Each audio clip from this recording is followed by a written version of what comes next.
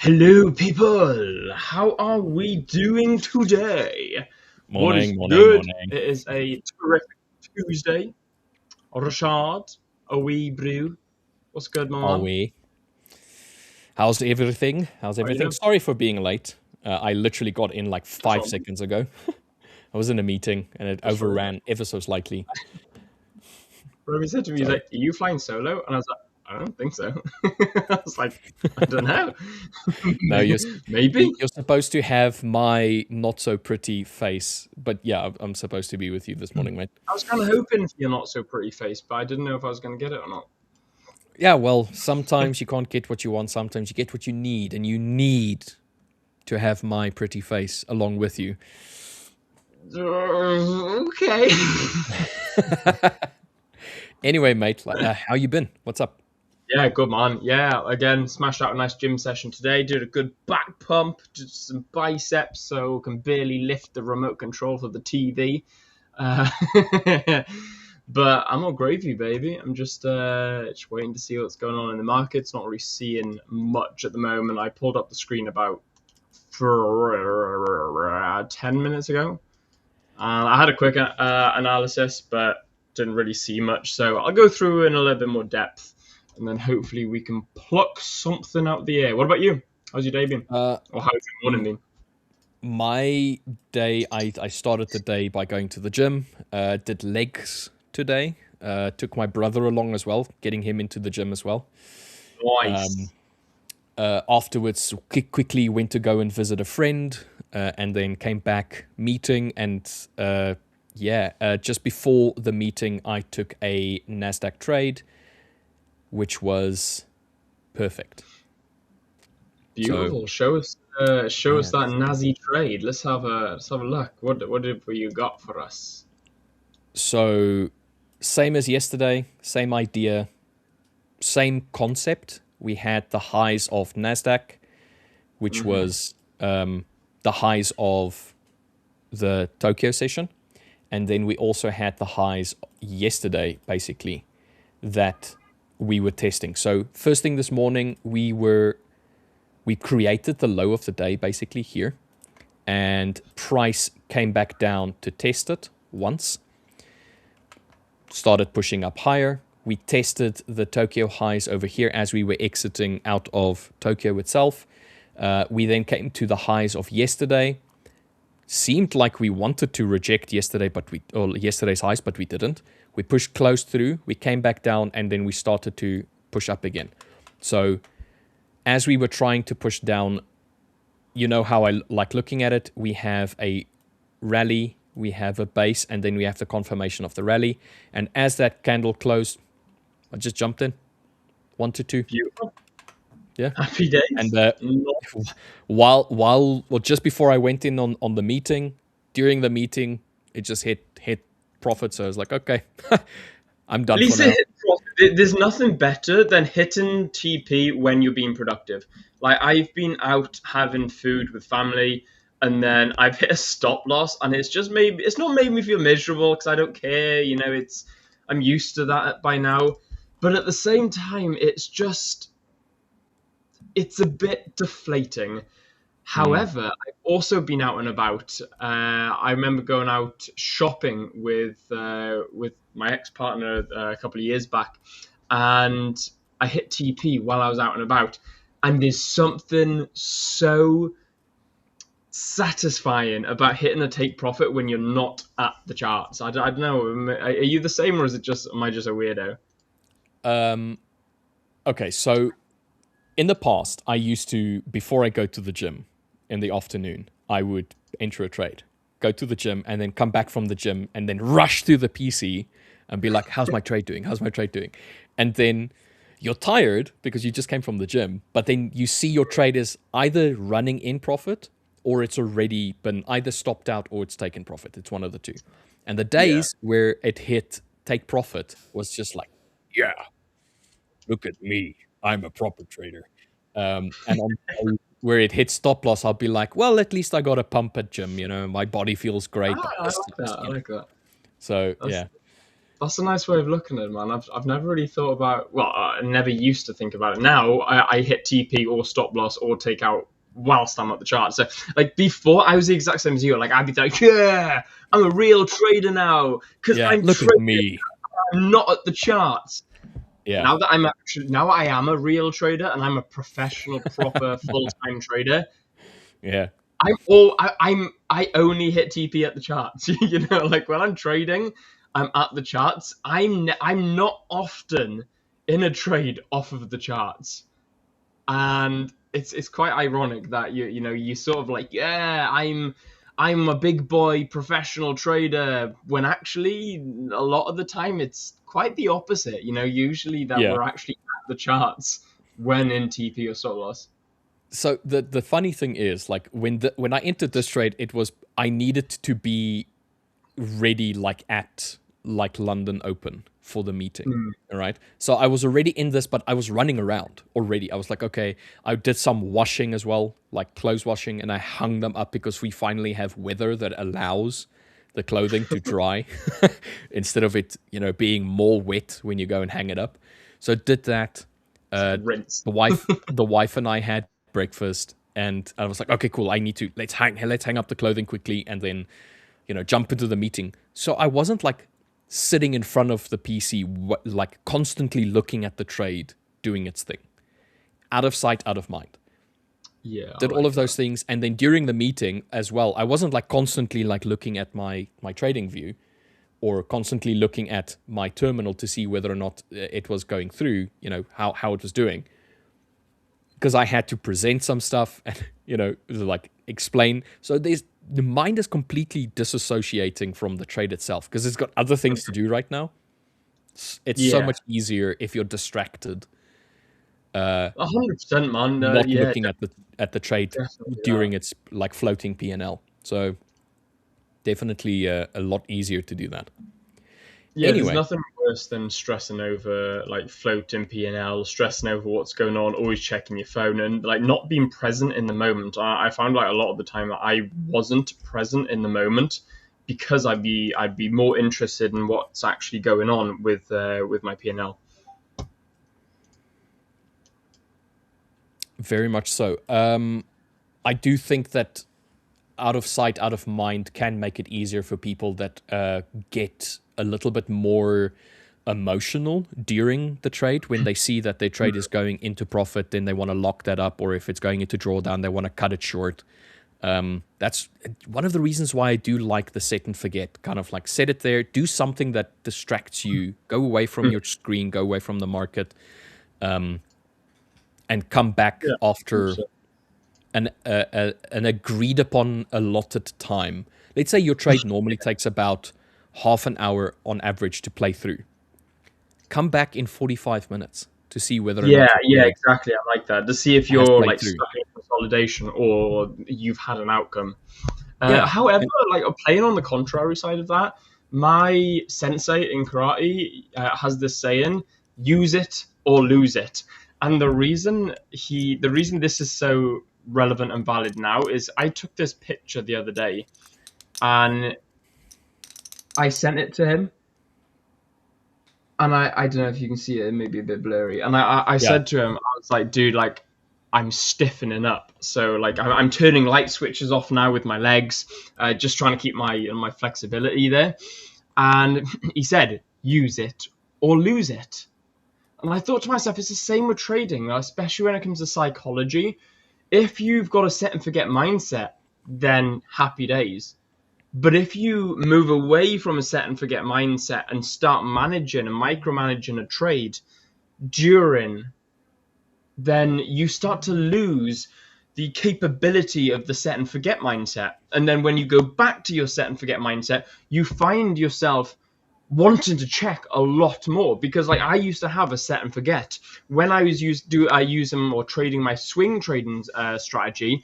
I was actually checking my phone every half hour to hour, even though I should be checking it maybe once every other day. And I found myself checking it more because I'm micromanaging my trades more often now. I'm not setting and forgetting as much. I lost the emotional capability to set and forget. So, guys, the same goes out there. You've got to train your brain no different to how you've got to train your muscles. And if you don't use it, you lose it. Bit of an epiphany I had yesterday. I get that. I understand what you're saying. I think it's got a lot to do with repetition. If you repeat something, you get kind of like in what's the word? Caught up in it. Let's put it like that. If you're used to doing set and forget, the moment you change your routine, that change in the routine is going to feel like something new, something exciting, that kind of like thing. And then potentially your brain wants to continue doing that one thing that's now been a change because it's a little bit more exciting. It's not so mundane and typical. Yeah. So when you do go back again to make another change, your brain remembers, but that was solid, but it was a bit boring. I want to be excited. So your brain wants to be entertained. So I think that also plays a role in the idea that you're struggling to go back to what used to work for you, or you're struggling to go back to something that kind of was your typical standardized way of doing things. So for me, set and forget, because we spend so much time on the chart, I can't always just set and forget. Yeah, so take a trade and then analyze. You see, so that's the issue that I feel like we get sometimes as, let's say, the host of the live stream. You can't disassociate from the market and walk away when you're in a trade, because you have to analyze. And I think I've noticed. And then you see this little. You see this, and you're like, how's my trade doing? And then you want to go and click on it and be like, I was gonna say, you just want to sit there and watch your trade. It's like, no, guys, screw you. Like someone says in chat, look at gold. No, bugger gold. I'm watching NASDAQ, you know. I'm in a trade on NAS. Yeah. It's not so bad like when I had my multi-monitors, because I'd be able to stream on one monitor. Like I'd have my background on my of the stream and there, so I could watch chat, keep an eye on chat, catch up with you guys. Then I could like have what I'm viewing on now, which would be my charts, and then above I'd have another screen, which would be my personal trades that had I have entered before, after, or during the stream. So I could sort of like divide my brain into three and like multitask. And like my partner says to me all the time, like, she's rubbish at multitasking. She's like, how are you so good at multitasking? I was like, I'm a full-time trader and a full-time streamer, and sometimes they are not always aligned. So I've got to divide like profitable full-time trader well and streamer trader well. And especially if I'm going through like a negative, or if I've hit stop loss on my stream account, I've got to try and disassociate that and be like, right, okay, that's that. Let me focus on my other accounts. Let me focus on my actual like career accounts. And yeah, man, sometimes it's hard. And I've noticed since being in Hong Kong, where I've got one laptop screen, bro, it's almost impossible. It's like Johnny is saying, repetition leads to habit. And the thing is, breaking a habit is hard. Unless that break of the habit is exciting. If you excite it for yourself. So you moving to Hong Kong was exciting, but it's a lot of changes all at once.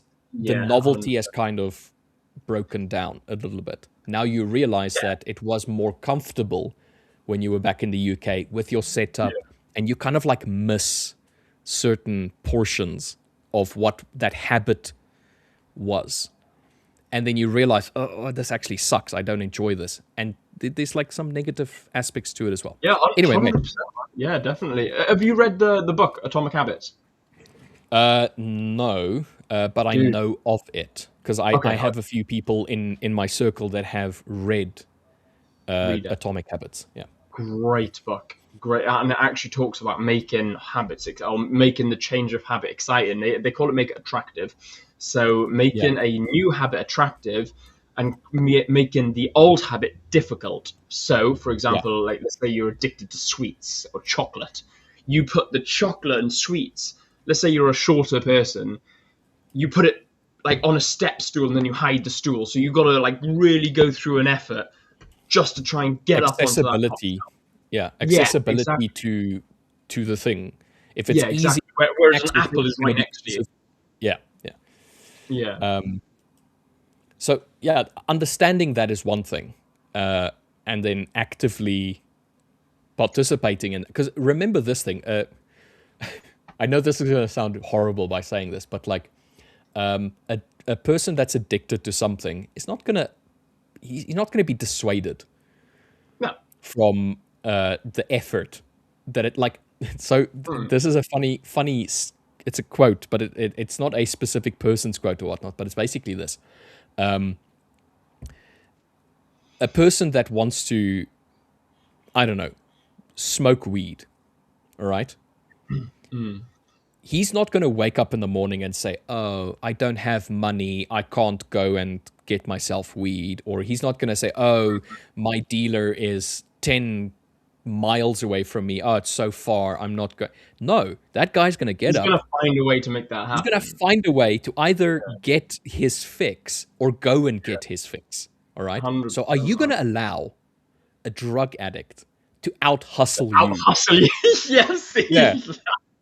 I And was literally about to say, yeah, out hustle you, and man. and that's kind of like the mentality that I have around it. It's like, okay, if I want change, am I going to give in to my old habits, or am I going to work as hard as I can to change it? And am Yeah, I going to 100%. allow somebody that gives into their temptations? Am I going to allow that person to To be out better. Yeah. to outgraph me, to Yeah. outwork me? No, I'm not. Well, So like they say, like I've heard so many people say, "Oh, I'm the hardest worker in the room," and like I've been in the boxing gym. Back when I was doing security on the doors, I'd be confiscating substances off people every single night.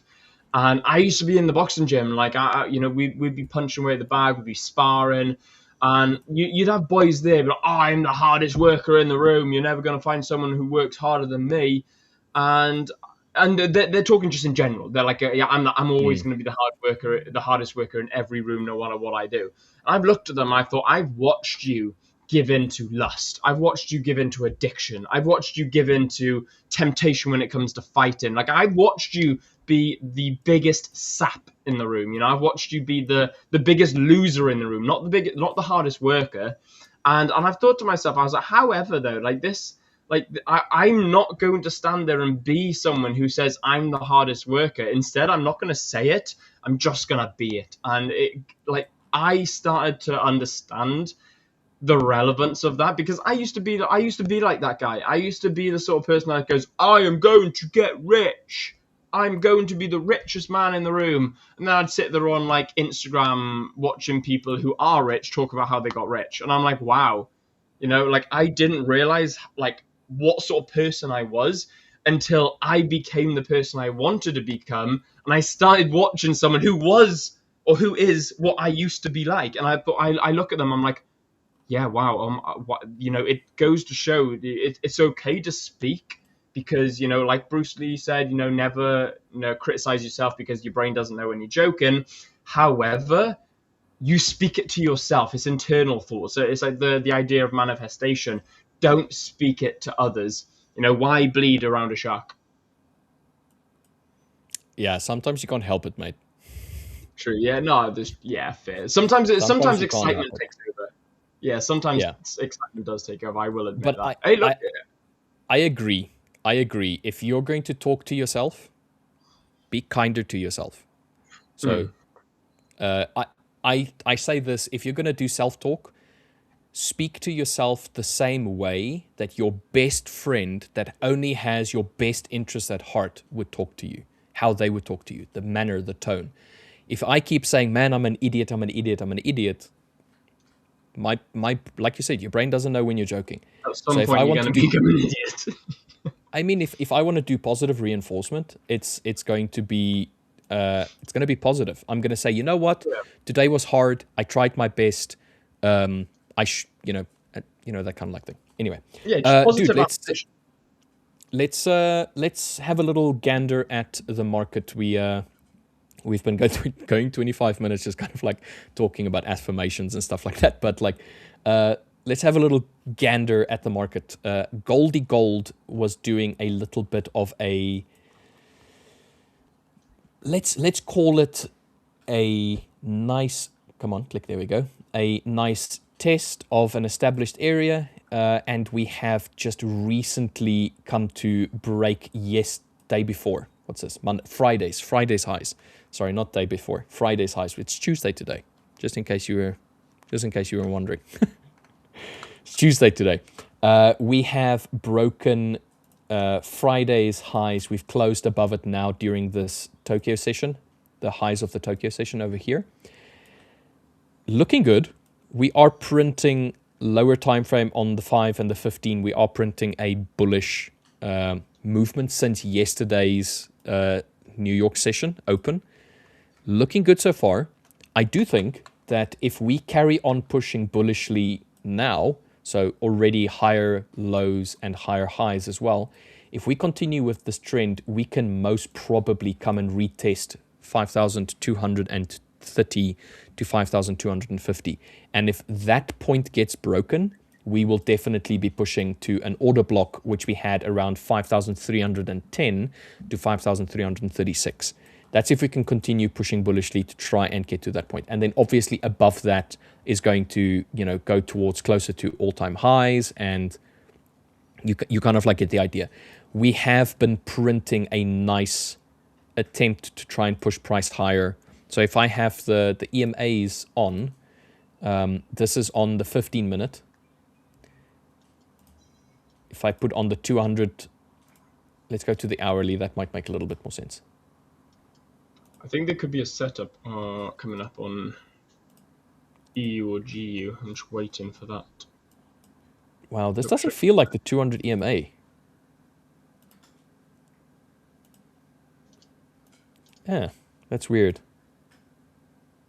Anyway, what I wanted to say was, like, if you look at the 200 EMA on the hourly, we've come to break past it. So we were testing it a fair few times as we were trying to push a little bit lower from the all-time highs that we had. So now we're finally breaking above it, and it does look as though we are printing a proper bullish candles and bullish price action. So it does look good for me, especially based on the fact that we have tested this area and now tested it a second time. And on the second time as well, we are now trying to break previous highs. So I do like buys on gold. I think we can potentially carry on with buys throughout the day, I think. Yeah, nice. I'm waiting to see a potential setup on EU and GU. So I do think if price were to come back down again, we do have this area over here. I'm just going to remove the EMAs. They're kind of annoying me at the moment. Where we have a base down here. And then we have another base over here on gold. So yesterday's highs created this base, bit of a pullback, and then we've broken above. We've broken above Friday's highs as well, nice and strongly. We've come back to this base area, and then we started moving up. We have not quite broken new highs all that much. Closed, let's rather say. We've wicked. I would love to see us try and push up from here. However, I do feel like we could potentially come back down, test this, or even a little bit lower yesterday, this section over here, which is, let's say, 5,100-ish level.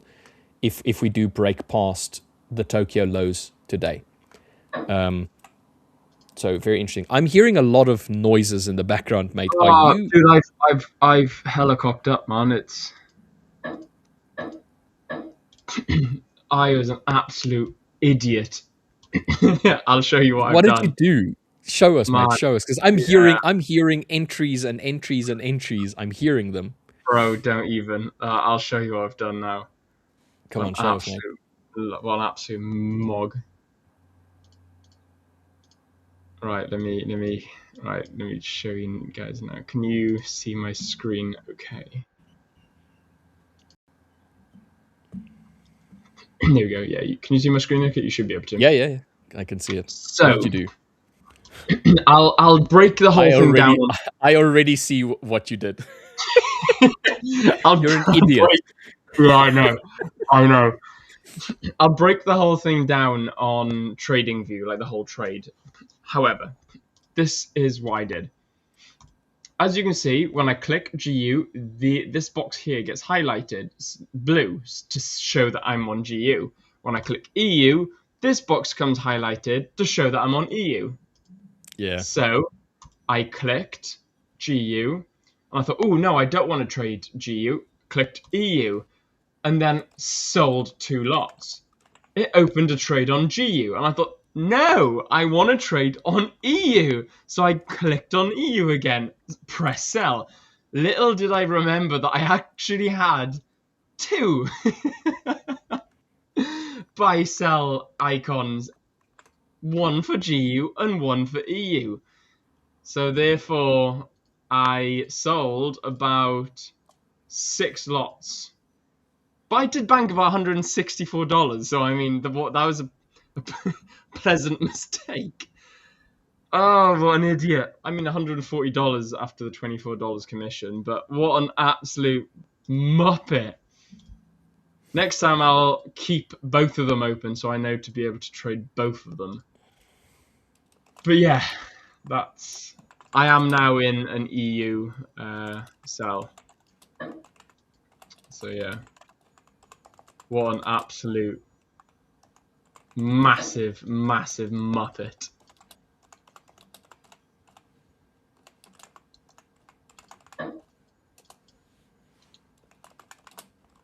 Sorry, mate. I just need to quickly reply to a message. That's wrong. No worries.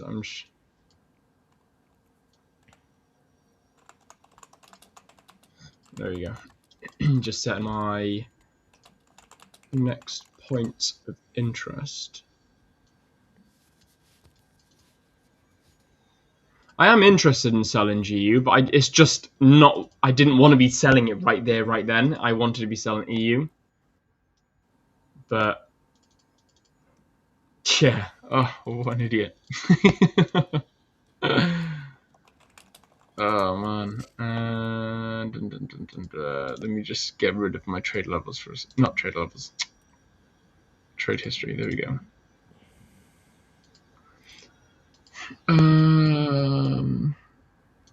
I think I want to be trading EU from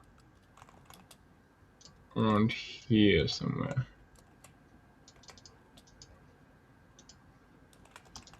Okay, so EU's. So I meant GU. EU's coming up to tag me in now. Looks really nice. We got this high, low. We got a lower high and a really nice wick, and then a lower low, breaking and closing below this consolidation here. Okay, I get it. Delete. There we go. So risking about $600 now. You know, if this doesn't play out, you know, it's still according to my strategy. It's nice. I like it.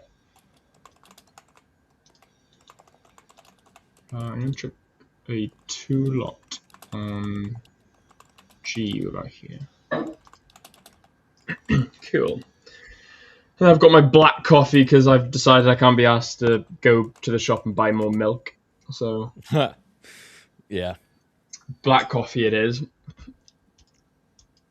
Plus, my brother was just rinsing me for not being a man. He was like, "Why aren't you drinking black coffee?" I was like, "Because I like it with milk and honey." He was like, "Ooh, hello." I was like, "All right, okay then." So I've just had that all the time. So yeah, dude, I've never been bothered by people telling me, "Oh, you're being strange because you're only having this and this in your coffee," and it's just like, yeah, dude, it's called preference. Well, why am literally, I going to... I'm the exact same until my brother does it. My brother just gets under my skin. No one else can. I've got bulletproof armor, no chinks whatsoever. But my brother is just like my kryptonite. You know, he knows it as well. Like he's my biggest sort of supporter. Like he'll push me and try and make sure that I'm going to be the best version of myself. You know, if you follow me on Instagram, you know that me and my brother are super close. We do business together. We're in all of our businesses together, even the family business we're in together. Just absolutely everything is just us two.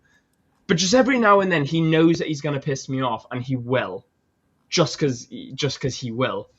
And yeah, so I'm having black coffee at the moment. I gave in to my younger brother's peer pressure. Yeah. I don't know. Peer pressure is like an easy thing for me. If I don't want to do it, I'm not going to do it. Yeah, fair. It's just the simplest thing. Like, you're not going to convince me to not or to do a certain thing if I don't want to. I'll just be like, no. Oh, dude, do it. No. Yeah, no, yeah, that's not peer pressure. I'm like, nah, fair. I don't give in to that. It's knowing my younger brother's better than me. It's like, William, I'm faster than you. I'll try my hardest to become faster than him, even though he was one of the fastest lads in Wales for his age group back like 8 years ago. Do you know what I'm hearing? I'm hearing a lot of comparisons. I'm hearing a lot of my brother this, my brother that. You know what you should, who you should be competing against? My brother. No, yourself.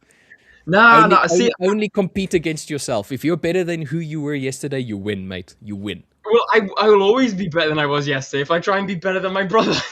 So like it's got that rivalry. If he does like 100 kg bench, I got to do like 1.5. If he does 1.5, if he does like 110, I got to do 115. You know, if we can match each other, that's fine, because it means that we're optimizing to our very max. But yeah, there's a lot of things that he's significantly better than me at, and I'm like, no, I got to try extra hard because I can't allow my younger brother to I have a question for you, mate. Is he on the Fivers live stream every day?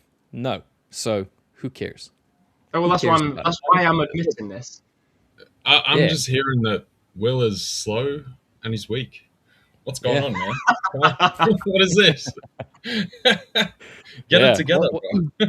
Come on, fine, man. I'm still a better boxer, though. I remember we were sparring one day, and he starts getting a little bit harder, so I just reminded him who is still the older brother, you know. And and he still won't admit it. I was like, see, still, you know, you may be the PT, you may be the big gym guy, as I'm still a better boxer. He's like, no, you're not. I said, do you want to go back in the ring? So should we go back another couple of rounds? LJ, nice. Welcome. How are you, mate? I'm good. We've had some changes overnight. Very interesting. So we'll definitely go over that. I've been very selective today after that with trades. So I don't know how much I'm buying it. I heard you picked up a good NASDAQ trade. I did. I will come and explain that one the moment I get back, but I need to quickly run for another meeting. That's right. Just very quickly. Yeah, just give me like 20 to 25 minutes, and then I'll jump back in, and then I'll go through my quick little trade, mate. Yeah. All right, cool. I'll see you guys in like 25 minutes. Sweet. Beautiful. No problem. See you there, man. How we doing, guys? How we doing, Will? How we doing, chat? How we doing, everyone? What's good, LJ? How you doing, bro? Good Tuesday. Terrific Tuesday. Terrible Tuesday. Terrifying Tuesday. Whatever you want to call it. Dude, what was happening before? I heard because I was finishing typing up an email just before, but we I were was in the background, dude. I heard your stuff like popping off. I got part of what Rich was saying and what you explained as did you enter a bunch of orders or something? So oh man. So basically I clicked on EU, assuming EU was highlighted, click sell, because this is what I saw. So click sell, and then it went to GU and opened an order on GU. I said, no, I don't want to open an order on GU. So I clicked EU again, click sell, and I thought, I know what I've done. So then I opened up EU and then eventually sold. So Right. yeah, it's just I see. I see. cocked that up completely. But I managed to accidentally bank $140. So I mean, yeah, that's not so bad then. You know, yeah, I mean, yeah, can't fault I've it. dude, I've done that before as well. When you like fat finger a trade, Mm. an extra digit, Yeah. like Oh man, $4 or I've done something, that on and I'm just GU like, instead of Nas. So like Nasdaq, you trade in like 20 lots, and GU I didn't change the lot size, so I put on 20 lots, and I was like, oh no, what have I done? Got out of break yeah, even, but I just got hammered on the commission. yeah. I've did. It's not often, but I have done it a number of times over the years where I've tried to Yeah. on like a personal account or something put in like 5 lots, and I've entered basically 50. And I see my P and L is just like going like this. I'm like, hang on, Yeah. dude, You're just starting to see what's your going numbers on? turn red, and you're like, why is that Yeah, happening? yeah, and then just freaking out. And yeah, it's good. Sometimes it's good because like yeah, like you tick up a little bit and you actually bank like a quick $1,000 or something. And you're like, Yeah, and you're like, oh yeah, sweet. I wonder if I can do this consistently.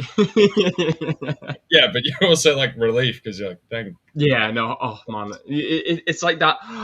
Yes, thank God. Rub all the sweat off. Go jump in the shower because you've just absolutely drenched your clothes with sweat, and then you come back, yeah, you chill out, and you're like, huh. I wonder if. It's that demon on your shoulder. yeah. How Okay, we yeah, doing? What are you looking at the moment? What do we got? I'm Euro currently dollar shorts. selling euro and pound dollar. Fair, fair, fair. It looks nice. I feel like that it's according to my strategy. We've taken previous session highs, we've put in a London high, we've consolidated, broken lower on the 50, on the 5, pulled back, hopefully continuation to the downside, but euro doesn't look like it wants to do that. Yeah. So euro, like we haven't come up to the gap close yet. No, Obviously, true. it's, No, very true. We haven't done that. yeah, still a ways away. Pound, we did. Basically, the top of the wick was right into the gap level. So, I mean, I'm like I had some good trades earlier on the positivity. Uh, Picked up the Aussie dollar. Right now, very much. I feel like I'm waiting for a negative headline to come out. I don't know if I buy the Trump situation. You No. know that oh yeah, we're ahead of schedule and it's going to be all over timely. You know, we still got You Iran don't believe and Israel to actually confirm that. that? Hmm. So we got a mix of stuff. So I definitely, basically, I'm more tilted to where you are as far as the macro sort of event Yeah. picture that we have right now. Um, I don't know, man. It's one of those where I'm umming and ahhing a little bit. It'd be nice if we can start to have a bit of a sell-off. yeah, I yeah, it's hard because like I was talking with Dirk yesterday. Obviously, we both do expect this to be done sooner rather than later, Mm. particularly with all the pressure that we have, um, mainly from not the US itself, like they can sustain this for quite some time, but it's the Mm. tangential countries as well as like trade partners like Japan, South Korea, that kind of stuff. Yeah. That's you know, that puts massive pressure on them. And then obviously Europe, Britain now having to get involved. We had the talks with the G7 potentially releasing oil reserves. We can see very quickly everyone came to the table.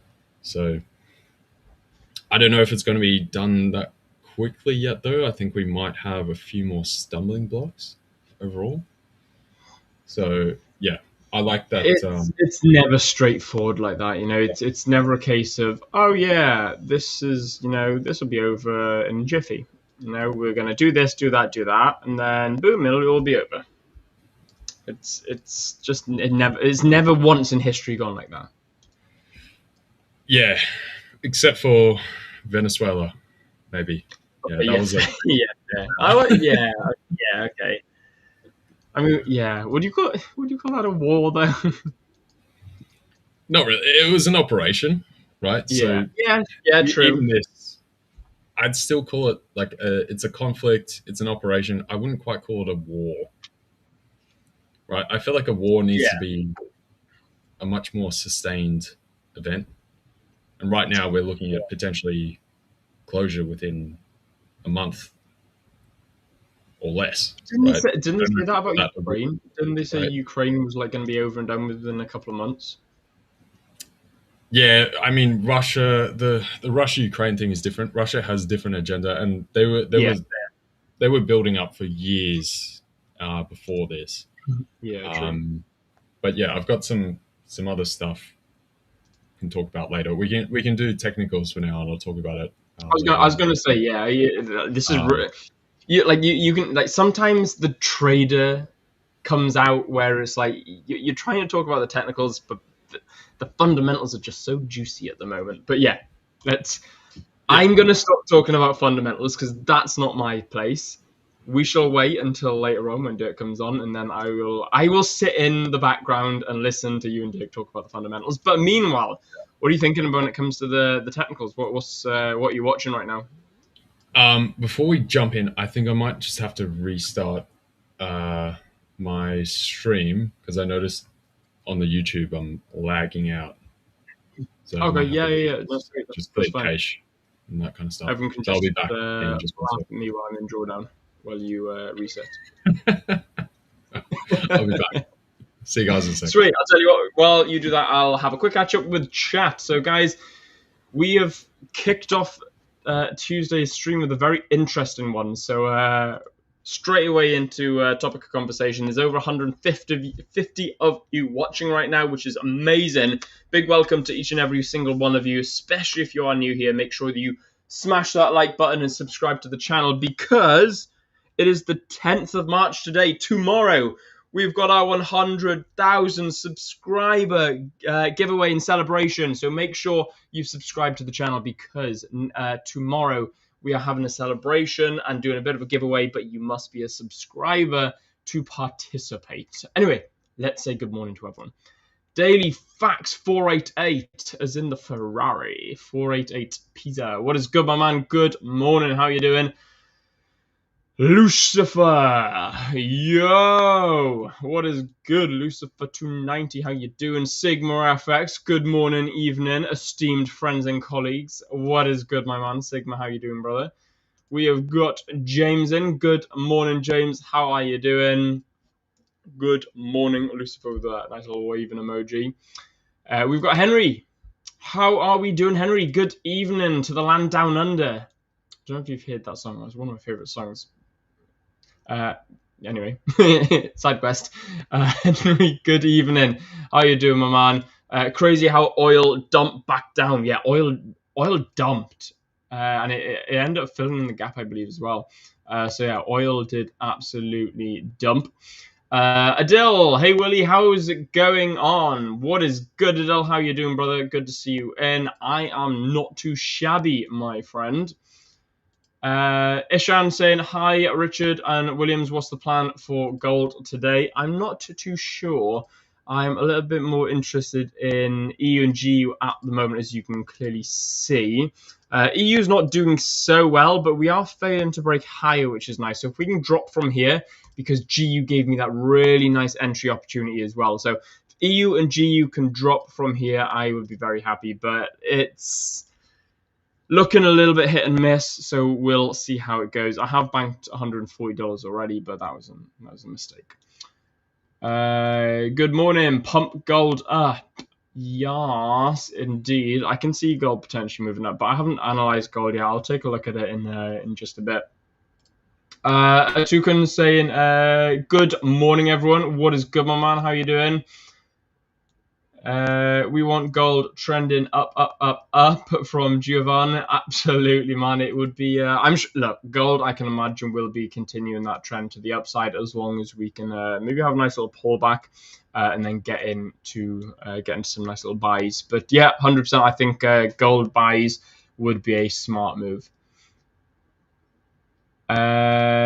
Tomorrow, giveaway for what account or something else? Oh, okay, so tomorrow, giveaway for what? Account or something else? Well, you'll have to check us out tomorrow and come find out for yourself. But Trader Burner 18, make sure that you are subscribed to the channel, otherwise it'll be neither.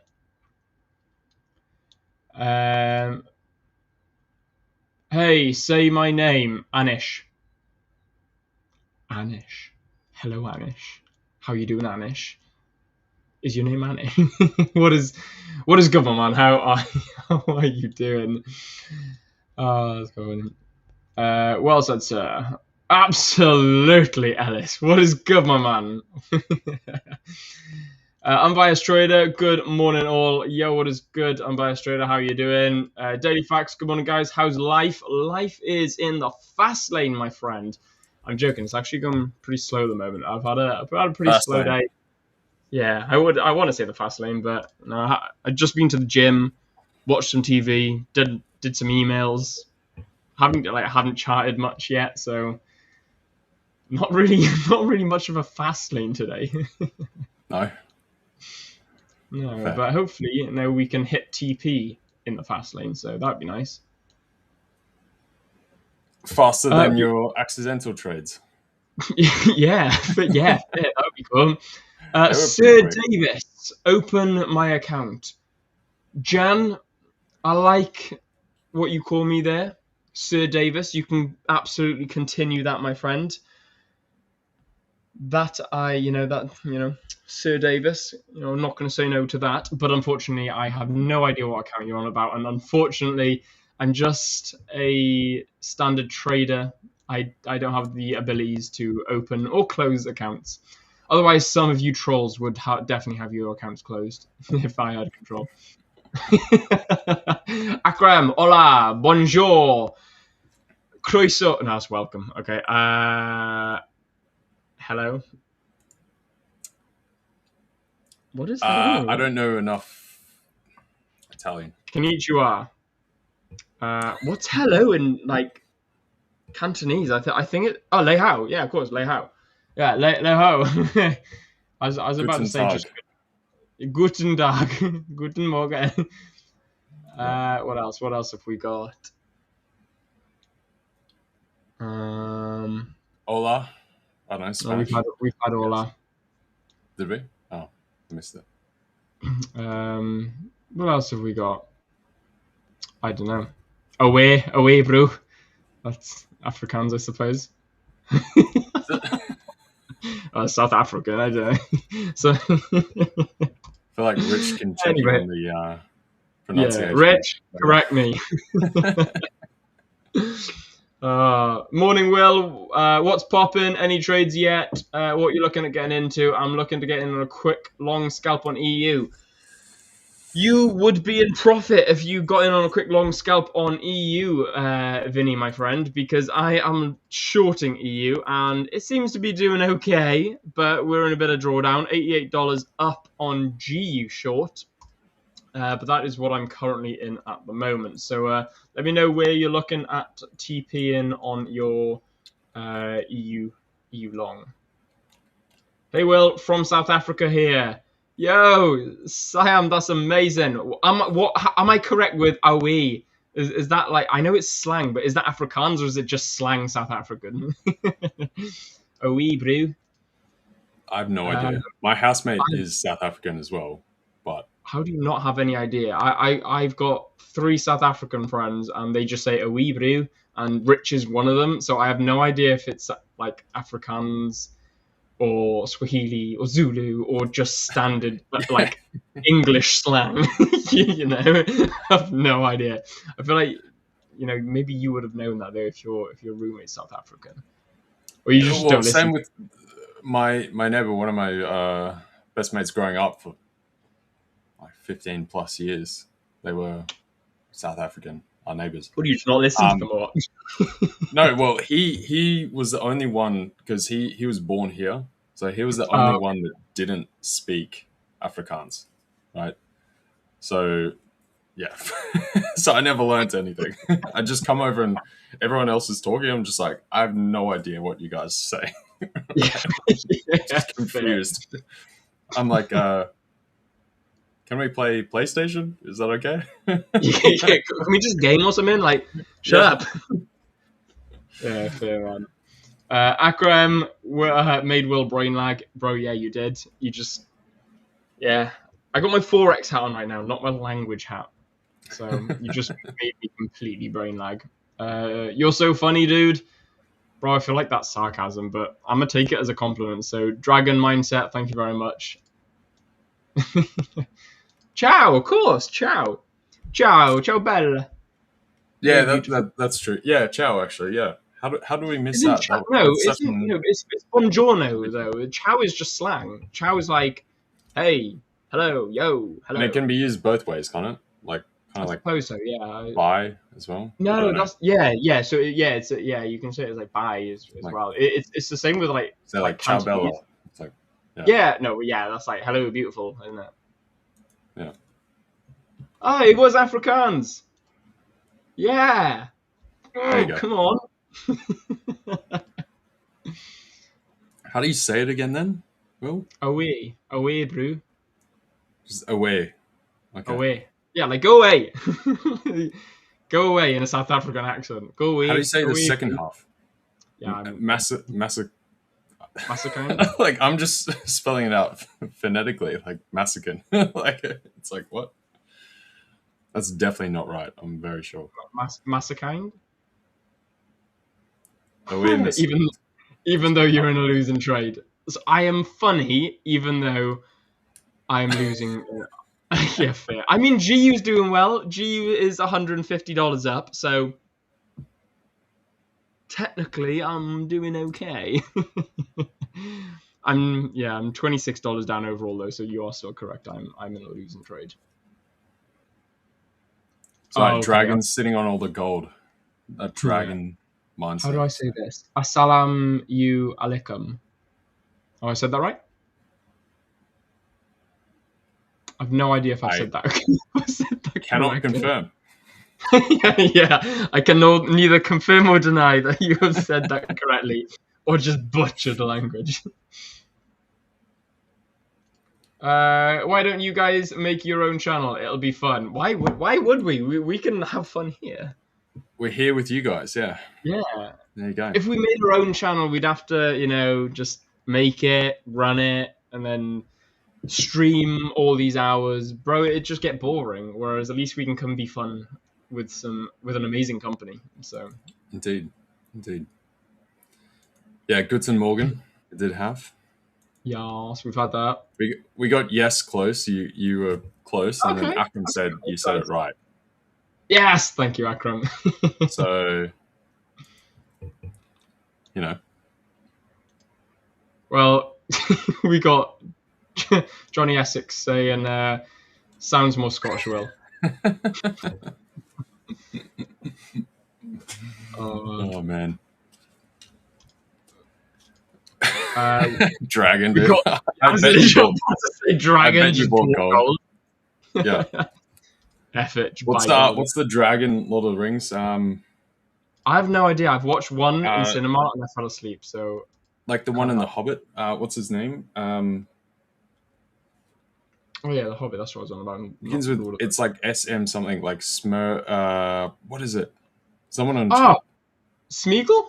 I've heard someone say Smeagol's the demented hobbit that is obsessed with the ring. No, what's the dragon called? I'm pretty sure it begins with like an S and an M as well. Oh God, I can't remember. But yeah, Smalfazar. I feel like that would be a Lord of the Rings. Smalf. I think isn't. Is it actually? Come on. Wait, hang on. I'm gonna have to Google it now. Now I was gonna say, yeah, Google it. Yeah, Smaug. Yeah, there you go. Smaug. That's it. Smaug. Yes. Thank you. Yeah, guys. Bosh. There we are. Akram, they're There you turning go. Will into a Habibi. Santa Habibi. Have you seen the it's the guy from UAE talking about taxes. It's like, he's like, Habibi, why would I do my taxes? It's like, you need to do. Oh, I don't know. I'm not going to butcher. I'm not going to butcher the video, Try but to do go the watch accent. it. Yeah, it's so funny. It's Yeah. like, you need to pay your taxes. How much do I owe? Well, you need to work it out. What if I get it wrong? We'll know. It's like, so you know how much I owe? No. And then it's so funny. The I way have he seen says that, it yeah. as well, it's perfection. Do you know, I love that video so much. I have seen that, but for a different one for like, for like the US or something. I think someone else obviously took the same concept and then copied it. Yeah. I did see the same like typeset for it. But yeah. Let's see how my trades are getting on. Okay. $120-ish up on GU. EU is just consolidating. But it is rejecting to the upside, so pros and cons, I suppose. It's looking okay. About $180 down in total, which isn't what we want, but kind of want to see GU break under this low here. If we fail to break under this low, we're in a nice little consolidation zone now, so this actually helps me identify. So what I'm able to do here is identify this zone and know that if we get a break and close above the zone, I can actually, like, if we get a break and close above here, I'm like, okay, I can look at taking out. If we break and close below here, it's like, okay, I can actually look at having a bit more confidence in this trade. Same goes with EU, but truth be told, by the time we actually get a move above this, there's a good chance that it's going to stop me out. So... Yeah, I was going to say the thing I don't like right now is we seem to be still moving up a bit, right? Like even the pound, like, so I had this was a small sort of scalp kind of trade on the 5 minute earlier with the TP level basically at the gap from the war escalation there, so just below. That got tapped in. We pretty much came right into there, and now we're wandering off. But you can see, if we go to the 30 minute, we're starting to build off here, right? And that seems pretty much because the euro obviously hasn't participated quite as much. Now, I do have about 116.70 type zone up to 116.80 as the potential pause point overall for the euro right now. So we haven't quite met that sort of, what's the word? Not hard, but more firm resistance level for the euro. Yeah. Aussie dollar is absolutely ripped. We've hit the pivot points for today, and that came into the wicks of some of the prior highs at the start of March, at the beginning of this. Yeah, so I think euro still needs to come a bit further, possibly. No, it doesn't. It needs That's a drop. the only.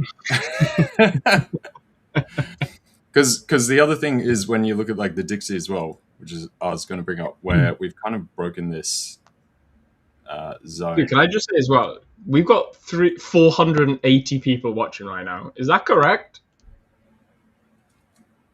Oh wait, we do. We've got nearly 500 people watching us right now, which is amazing, guys. Please smash that like button and subscribe to the channel. That's absolutely amazing to see. Nearly 600 people. Where are you guys coming from? There's nearly 600 of you watching right now. It was all your jokes.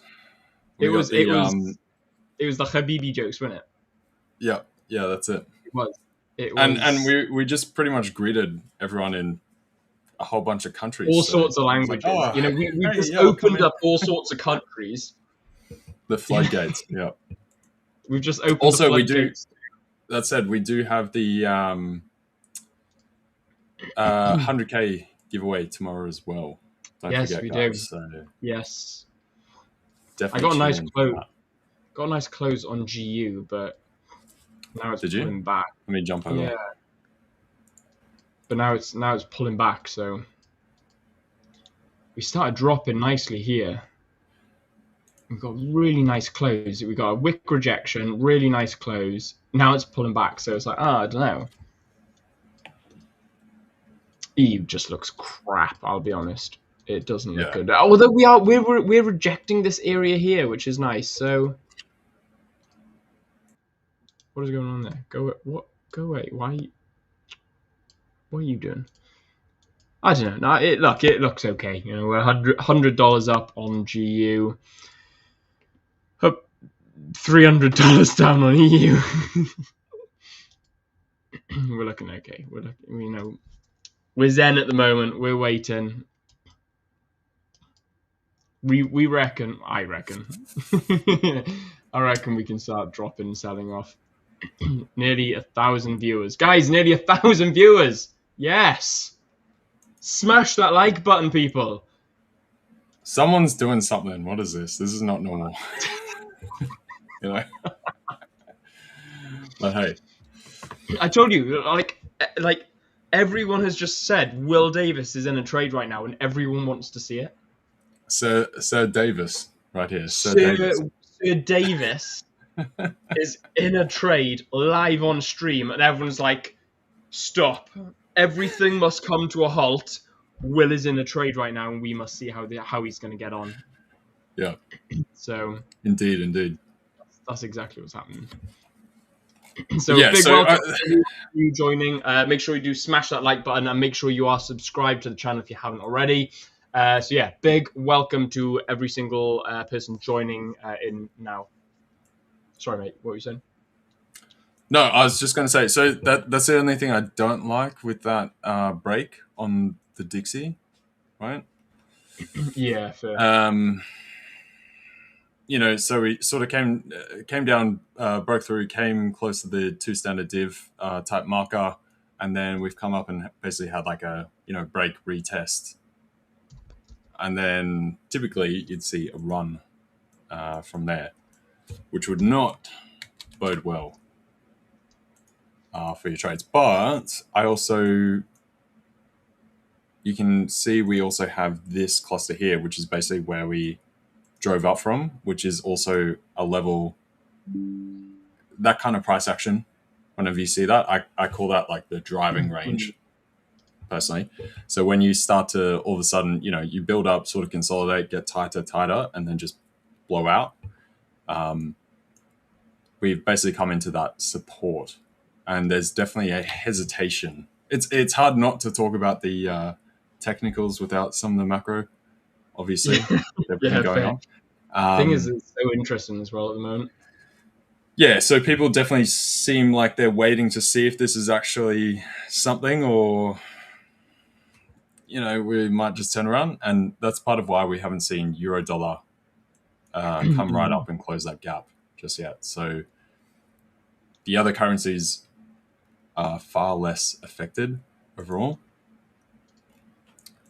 So I think playing that, I would try and sort of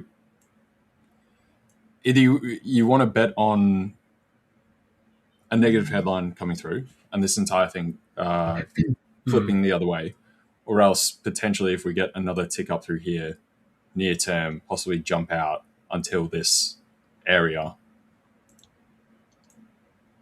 sort of resolves itself and we get like a push one way or the other. That's what I'd kind of be waiting for right now. So I'd be watching the Dixie to see if we get a break higher from there or lower, and then jump on the corresponding direction. Yeah, it'd be good if we can get a really nice big bull push up on the Dixie. I'm sure you'd love that. I would, I'd quite enjoy that.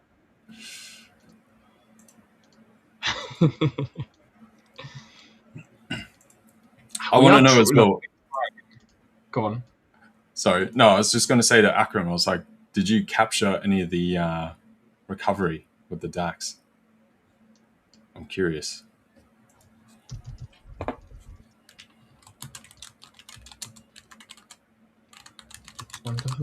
You got the song stuck in my head now. Wait, what song? You know, Santa Habibi, bring me a Right. Lamborghini or 3. Oh man. From Egypt, yo, what's good, my man? Welcome from welcome Egypt. Yeah, welcome from Egypt. Welcome. Can you speak Egyptian, Will? No. I can't speak Egyptian. I can speak a bit of Arabic. Hang on, let me try and remember. So my mate taught me a little bit when we were kids. What do you... Mahaban Ismi Will. I don't know Yeah. what age I was, but this will be a giveaway. Hombre setadashe. I don't know how old that is, but that is when he taught me that. I was a kid, maybe like 13, 14-ish, maybe. So to all my Arabic speakers, please let me know what age I was when he taught me. Oh, Egyptian is Arabic. Yeah. Fair. Then yes, I can speak Egyptian. Nice.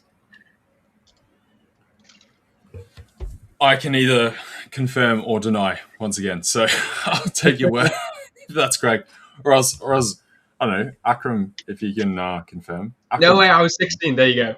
I was 16 years old when I learned that. there you go. Mahaban Ismi Will, Hombre setadashe. There you go. Oh no, E, what are you doing? No, G, what are you doing? Go back down. Yeah, see, Boss. I think we have another leg higher first. Yeah, maybe. Yeah, potentially a big leg higher. Looking at the Dixie at least.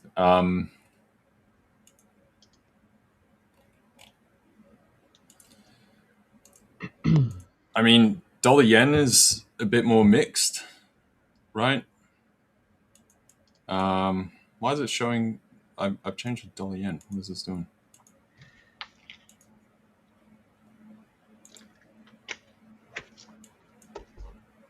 Hang on. What can you see, Will? Yeah, I can see you. Yeah, you're good. No, but it should be dollar yen. That's the Dixie still. Oh, changing okay. charts, No, and it's actually, not. fair. I can only see Dixie. I can't see Dolly Yen. Okay. I'll tell you. Do you wanna? I'll bring my screen up real quick.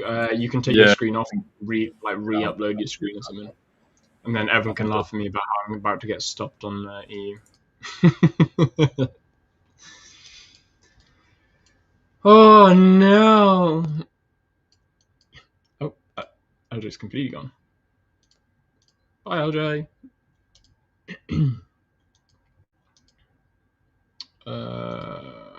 Okay, EU, GU. Look, GU still looks okay. It's not what I want to see. EU doesn't look okay at all. I really don't want to see. So EU for me is in like a tighter range. So we're going to have a faster invalidation. Whereas GU it's in a bigger range. So therefore my invalidation for GU is up here. So we can see something like this before this invalidates. So I got a little bit more time to wait. Hola. EU does not look like it's going to give me the moolah.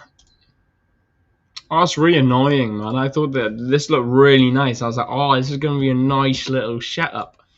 Turns out I was wrong. Right, give me a vote in chat as well, guys. What do you reckon I should be doing here? So I've got, and I'll walk you through why. So I've got high, lower high, lower high, low, lower low, equal low. I've now put in a higher high as far as the close of the candle is concerned. If what do you reckon, guys? Should I just call this a loss? Shall I say that, you know, price is broken, close, you know, strong bullish? Do you reckon I should cut my losses, or shall I hold and wait until, you know, full TP or stop loss? Let me know in chat. Put up the 15-min will. Let's have a look.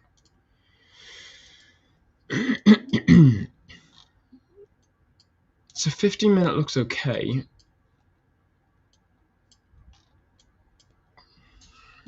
Look, the 15-minute is clearly still early. You know, so we've got this high, this low, bit of consolidation, break and close, pullback, continuation. That would be ideal on the 15. So on the 5, or right now as price stands, we are early to get in this.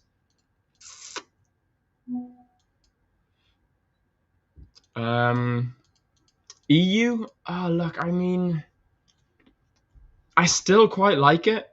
EU, we've got high consolidation, lower high technically. Again, very much like GU. EU is very early still. Okay. Hello. What are you doing? So look at it. What's the Dixie doing? Ooh, Dixie bullish. Please don't wick. That would be the biggest tease on planet Earth. Can you imagine? That would be disgusting. I like this. Nice comment. Reese, yes, my friend. Follow your rules. 100%. Always full TP or stop loss. Yes, Murdo. I advise you exit. Fusilian saying I advise you exit. So we've got 2. Okay, that's 2 all. Cut your losses, bullish. 3-2, wait for TP or stop loss. 4-2, let it play. 4-3. Remy, can we get a poll going? Cut or hold? Cut losses or set and forget, let it play out. Okay, I think we've got our decision. Remy, can we get a poll going? Cut losses on the short or hold to a full TP or stop loss? Because it is wicking. It is wicking. What do we do?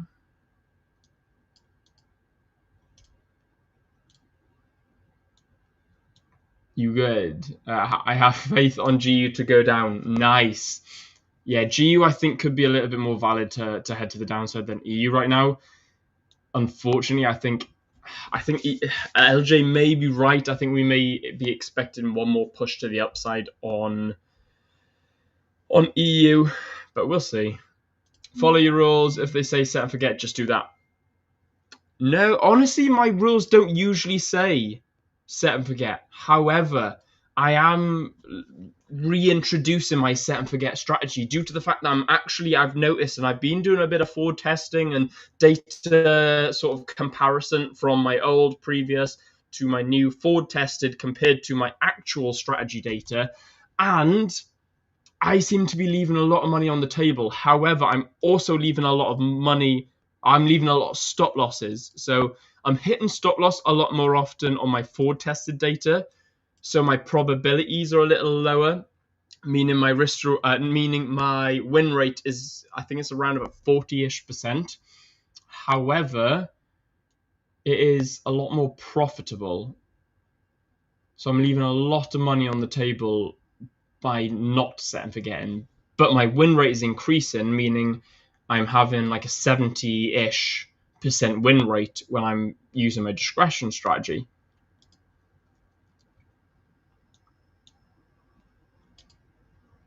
I like this. Cut losses early. Don't be a loser. Akram, I am out of DAX long. Oof. Akram's seen a bit of weakness in the euro. The German 40. Okay, and the 5-minute actually looks okay on GU. Looks alright on EU as well. Actually, you know what? I'm teasing you guys over here. Let me bring up my MT terminal. I'm teasing you guys with my trading view. Let me actually bring up my account MetaTrader for you. There we go. You should be able to see that okay. Bosh. There you go.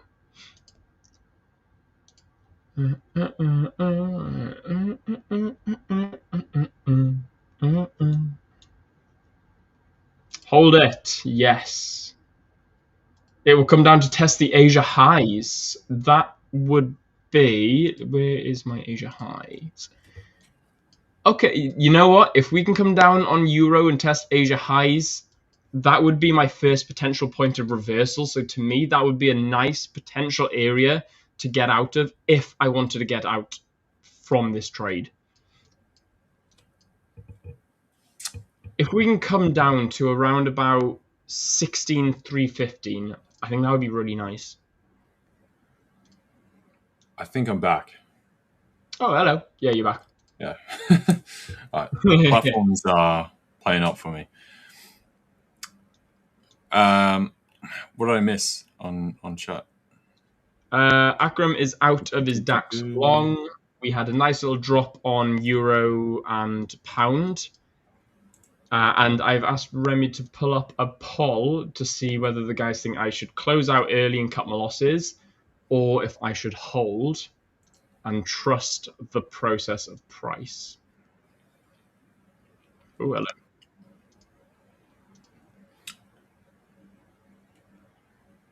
I'm considering shorts. I don't really need to trade anymore today. I've picked up. Oh, sorry, already. I've made too much money.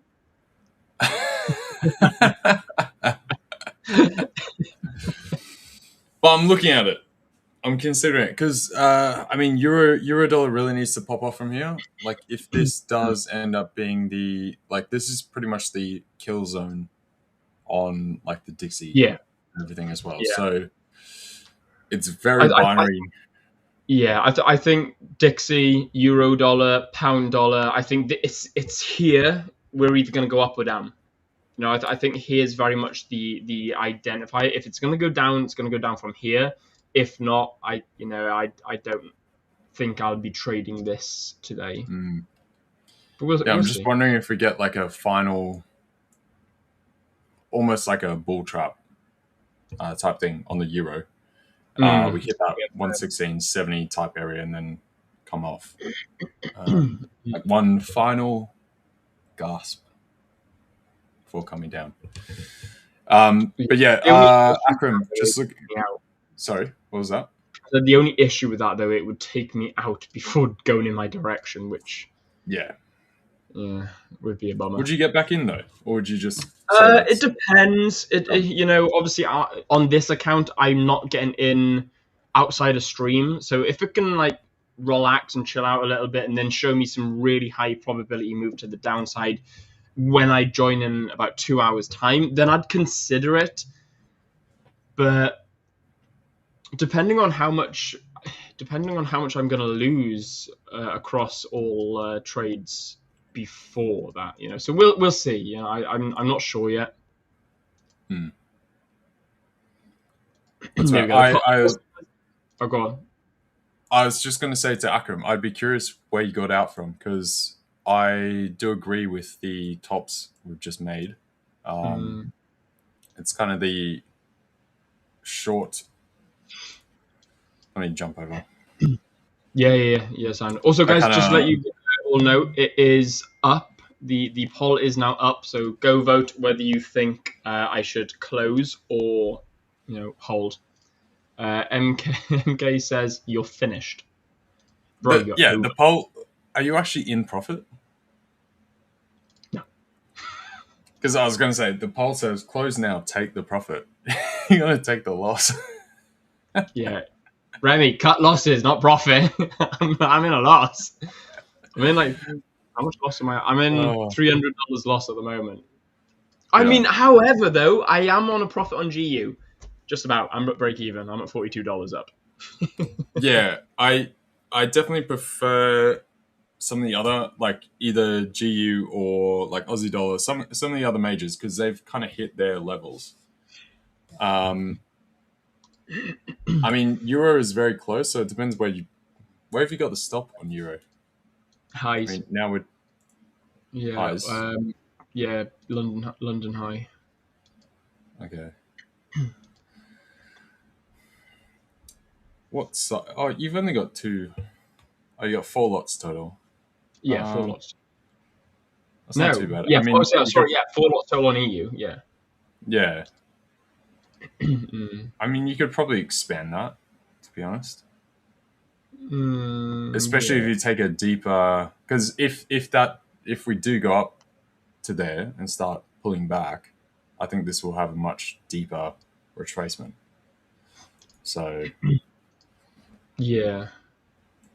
But with Akram, with I'm curious. Did you say what'd you get out? So target was 24.0632. Yeah, bang on, dude, bang on.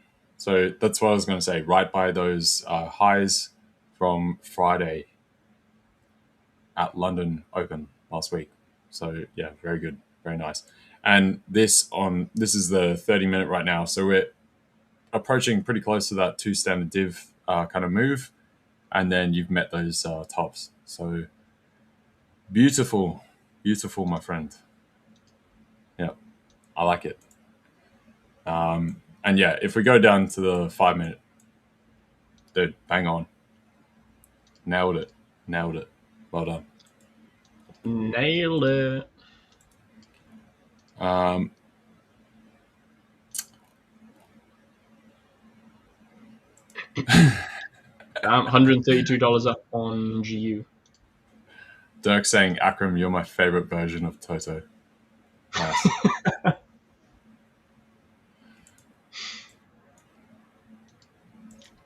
Henry also saying, so longing Brent. I don't mind that, to be honest, based off where we are. So on the 4-hour, we've come back to the 10 moving average. We obviously closed that gap as well. So I don't mind this, to be honest. And when we go down to the 1 hour, got the 100-hour moving average through here. Go down a bit further, you can see we are starting to pick up a bit. I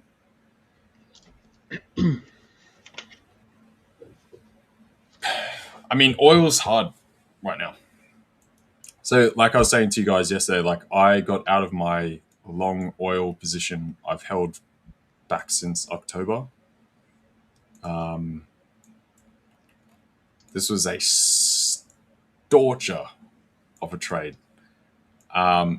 This was on West Texas, however, not Brent.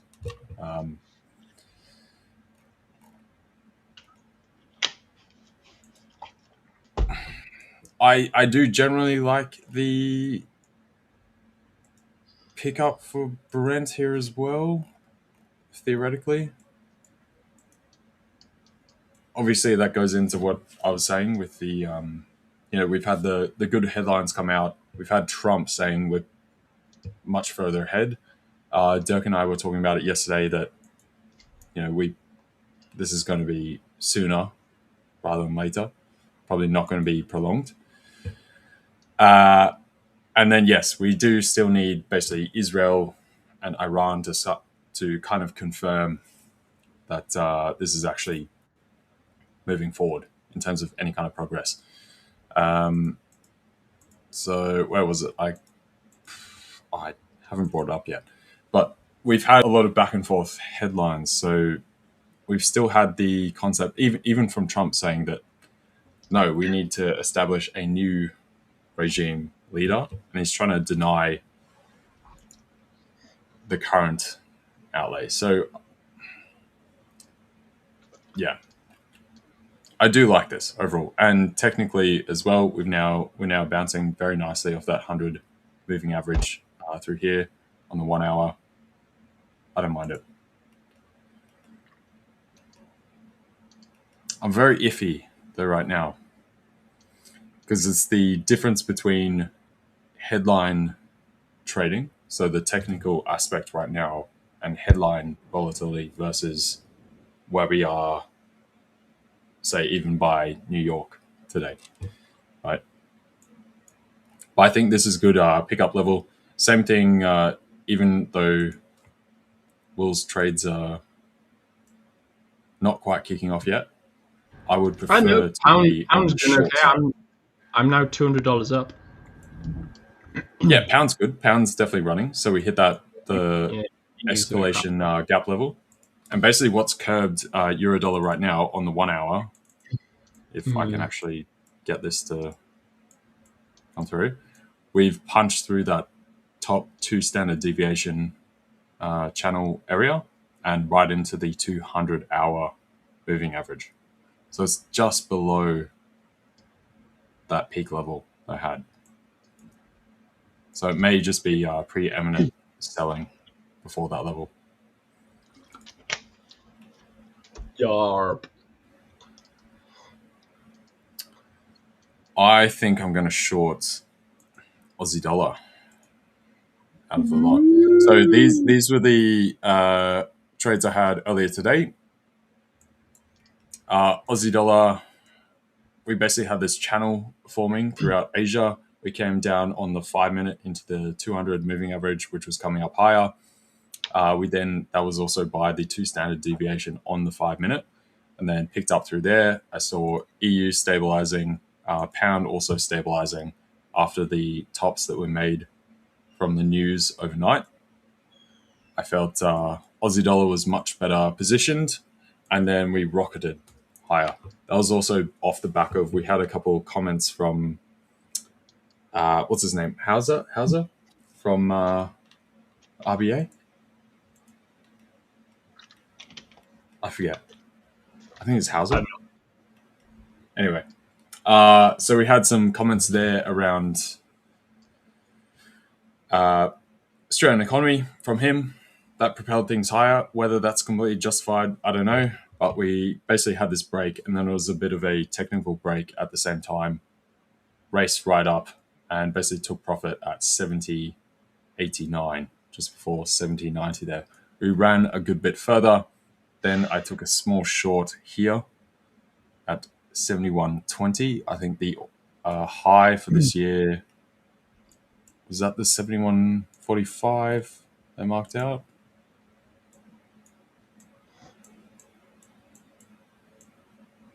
Yes. So we're just a touch below that, but this was the pivot point for today. And then we saw pound hit its gap level, and then euro dollar was kind of stalling out. So hence I took that short. Now looking for another short through here, potentially.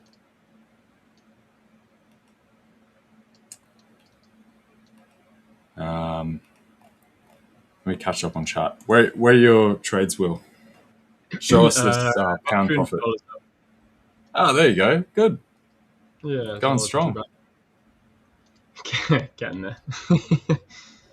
Need to wait for a break under 16,433 on euro though.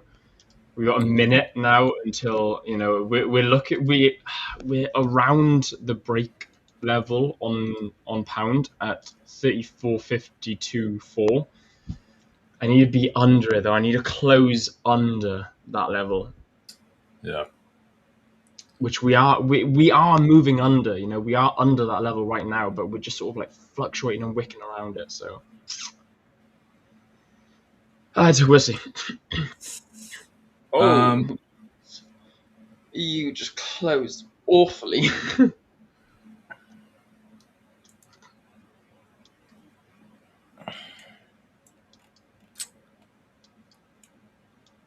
Yeah, I was about to say. I mean, EU looks fine, to be honest.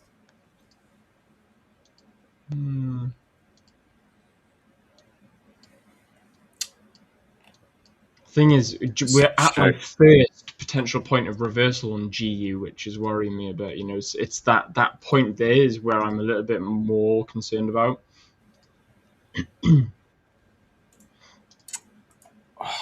Dude, why is my taskbar not working now as well? I swear this platform today is absolutely destroying my computer. It's testing you, mate. EU and they're trying to push down, and they're trying their hardest to push. Morning, everyone. Hey, Yeah, Pedro. How we doing? What's up, guys? Good to see you, man. Good. Good to see you. Is that a trade on pound dollar? Tis indeed. Pound dollar and euro dollar, they're both selling. So I'm up about $300 at the moment, floating there or thereabouts. Good. Yeah. Yeah, Dirk, dude, the RBA, honestly. I mean, well, actually, technically, they're my best friend as far as, trading's gone really well. I disagree with what they're doing, but hey. I think I might just have to try and restart again. This is really frustrating. So I will be back in a minute. Everything's just freaking out. No So I'm problem. going to try restarting once more. Dim problem, brother. Pedro, how's it going, man? What's up? Oh, good, man. Good, man. Good. Are you trading much at the moment? I'm looking for potential opportunities on the end pairs, dollar yen, and a few of the end pairs. Dollar yen yesterday already reacted from an interesting level. It was a bit overnight, and now I'm looking to see if it's going to be a retracement back to those stops. Maybe I can share my monitor. Dollar yen just came out the way, reacting from this really nice supply. It's kind of a quasi model as well. We had these two left shoulders, 1, 2 fake out, and now price reacting from basically to the peep on that level, and it's also looking left another previous high that was created in the past. So basically, it was a good level to expect some kind of reaction. That was like 2 a.m. in the morning, so it's a bit not 3 a.m., a bit too early. Now let's see if price kind of retraces back. Now it's retesting this kind of trend line that we're having here. I'm going to continue to look for potential shorts at around, this was from the past. If price comes back somewhere around this level, I'm going to be looking for potential shorts on the yen. I like the fact that we did manage to break a little bit this was already showing potential shift. I will be waiting to see what's going to happen around this level. And even if price does want to go a little bit higher than this top, again, there's still maybe some room in here that price could still respect something here on the left and find new selling pressure. But one of the high probability trades, it would have been just too short from here all the way to these previous levels of what was resistance, now most likely become support. So that was maybe a high probability setup that happened yesterday. That's one of them, depending of course on what the dollar may do as well. And the other yen pairs are also getting a little bit closer to interesting levels. Aussie yen just took the highs again, so quite bullish. But pound yen also just took this mid-range high, and I'm looking to see if it gets closer here to 113, to 113.50s, something like that. Potentially look for new sales. Euro yen, it's a bit further. I would like it to go a little bit higher. But if the other ones are about to react, maybe this one can just react from somewhere around this level. But I would prefer actually if the euro yen would go a bit more. And then CAD yen. CAD yen reacted from a really good level on the left. And I think we are maybe getting closer as well to an interesting setup. So again, similar to dollar yen, reaction from this level all the way to just at least respect or react from previous level structure. Price can still go higher. Price can still take this high again, and then we'll see if we're actually going to build up some bearish price action for a bigger move. So I'm still expecting at least some kind of double top from this level, and that's what I'm going to be trying to look for a trade around here. And now that can pay out if actually the yen index does something like this, which is keep respecting these lows. And if there's something like I have drawn in here, then the other ones are going to definitely go to the downside, and this one's going to be pushing higher. At least maybe retest this top, and if this top starts being broken, then we have enough space then to potentially target these highs altogether. But for now, this is the new battle zone in here, battlefield to look for. Yeah, Nice. yen pairs are definitely on my radar. You come in for those yen pairs.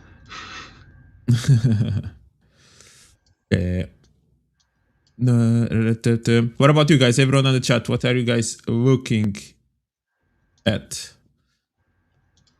We just had a vote in chat whether or not I should cut my trade and walk away with my profits, or whether I should hold it, and the majority said hold. So that is what I'm going to be doing, guys. I'm going to be holding to see how this plays out. Hold it, okay. So what exactly is your target in here then, when you're looking at the euro dollar and the pound? Euro dollar, my first initial target is around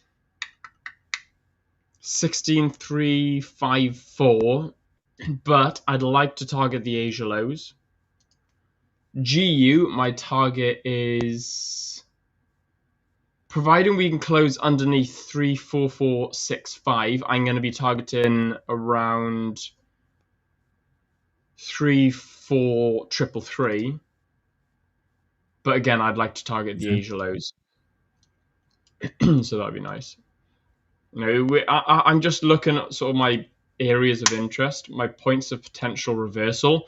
So providing we can close underneath here, then we can have a pullback, because that is an invalidation of my potential point of reversal.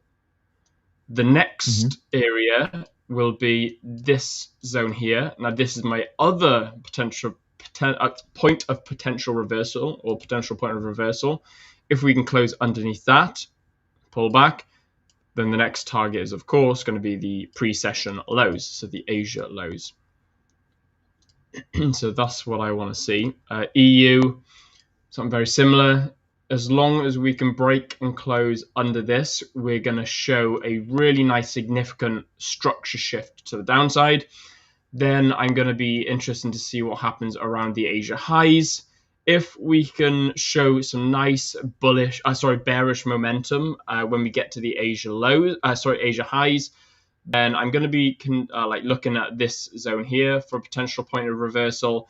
If not, it'll be straight to Asia lows if we can. So we'll see how that goes. That's what I'm looking at. But I'm not liking the fact that right now we've got a 3-wick rejection.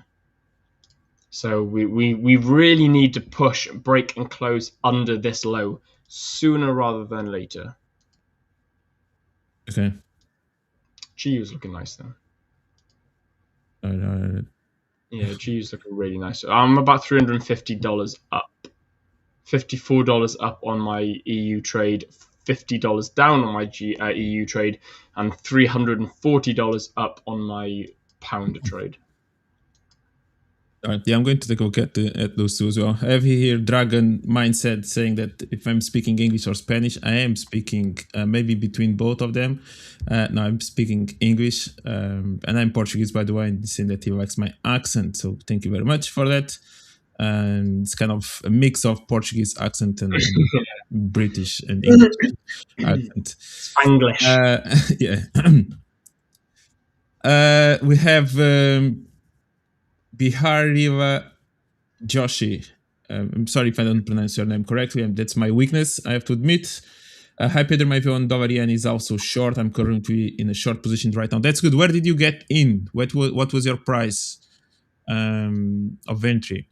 Because there was maybe a good entry yesterday, maybe around the opening, after price kind of retested this structure around here. I have to admit I was not at my desk at that moment, but when we start breaking a little bit of these levels in here and price kept holding it, even after breaking this level, there's maybe another entry, price did came and retest this level again.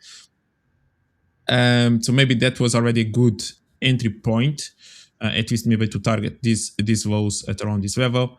But there you go. Maybe still, I think at least dollar yen will try to test this level. There's maybe this supply that maybe price could just react from and move, because there's maybe already a little bit of liquidity with this double top that is created in here, and maybe price could just react from something like this and just completely break through this trend line that has been holding price for a while. Not exactly to the peak, but you can see more or less the levels where price has been bouncing. But of course, I would prefer to see price actually going a little bit more into this level, which can take a look, of course, at the dollar to see if that's going to happen or not. Let me just delete some of this because I want to check the different time frames. Daily, okay, daily is a bit low.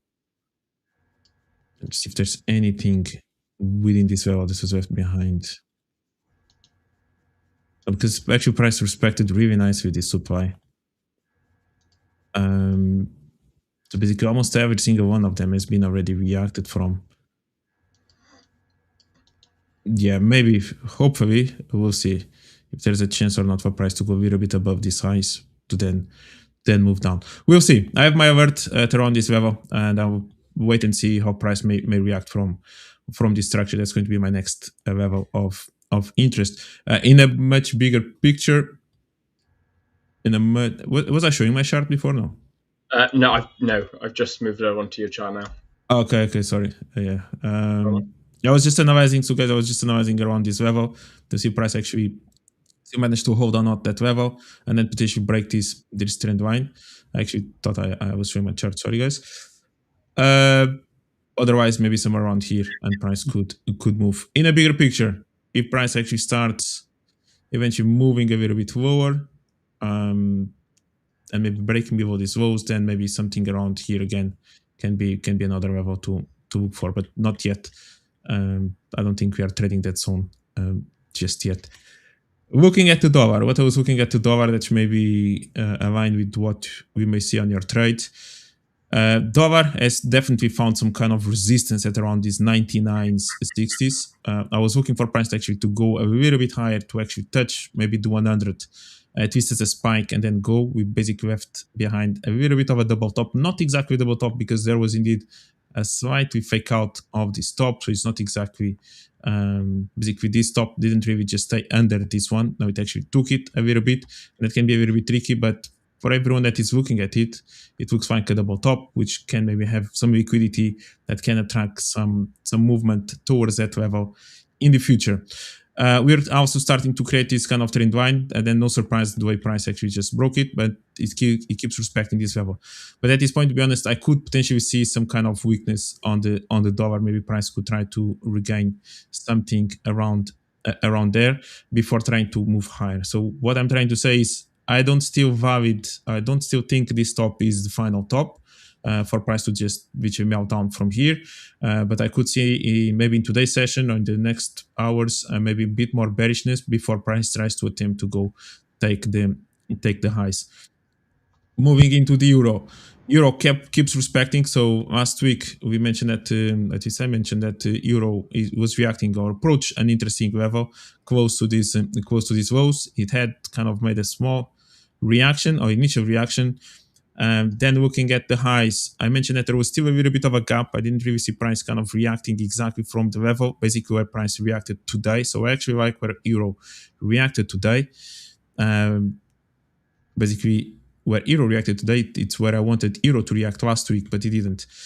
However, at this point, price is holding also this level, and now this becomes a little bit of a break of this top as well. So let's see if this is not a little bit of a turn, or eventually this is just a level that euro is going to once again hold and eventually challenge the lows. But basically, I think euro at least is going to have one more attempt toward this level, and then we'll see if it holds and price starts to go higher, or if this actually kind of breaks down and price goes down. But I'm expecting at least some kind of retracement back into this, somewhere around this level, to see what's going to happen next on the euro. On the pound, on the pound, to be honest, I don't really rate this low as much, where price paused last week. So eventually I would like to see pound dollar continue to move lower. Question is from where. And when I'm looking at this level, this is kind of a nice reversal pattern. What happened yesterday or Friday in yesterday. And I would like to see, personally, I would like to see pound going a little bit higher, getting a little bit close to this next structure, somewhere around here. Maybe for anyone that trades also, maybe fair value gaps, maybe there's a fair value gap between these two, between this high and that low. However, what price is reacting right now, it was not bad for a reaction. Basically closed the gap that was created 1 week ago. Finally, price closed it. So we found some selling pressure. And basically, your target is more or less also a level that we could expect some kind of reaction. I also have this trend line, which is basically where price somehow kind of reacting from that level as well. So again, personally, I could see it going a little bit higher, but I think it could find a bit more of a selling pressure before tries to attempt higher again. Maybe that's going to be enough to get to your targets. We will see if that happens on the pound. But yeah, that's a little bit of what I'm looking at. I don't really think this is the bottom on the pound. I don't really think that high is the top on the dollar. It's just about trying to find the right moments to eventually trade on that direction again on both of those assets. But more intraday, like you are doing it, yeah, maybe that's the opportunity now. Just literally ride this maybe bearishness that we can see, selling pressure, and we'll see what will happen at around these lows. Yeah. Awesome stuff. Anyway, guys, I am gonna have to love you and leave you. I'm gonna have to shoot off. So I shall see you guys in about an hour and a half now. So make sure that you look after Pedro because he's got some fantastic knowledge to be dropping on you guys. Also, we have got the big event tomorrow. We got the big giveaway. So big celebration, 100,000 subscribers. That is not going to be taken that's not going to be taken lightly, guys. So it was a big celebration tomorrow. So make sure that you are subscribed to the channel. Make sure you have liked this video, because if you're not a subscriber, you will not be in for a chance to win. So guys, make sure you do subscribe. Also, I'm just going to jump onto my screen real quick so you guys can see where I'm at with the pound and the euro. Euro, we have broken and closed on the 5 minute under this low, creating a new lower low, which is fantastic. So I'm okay with a bit of a pullback and a hopefully continuation. Really nice price action there. Pound, exact same here as well.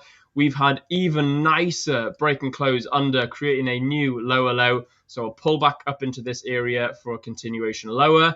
We have officially hit over break even. We're about $450 up. So I am going to hold it, and we shall see what happens in about an hour and a half's time when I join back. So hopefully we would have either hit a full TP or we'll be in some nice significant profits to show you. So guys, thank you very much, and I shall leave you in the very capable hands of Pedro. But for now, peace.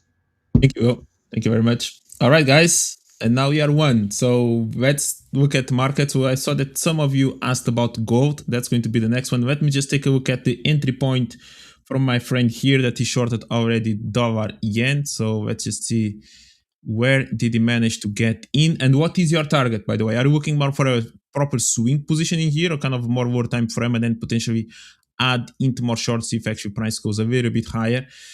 So let's see, it was 158.038, 158.038. Okay, that was a little bit down. So it was somewhere around these levels. Okay. Maybe you were waiting for price to maybe break below these structures in here. My question mark is if it was kind of around these levels or it was around here. So yeah, that's basically the only two options at around this point, unless you entered somewhere around here, and that's a different story. Yeah, it's a little bit in the middle. When you're looking at this top, at this bottom, that's most likely you are at around 50%. So if price, there is a probability that maybe price can retest your entry level. Depends also where is your stop loss. Are you protecting out structure or just protecting maybe the stop? It depends what exactly your trade looks like. But I think there's maybe some probability that the price could at least retest your entry level before trying to move to the downside again. Of course, price could just hold the stops, But personally, I would like to see actually price taking the liquidity above this level and maybe getting a little bit closer to something in here and then try to move down again. But that's me wishing for that. Most likely, maybe you are wishing for just price to sell off from where it is, and that's what it is. But yeah, if you want to share also where is your target, go ahead. You are special, bro. Now everyone in here is special, man. Not just me. Every single one of us is special in some way or shape or form, which is great. And you just need to embrace our speciality or uniqueness. Take a short on the EU. I wouldn't really do that. We saw that wheel is short at this point, but personally, I would. So that's the situation. Actually, maybe I can talk a little bit about this level on EU. Okay, so and a little bit the way I trade. I like to see space in the market. Okay, and space is not just about the entry point, but also the target. So if I had a target in mind, and the target, let's pretend it was around these lows, okay, around this structure in here, we actually had already one reaction. But when you do just one spike like this, there's a high probability that at least you're going to test a double bottom. Therefore, I was actually interested to trade the first time back into this structure, which would have been somewhere around here. Unfortunately, price never really got there, where price reacted now. So if price had reacted from here, I was indeed looking for a new short, try to ride still this selling pressure that we have seen on the euro, because at least I was expecting price to at least make this movement, and I think there was enough space in here to then look for a trade and some kind of risk reward that would be favorable for me to take that trade. However, price didn't react from my level around this level. You can see that price kind of left that on behind. Meanwhile, price already made the move that I wanted as a target. So the target I was looking for, price already did it. However, I didn't manage to get my entry.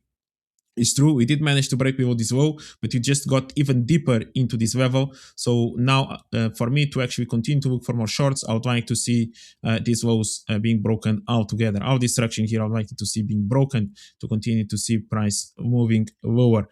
Otherwise, I could start looking at this as maybe buying pressure. What I mean is maybe buyers are starting to jump into the market, and when I start seeing actually buyers maybe jumping into the market because we are at maybe a demand level on a higher time frame, I don't really want to be a seller anymore when price is just close to that level.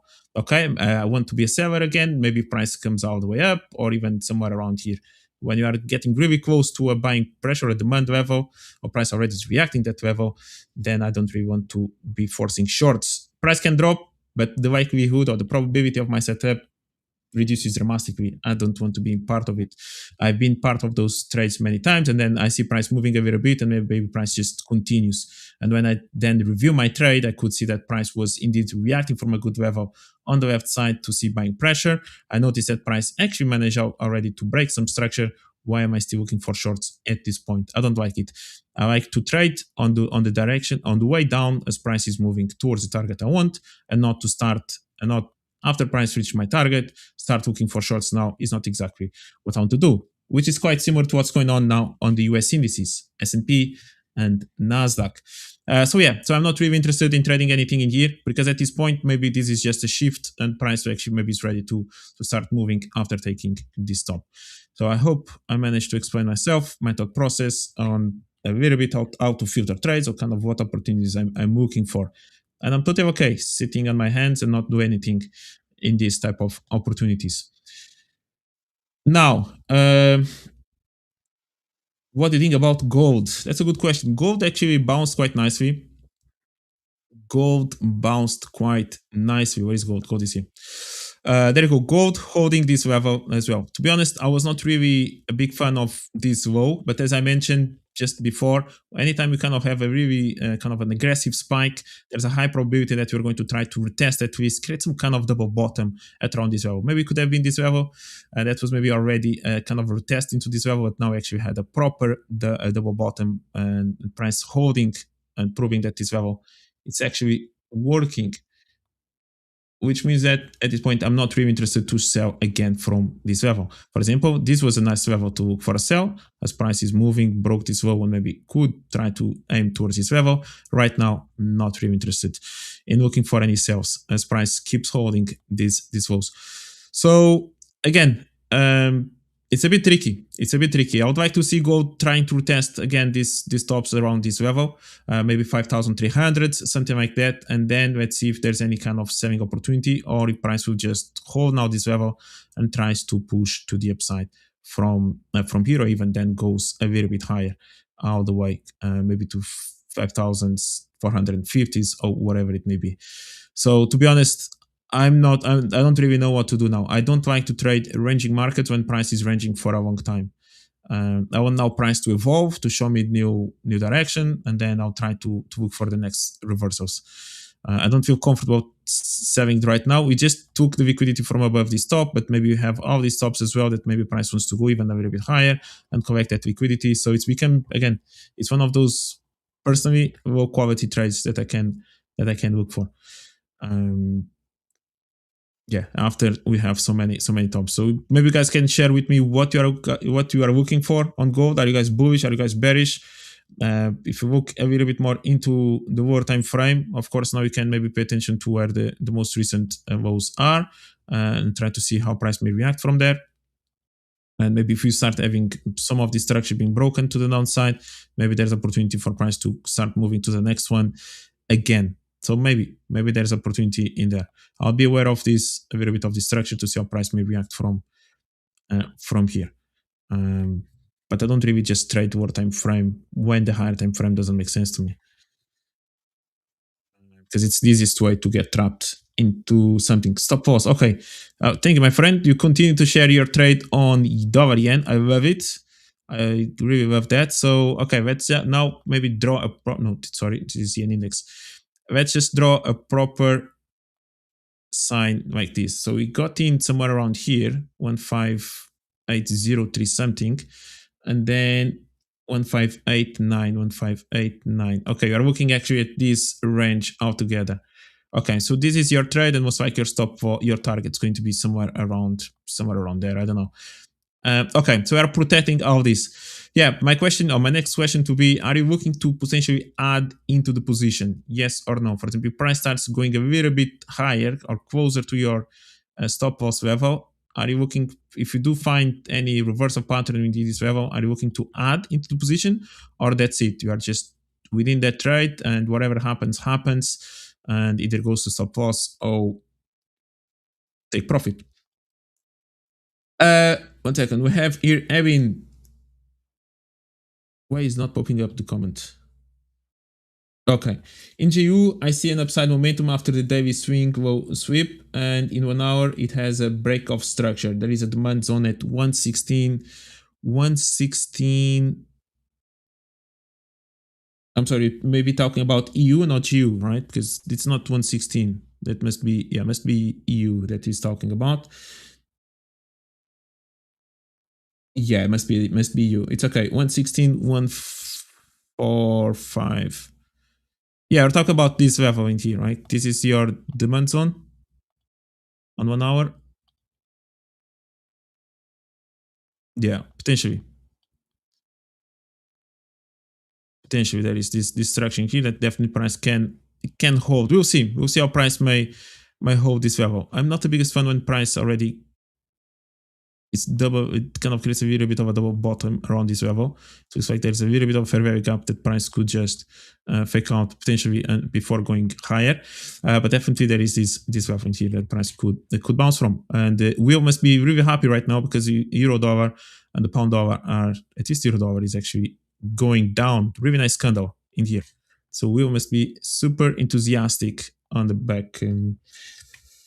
From wherever he's watching this. Pedro, do you speak English? So you cannot. Okay, yeah, that's nice. I'm actually speak Portuguese as well. Spanish is I'm going to learn. I had some classes. I do understand them, but there's some expressions that they are totally different from Portuguese, and that's where we messed up a little bit. Okay, that's the one. In the EU, okay, that's the one I was. Okay, that's the one we were talking about. What you think about buy side? There is a similar position in EU. Yeah, I've been waiting. So I struggle to look for trade continuation setups. Is not exactly the way I trade. I look for reversals close to the extremes, and I struggle to look for continuation setups once price is moving, because I always have the fear that price can just spike down again to the extreme before moving higher. But of course, many times price doesn't do that. Price will just maybe respect something and you just move on. So again, if you do find some triggers in here to tell you that price is about to reverse or respect its level and start moving higher, yeah, go ahead, take your trade. Otherwise, just be a bit more patient. Okay. Okay, Vetchi shared everything from his trade. Okay, thank you very much. Let's just see. His trade is 155,726. 155,726. Okay, there you go.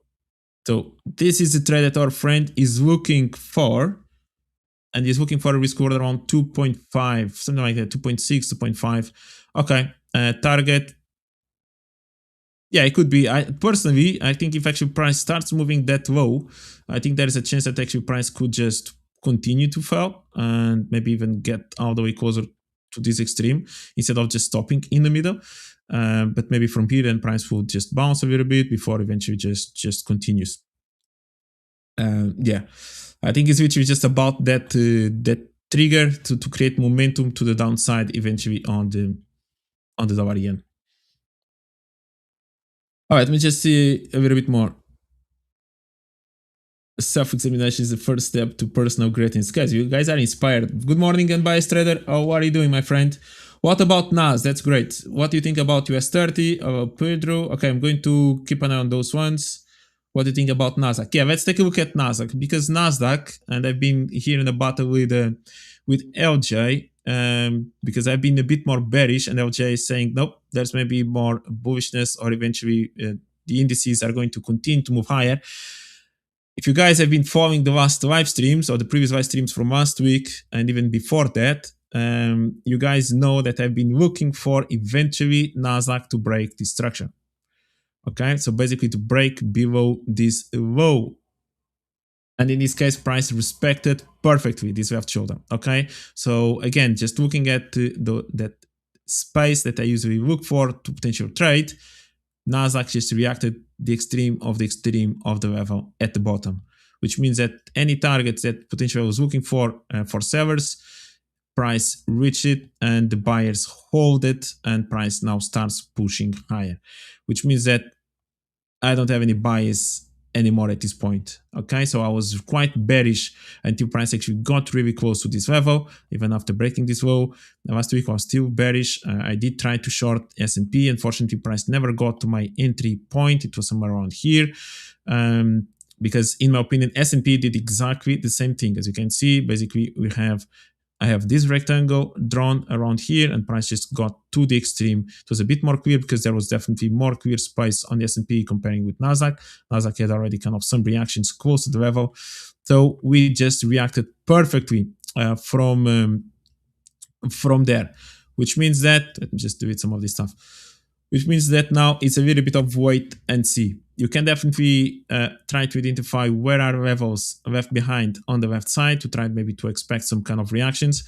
And there is maybe, of course, a high probability that price wants to retest at least this structure again. Okay, there is a high probability the way price just moved away from this level, and it was during literally the Asian session. There is a high probability that price may want to retest at least these 24,400s. At least I'll be expecting that. Now, from where, that's the question. Is price just continue to hold these highs and try to go there? Is price going to start breaking slightly this structure, go there to do this? That's the next question, which I don't really have an answer for. But I think there's still a chance to potentially look for a sell, for price to try to regain this level. And then, again, what's going to happen? Are you going to find more buyers? Buy orders, and price will try to aim to the highs, or price will eventually challenge again these lows and try to finally break through. And of course, whatever is going on in the Middle East, that can be a big factor. We do have CPI. Of course, the CPI for this month is not going to be, well, it's not going to reflect anything whatsoever from these oil prices that we have in this last week and from yesterday as well. So that data is going to be only potentially seen in the next month or so, especially if the oil prices continue to be as high as they are. But looking at US and at the Nasdaq at this point, this is what I'm going to be expecting.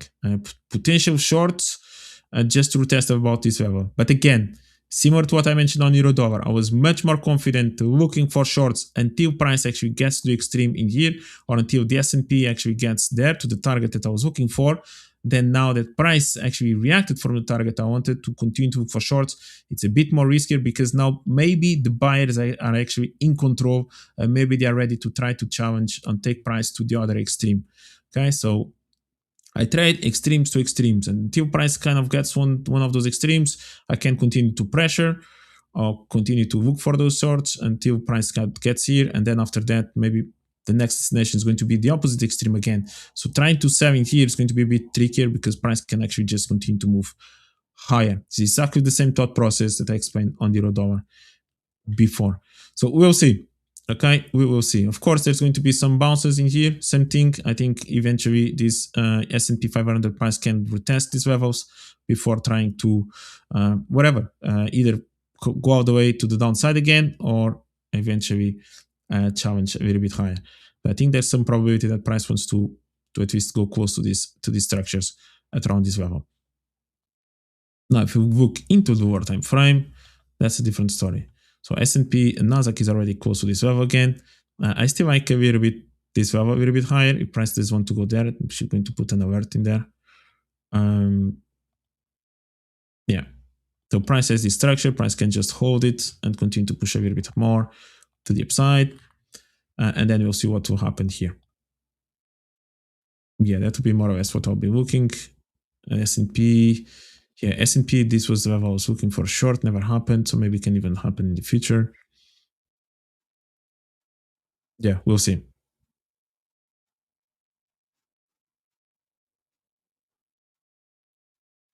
Yeah, we will see. All right. What is your take, guys? What is your bias on the indices? Help me as well to try to see. Are you guys still looking for more selling pressure? Are you guys looking for price to go and move to the upside? What is your take? Actually, I'm curious because I actually like to hear your thoughts as well, because that actually helps me to eventually make up my mind as well. Believe it or not, I do like to listen to others.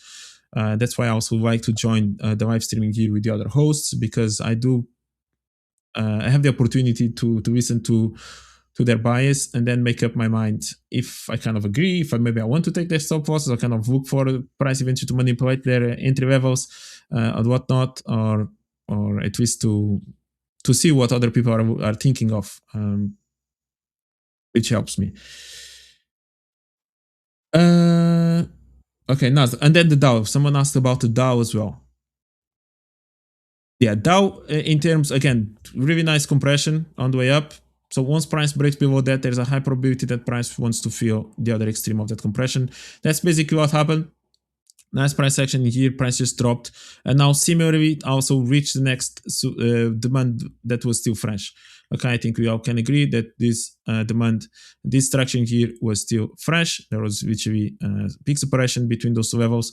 Price never retested this level after it went to the upside, and now is reacting. Even had a left shoulder in there. So maybe for some, this could even be seen as a quasi-model pattern. Now, there's potentially more downside in here as well. Okay, for example, price can eventually still continue to move towards this next level. So for example, if price starts breaking below this low, whenever that happens, I think there's maybe then probability that price can eventually continue to go maybe below these 45,000. But before that, if price wants to start moving to the upside from here and maybe try to test these levels again, it could. I wouldn't be surprised if that will happen. Okay, I respect this low as a good level to find some buying pressure and for price to potentially push a little bit more to the upside. Yeah, so where would I be interested in selling the Dow? Maybe under test of destruction here, let's say price may eventually goes there. Otherwise, I'll just be looking for price to go even higher. And to be honest, yeah, all the way through. All the way through, somewhere in there. So those would be maybe 3 levels where I potentially be interested in trying to short this. Again, from here, for example, it doesn't really mean that price will just move like this. It doesn't really mean that. Maybe from here, the only target available, if price just starts moving like this, it creates kind of a little bit of a base around this level. Maybe the only target available is just for price to, okay, 1 second. Holds, move something like that. Maybe the only target available is just for price to come back to this level and then just to continue. Okay, so it doesn't really mean that I'm going to be looking to target there. Maybe target just whatever is inside here. Yeah, that would be what I'll be looking for on the Dow. Evan, okay. After the Asian low sweep, there are equal lows as well in the EU and GU. After liquidity sweep only, I'll take a buy trade. Okay. So I think that's kind of what I mentioned as well. I try to see if price actually takes these lows. Oh, price actually, look at this reaction. Look at the reaction in here from this demand zone. Yeah, good reaction. So we'll see what will happen next. But yeah, basically you're trying to say that maybe price will first take these lows and then try to look for a long. Yeah, that could happen as well. But so far, basically price already taking the orders that were left behind around this level. Okay, great. Now, for example, DAX can be a different story because DAX actually managed to come out of the way and take these lows. So that's an interesting one, at least for me, okay? We got really close potentially to this next level, but this is kind of mid-range, not exactly something that I would value as much. But we did manage to go below that level. So I'm actually quite curious, just set up an alert in here. I'm actually quite curious to see how DAX eventually is going to react from around this level, around that structure. So we will see how DAX may react from here. Potentially to continue to look for more selling pressure. If it's not happening straight away, I think this eventually just open the door for price to go further down in the future, and that's what I'm going to try to look for. Yeah, DAX looks good. DAX looks good. The bigger picture.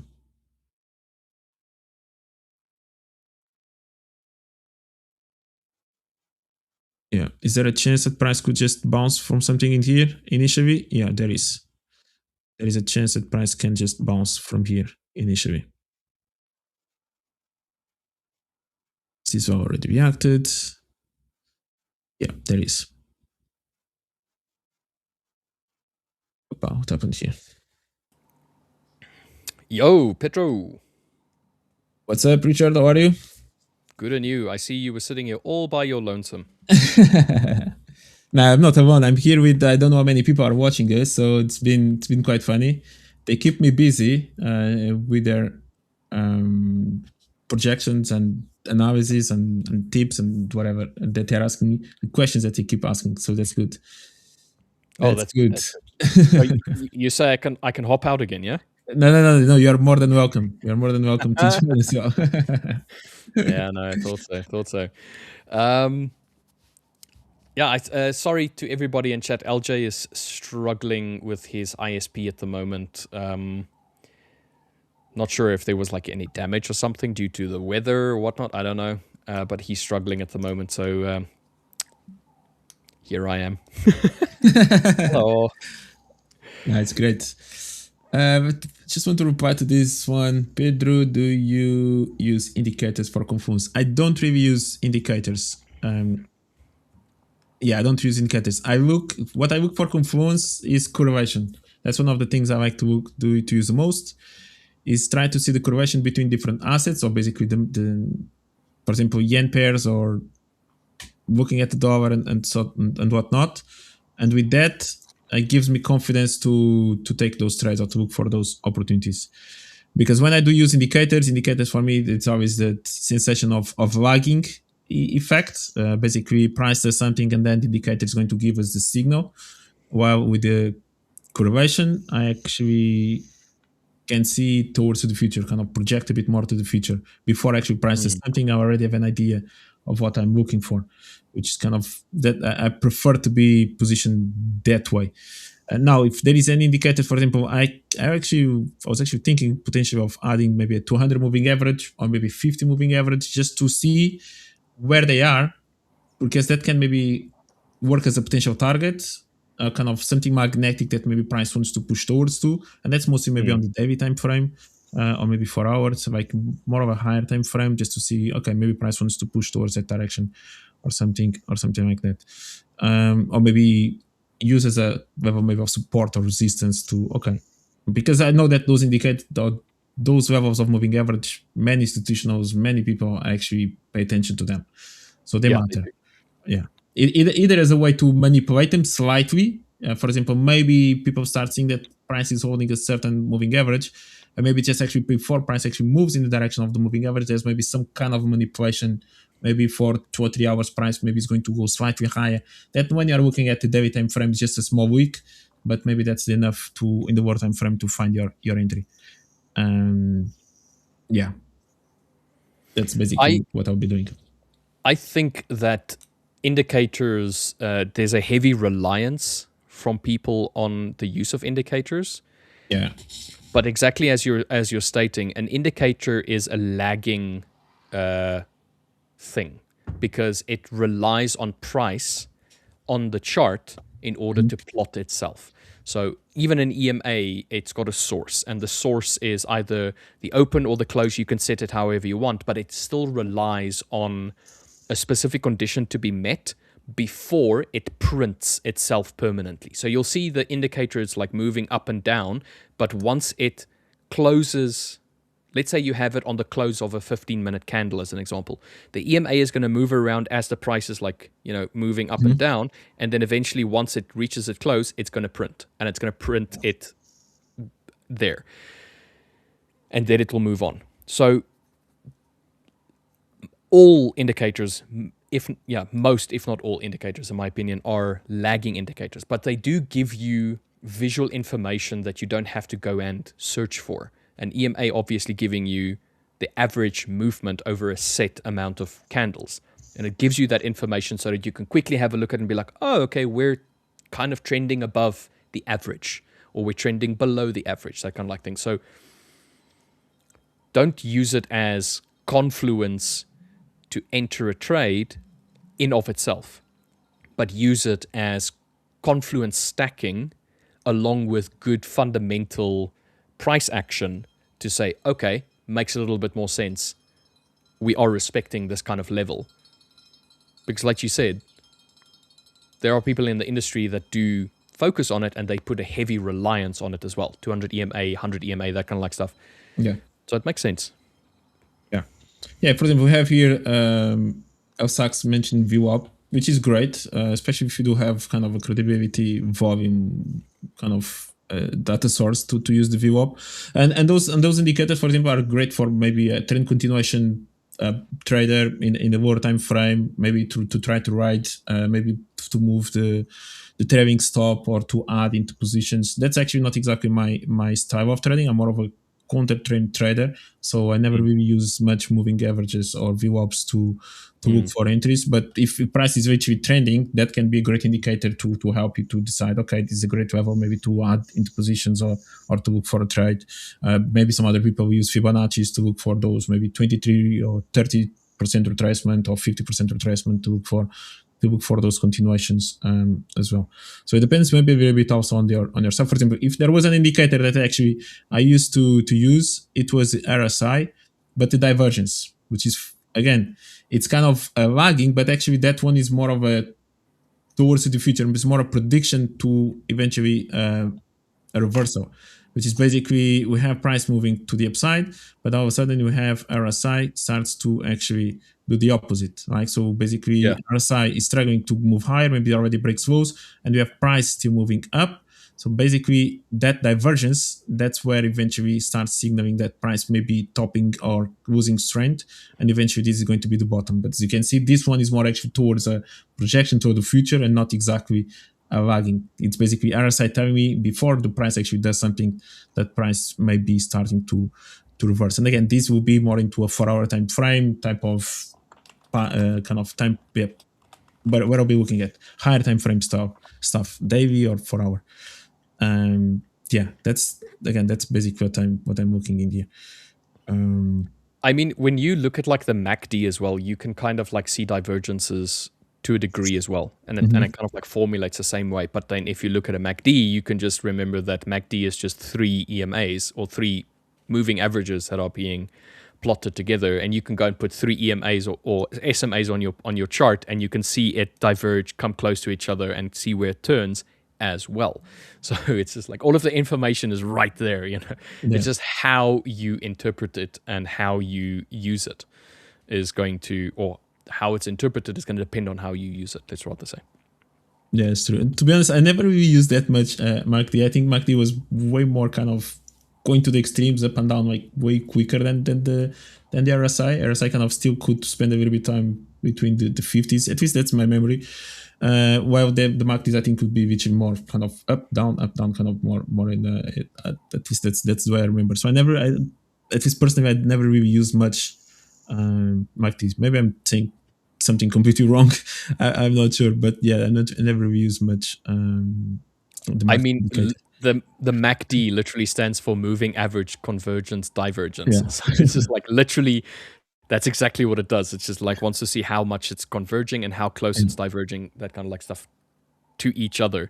Where the RSI, the relative strength has always been like strange to me. I don't know. It's because maybe I didn't always understand it all that much. But yeah, but the point still stands. Most indicators are lagging. They can give you a semblance of information. That you can use to either affirm or deny a trade idea. There's a lot of trade ideas that's built around indicators.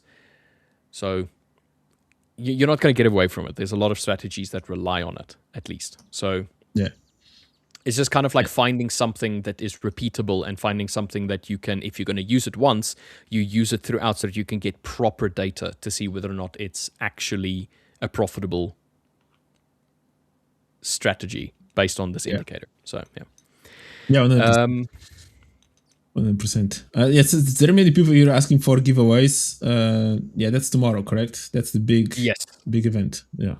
So to everybody that's asking for giveaways, free accounts, we will have our Fiverr's 100K subscriber giveaway tomorrow, and which tomorrow we will be giving away a bunch of free accounts to everybody that participated in us getting to 100,000K. You are more than welcome to join us tomorrow.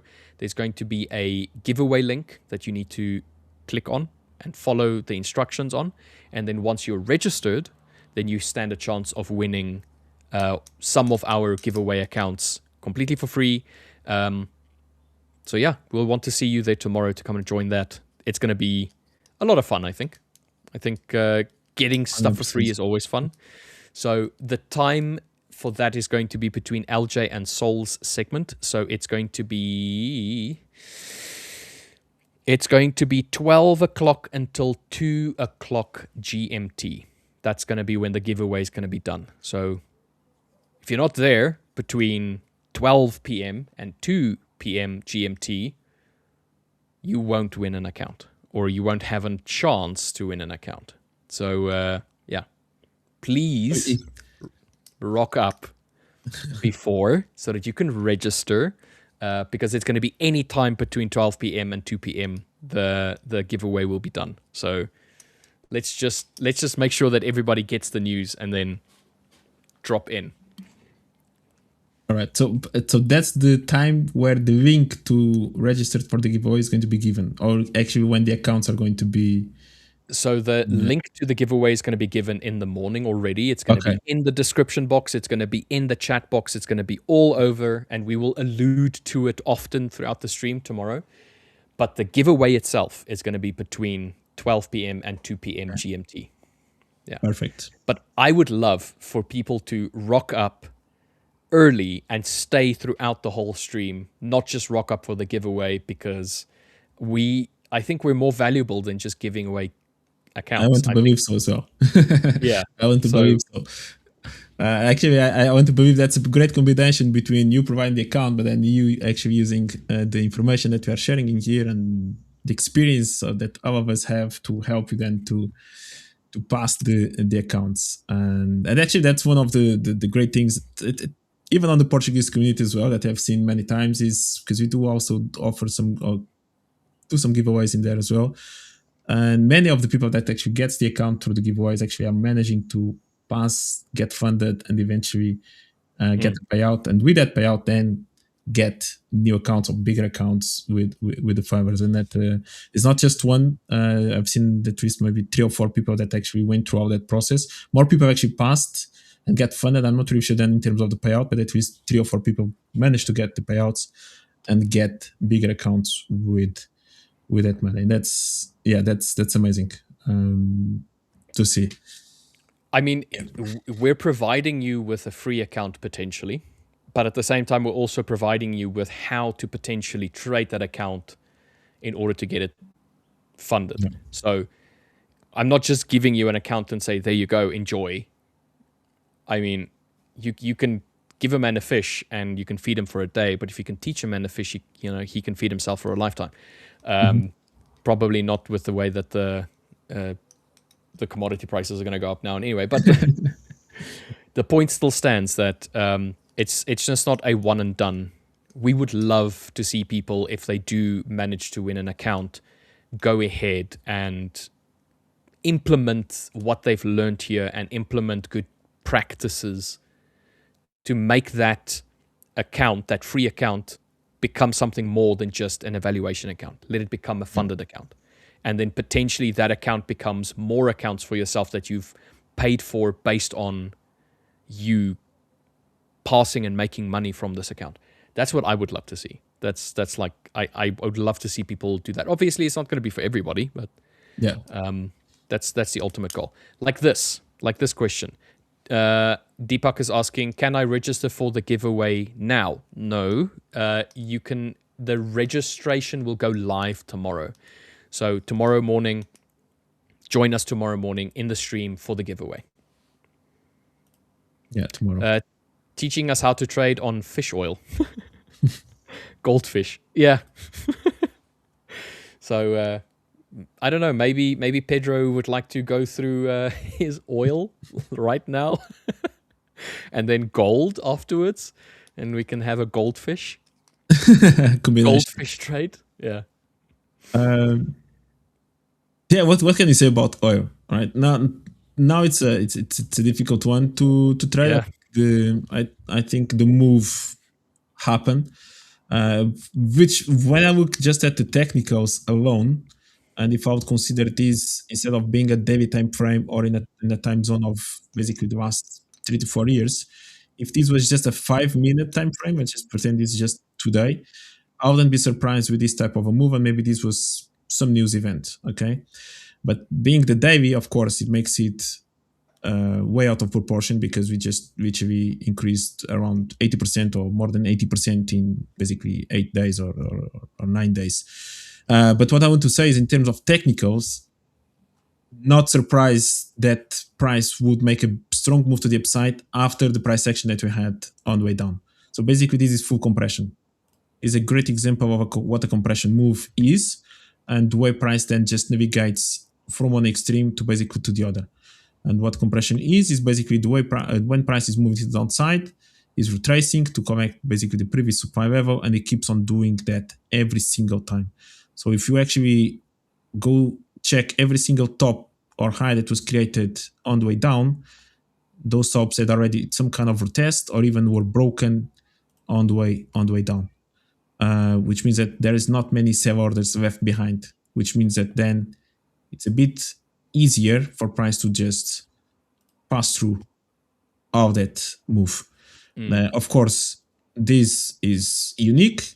Of course, it's war. The same way that we had maybe a similar scenario like that, for example, on the dollar, if not mistaken, around COVID, and all of a sudden there's a big spike, and then it's COVID, and whatever it may be. Like this is compression as well, and then kind of a just big spike all the way through. and then price finally is moving, whatever it may be. Especially when you are looking at daily time frames or weekly time frames, then something really big needs to happen for that to happen in just a couple of days or a couple of weeks, when it takes like 3 years to move to the opposite side. But in terms of price action alone, this is a great example. And you can find these opportunities again on the 5 minutes time frame, in a lower time frame, or intraday. So if you do see kind of prices moving like in a really strong compression, taking every single order on the one direction, eventually when price now takes one of the last lows, there's a high probability that price can just easily feel the next space. And usually this can be with some kind of news on the lower time frame, for example. It can be an NFP, it can be a CPI, it can be someone speaking, whatever. So looking at the price action here on oil, not exactly surprised the way prices moved out of the way, and it got really close to the extreme. And basically the extreme is basically retesting all the way to the top in there of those highs. So now we are in the middle. We closed the gap yesterday already, so that gap is closed. We actually still have this gap open from the previous week, so that is still open all the way to 67. But maybe price can find some level of support at this point. What was resistance before, maybe somewhere around here. So maybe price can bounce in between these levels around here, and then eventually, for anyone that was maybe thinking of shorting, maybe price comes back into this level in here, maybe to have also maybe fair value gap in there.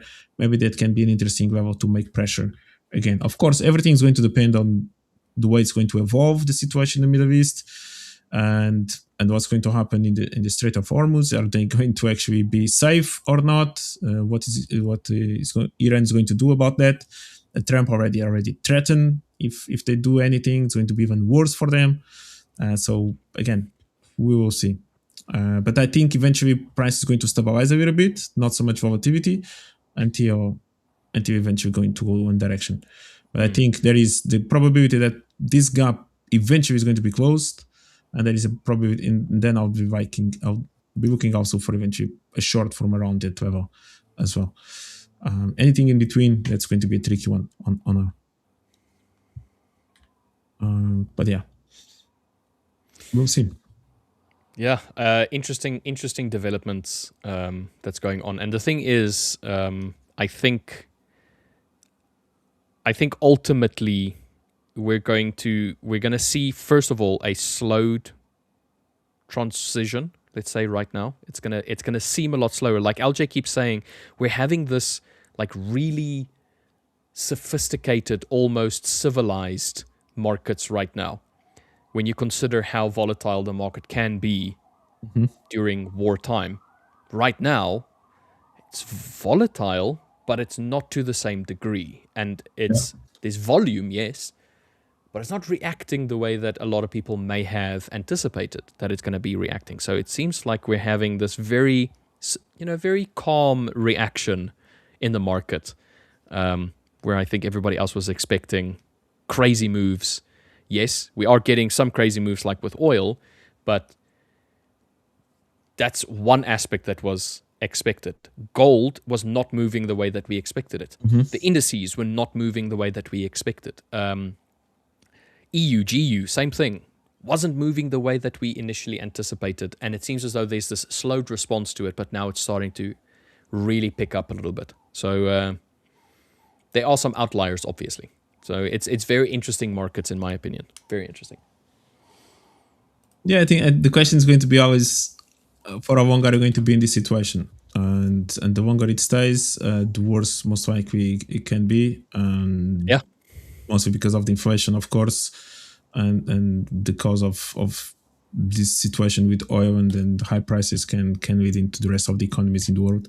So yeah, we'll see. For the Fed at this point, I think it has been just delaying. I think the first rate cut at this point is pricing more towards September. Of course, everything can change as soon as the new Fed president joins. But the reality is that before the war, there was a high probability, as you can see in here, 1 month ago, the likelihood was for the first rate cut to happen in June with 49%. And there was only a 25% that the rate will be as it is. At this point, completely shift, right? Now we are 50, 60% with the potential rate for the rate to stay the same. So there's a big difference in here. And even July as well, already, now it's virtually 50-50s. Yesterday was slightly higher. It was 47 yesterday. Today is 50-50s.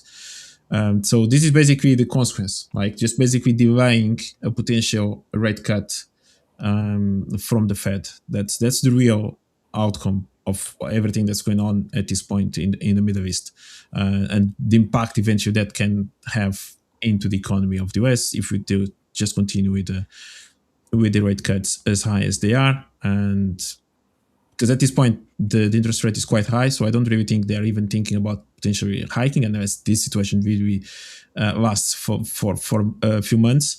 But maybe other central bankers that already cut quite a lot, for example, the Eurozone, maybe they would potentially think of maybe a hike in their interest rates. Who knows? But the reality is this is just a little bit of a delay that's going on in here. Everything can change quite quickly, of course, as always happens. But it's going to be interesting. So it's next week, like it's one week from now in 8 days. The next Fed meeting.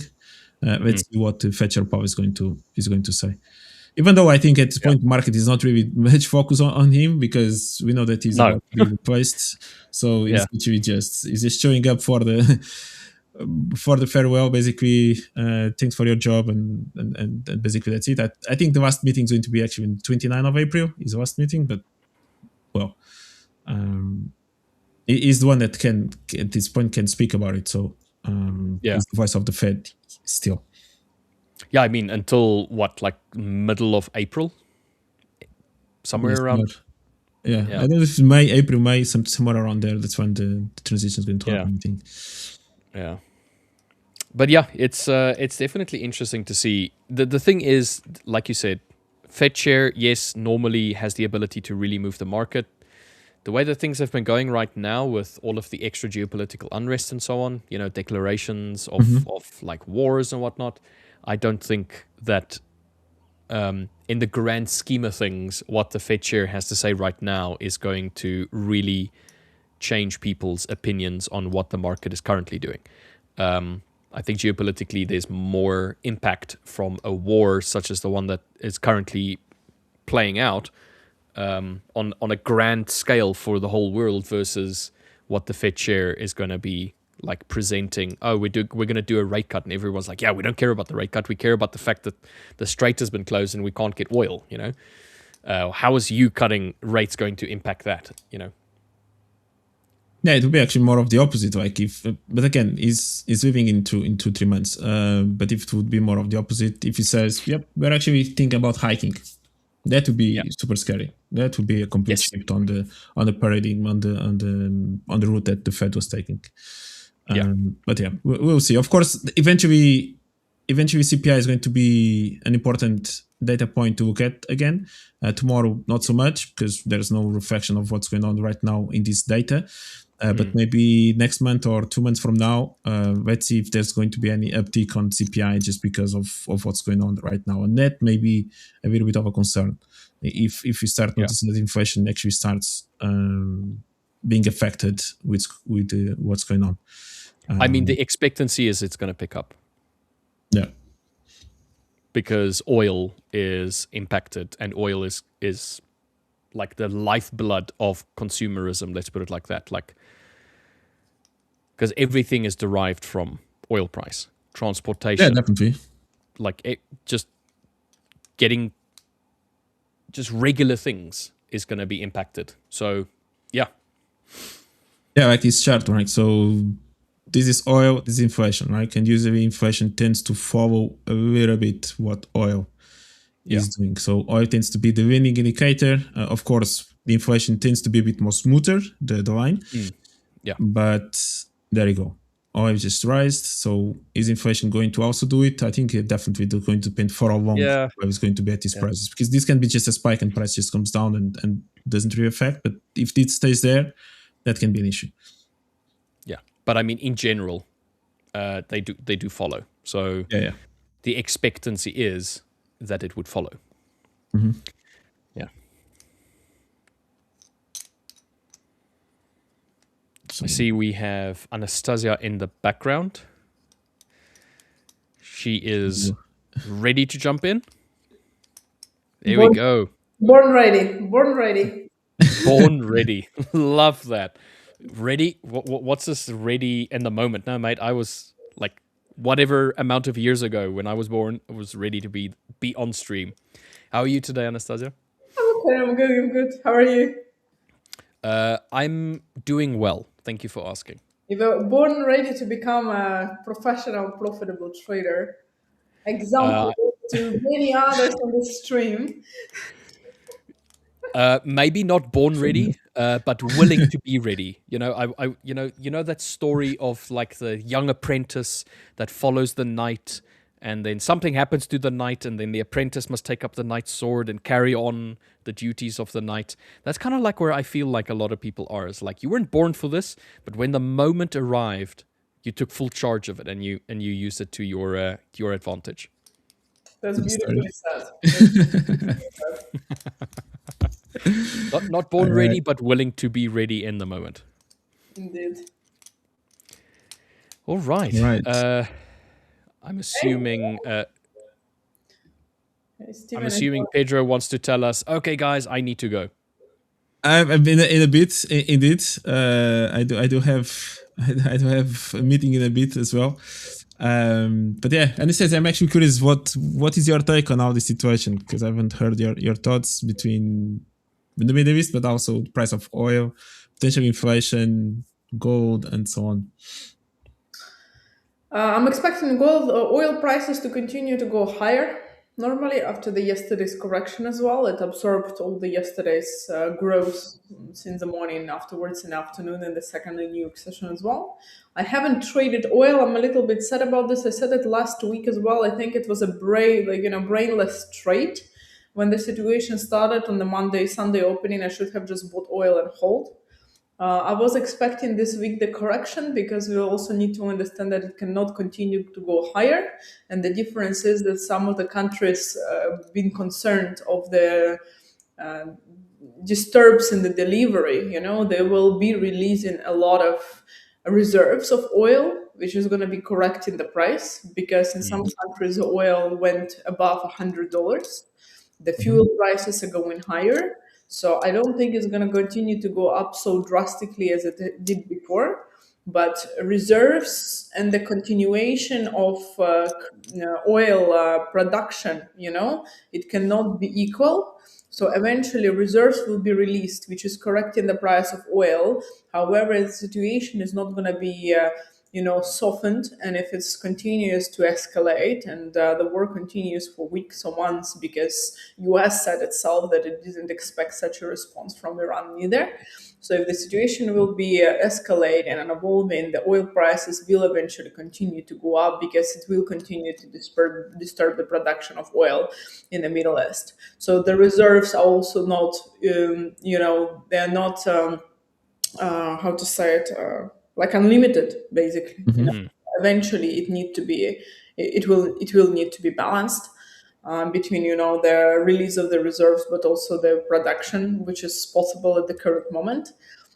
Some countries also cutting the production because it's a weird situation. But I'm expecting basically the continuation of the higher, like of the increase of the prices of oil. Regarding the inflation, I think it's going to affect US inflation a lot. In general, they are now spending approximately $900 million every single day for this war with Iran. Besides this, obviously, the fuel prices in US are the highest for the whole time of presidency of Trump. We also need to take into account the tariffs, which the court canceled the tariffs, but they refused to pay it back, and they will continue to try to impose the tariffs, maybe not in such an aggressive way because it was already once cancelled and stopped, but they will try to continue to impose the tariffs, which are possible because there are ways they can still do it. It's not completely prohibited for them as well. So the inflation, I'm expecting to continue to also go higher. the labor market has also been affected a lot. Still, Yeah. the U.S. Last week we saw the drastic drop in the labor market compared to what was expected to. Mhm. So the U.S. economy, like I'm pretty much also waiting for the change in the Federal Reserve chairman very soon, because we are on the edge of the change of like Powell being replaced for the first time Mhm. in a very, very long time. I'm gonna be honest with you, I haven't traded with a different chairman of Federal Reserve. Like I think many of us haven't. It's Yeah. going to be a big change, like something that we need to realize is going to be a big change in the market, because the Federal Reserve chairman obviously is not the only one who makes decisions, but the reason it's been replaced because Trump's family want a different approach to monetary policy, which means that the person he will try to put there, and he will eventually, they will be much more flexible with monetary policy, taking account what Trump expects. Mhm. So it's gonna Yeah. affect the market a lot. In which way, that's we're gonna see. Yeah. So It's that hurry up and wait kind of mentality. Is like there's a lot happening, but we're gonna have to just be a little bit patient to see whether or not the changes that's about to happen is going to be as volumetric and as volatile as we expect it to be. yeah, Yeah, Very interesting. interesting. Yeah, thank you for sharing. And again, I do have to hear your insights as well today. LJ, usually on Tuesdays I have this catch up with LJ where I can pick up his brain and know everything. But unfortunately, we had some issues with his PC or something. So at least I managed to pick up your brain. And it says that you always like to.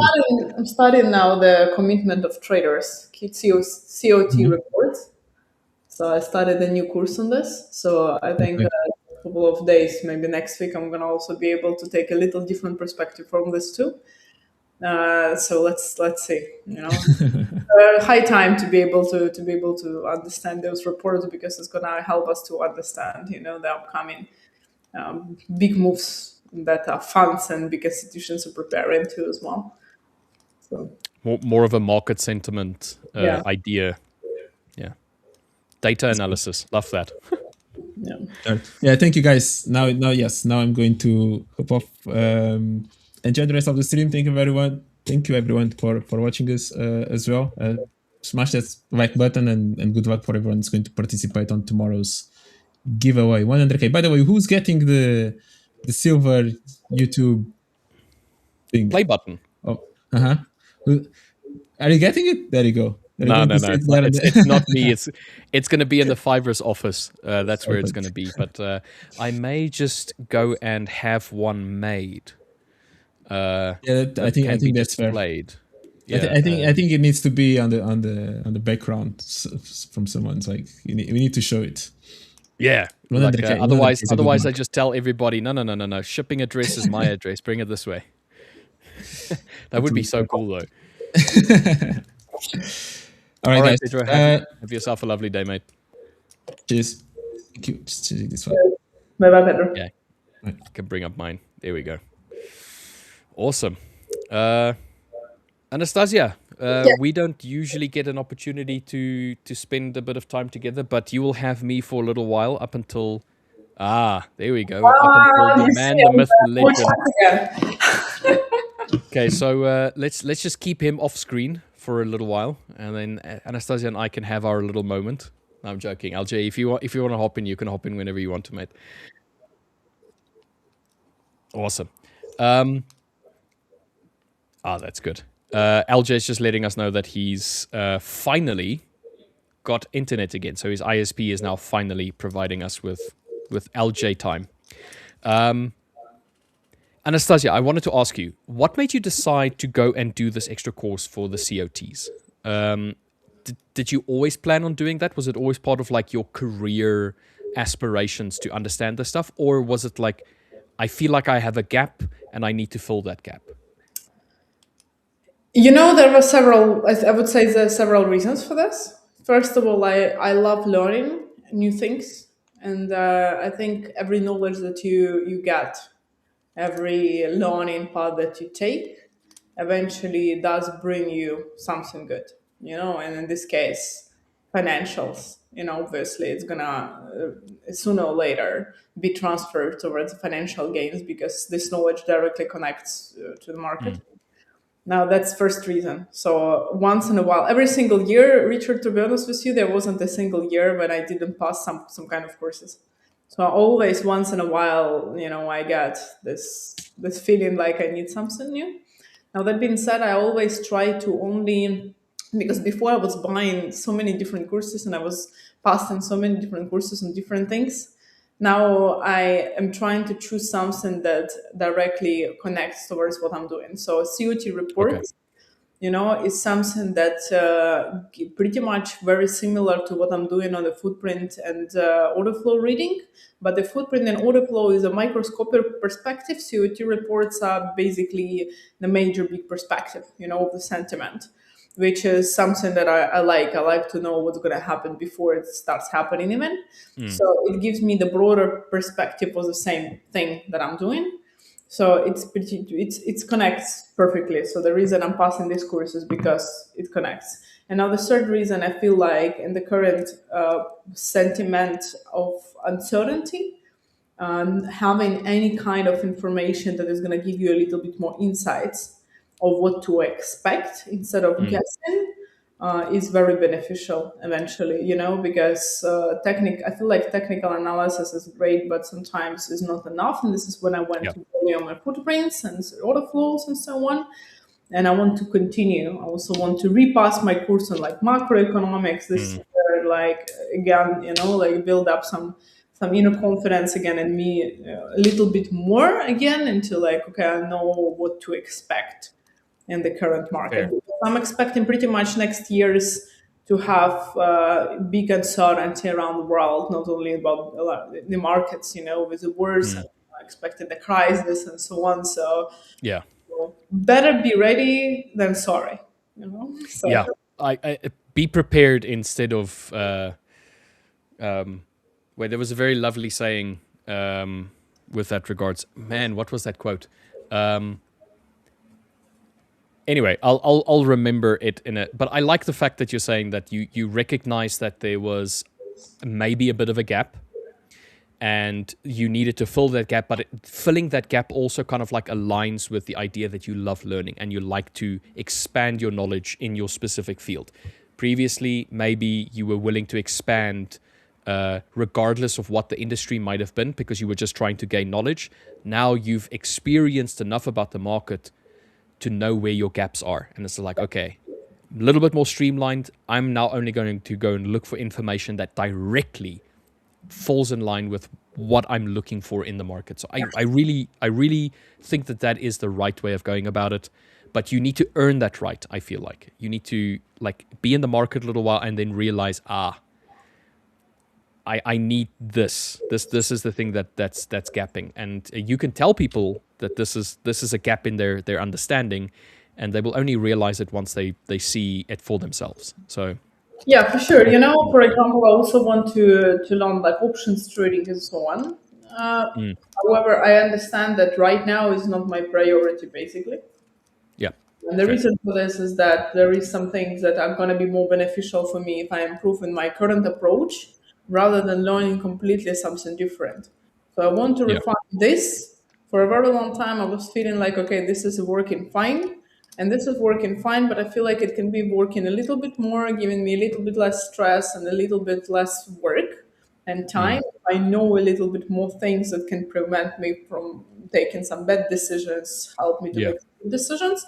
And that is going to free my time and space to learn something completely different, So I'm super interested, for example, in options trading, but to be able to shift to this means that I need to leave what I have now with what I'm doing at the level where it is, because it's impossible to be improving both at the same time. So it's a balance. It's always a balance. Yeah, busy, very, very busy to try and do that.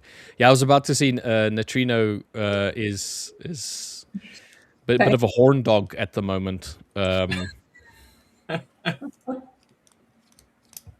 I mean, we always get this when Anastasia joins us. You're too good looking, Rich. Too good looking. Yeah, I mean, Neutrino, man. Like, relax, bruh. Relax. Rich has got a wife, all right? You know. Yeah, I do. Married. Married, bruh. Love the Man. accent and the looks. Looks and brains. Yeah. Anyway, Anastasia, I wanted to ask you, have you been into any trades recently, or are you, much like LJ at the moment, kind of like sitting on the sideline waiting for reactions? I'm pretty much waiting, to be honest with you. I haven't traded actively. I was trading on the market opening on Sunday. I was trading gold, but that's pretty much it, to be honest. Last week was pretty great, but this week has been mainly waiting. We have a lot of data that is going to be coming out, and I want to see some more certainty in the market. I'm waiting for a couple of things across them. Wait, I'm going to bring up my screen. It's not sharing? No. Start sharing. You Stocks. were. I think you just removed it now. It's cut off for some reason. Here. So one of the things that I'm waiting for is, for example, euro future, like euro basically. So it's going to be the same price action on euro USD. So what I'm expecting is one more reaction towards the downside, one more correction, and towards similar zone where we've been already before. Maybe approximately between this week and the bottom, to have the reaction for the continuation of the upwards movement. So this is something I'm waiting for. On the flip side, if we don't get this reaction, which I think we will, but if not, then when it continues to go up and we close above the current daily volume, I'm gonna pick it up somewhere along the side. So pretty much gonna be similar like this, and continuation higher afterwards. Interesting. So I want to see euro continuing a little bit higher from where we are right now. So that's, I would say, my main idea for today. Gold has been pretty much ranging. I've been trading it here, but then I've stopped because I was expecting still the pullback to the downside. We are at the same levels as we've been before, so I don't really see anything interesting. I would normally take a short from this level, but we've been here for a very long time. I want to see the new recession before making my decision on this. So I'm not taking any trades so far in gold neither. But normally, like, I was expecting gold lower, to be honest with you. I was expecting gold towards the previous range here, which was formed in the middle of February. But we didn't reach it. So I was expecting to renew the lows from the 3rd of March still. So Yeah. So I think we were talking about this yesterday. LJ, I don't know if you remember this, where we were talking about the market is not doing exactly what we anticipated it might be doing, or was. Let's say the market, what it's supposed to be doing versus what we thought it was going to be doing, is not the same. Yeah, I mean, it depends what you're expecting to begin with, right? And this is where Yeah. something like market positioning does come into play. Kind of like Anastasia was talking about the COT reports before. So what we've seen on gold is basically liquidations. We were talking about this, last week as well with Dirk and everything. Basically, we see the liquidations for those positions where levered funds, etc., have to build up margin because of the losses in other assets. Yeah. Right. So you get a sell everything type situation. Correlations go to one. Everyone has to sell everything across the board. This is also why I even have this. So, funnily enough, so this is basically what we've been building up for the past while in positioning. So, typically, you'd think with something like this, energy, aerospace, defense, that kind of stuff would actually benefit. They've been kind of flat. Trouble is they're bought up for some time before. So, we've actually seen stuff like software and tech actually doing better in this situation because they were sold off very heavily before. So that's where understanding that positioning type aspect will actually help you with some of these trades. Because that would seem counterintuitive, especially when we have the private equity situation going on with software and everything else still in the background. Everyone's focused on the escalation in the Middle East right now, but they've actually been some of the biggest winners out of this. Yeah, So, definitely. there you go. I'm curious with what you said about euro, Anastasia. So you expect that? Do you believe Trump basically then? What do you mean? That we've kind of seen the peak of things, and they are closer to de-escalating rather than a continuation. Because then I'd be curious what you think about oil. Yeah, I'm expecting oil prices to continue to go up. We just talked about this before you joined, basically. Okay. Because I'm going to quickly repeat this. Essentially, it retreated sharply yesterday, absorbing all the grains from the beginning of the day. We had the release of many oil reserves because of the situation that disturbs the delivery and production as well. I do expect if the war will continue and the situation is not going to be softened, I'm still expecting oil prices to continue to go up, perhaps not as sharply as in the beginning, when it started. But I'm expecting to continue the continuation because no matter how many reserves you release, it's not unlimited. And the prices are going higher, both for fuel, in oil in general, in a lot of the countries, hence the release of the reserves. But if the production is not going to be able to be restarted in many countries, we're still going to be under supplied of oil. So the prices eventually can continue higher. I know that Trump wants a cheaper oil. He's wanted it since he became a president, obviously, in some ways, but I'm expecting the prices still to get some gains. I would say we've probably hit the tops for oil. I think it Oil? will still be, yeah, I think it will be elevated just in terms of people waiting for more solid confirmation that this is actually coming to some kind of end. Obviously, we've had a whole bunch of these are just from last night and earlier today. It's been a lot of back and forth with Trump saying, "Yeah, we're way ahead of the time frame." I was talking with Dirk. We expect it to be a 4 week or less type of situation. That comes down to the positioning with oil with a bunch of the other countries. Do I have that chart up here? Yeah. So this is a good example. So this is basically the energy reserves that various countries have. So you're going to get players like India, South Korea, Japan, and then ultimately China as well, trying to pressure the situation to come to an end. And we do have the release of, or relaxation, I should say, of Russian, what are they called? Intervention. Sanctions. Yeah, sanctions, right? To help players like India. Now, the weird thing is that obviously seems very counterintuitive to the whole Russia-Ukraine situation. You put in a big amount of effort to try and constrict them as much as you can, and now you're giving them a massive opportunity to sell a whole lot of oil because they have a whole bunch on ships, on shadow ships, waiting to just go somewhere. So there's heaps of oil there. We haven't fully got confirmed the release of oil from the G7. Like Wong came out and said, not yet, but they were looking at 300 to 400 million barrels. So when we had the release from the SPR during the Russia-Ukraine situation, when energy went bonkers, that was about 180 from the US, right? So the US also is going to release more from the SPR. It's already been depleted a little bit. But yeah, I think this could definitely therefore be the peak.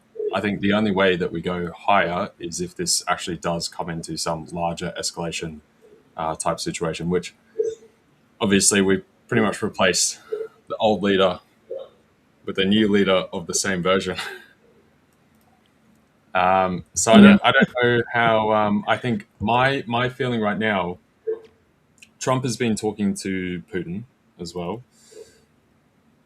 It almost seems I don't know if it'll work, but it seems like he's trying to get some collective bargaining with everyone all together and try and do something with Iran, try and do something with Russia to try and end the wars, bring them gradually back into some kind of participation with the larger world economy. I don't know if it'll play out like that. And then obviously you've got the Israel positioning, how much they actually want to accept that. And now they're trying to uh, increase their border security into Lebanon and a whole bunch of other things. So I think there's a lot to watch out for still. But I don't think we'll quite get to that hot war position. So I think these are probably roughly the tops. I'd be calling somewhere around 94, 95, 96 on Brent. Absolute peak. If we get somehow some further headline-driven comments near term, and then I would actually expect it to probably be unwound. So we do have another State of the Union speech on Thursday, I believe, from Trump. So he'll be wanting to come into that saying, "Good job, guys, we won." So, but yeah, I was just curious. I was curious with that because obviously, if energy prices keep going higher, that is massively negative for the euro. So it'll be inverse to the euro trading higher, like you were outlining. Yeah, That's but yeah, but I'm expecting not such a big run if you think about this for euro. And I Okay. was talking about oil in the perspective of a few weeks or months. Whether it's for the euro trade, the one that I'm having like marked up is basically something I'm expecting within days. So it's a little slightly little different perspective. But now, as you're talking about oil, and we touched on this situation, there is a question about NZD USD, and I have the connected question to this. What's your opinion on US dollar in general? Because that would answer pretty much everything about NU, EU, AU. What's your opinion on that? So basically, as long as the war is still in contention or potential escalation or continuation is still in contention, dollar goes higher. If we have obviously the talks of this receding and the risks receding, dollar goes much lower. That starts to quell all the inflation, potential inflation, input price shocks, import shocks, everything, whether it be oil, gas, plastics. You got stuff like urea for fertilizer and like food security, that kind of stuff. Everything across the board. So as long as that comes off, then US dollar back down. So right now it's very binary. War keeps going on, dollar up. War looking to be over or potentially over, or at least Dollar down. de-escalated as far as the Strait of Hormuz in particular, dollar down. LJ and Anastasia, I'm going to have to love and leave you guys. I have a meeting coming up. Glad to see you back, LJ. Thank you very much, Anastasia, for joining us as well. I will see you guys tomorrow.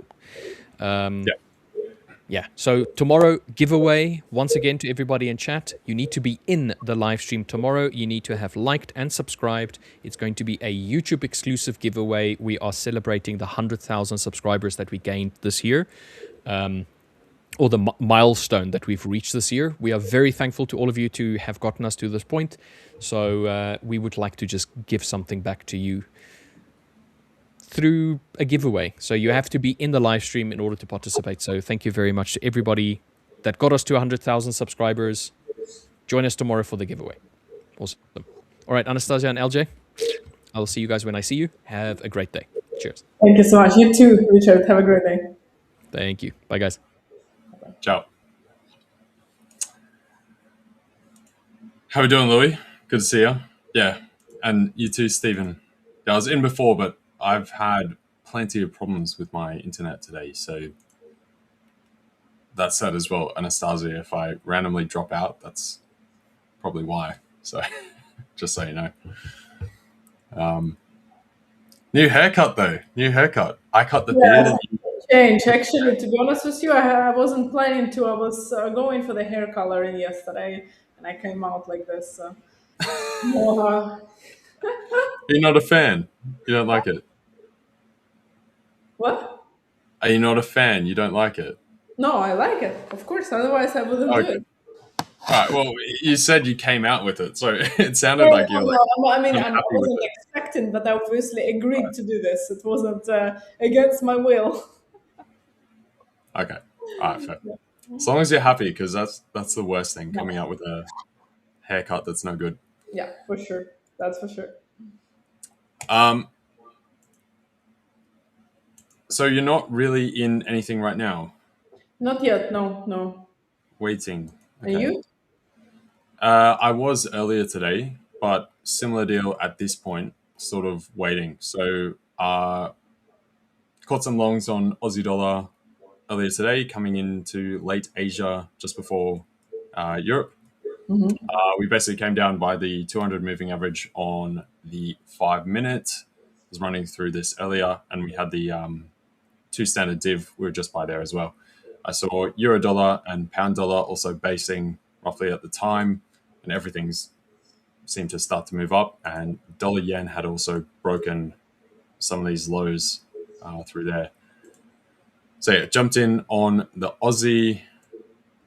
Trade that higher. We then had some comments come out from one of the Reserve Bank members, and then that propelled it further. So I didn't capture the whole thing. I was just looking up to one of the prior support levels to the left, and then caught a short from the top by the pivot point, and that's it, pretty much. Mm.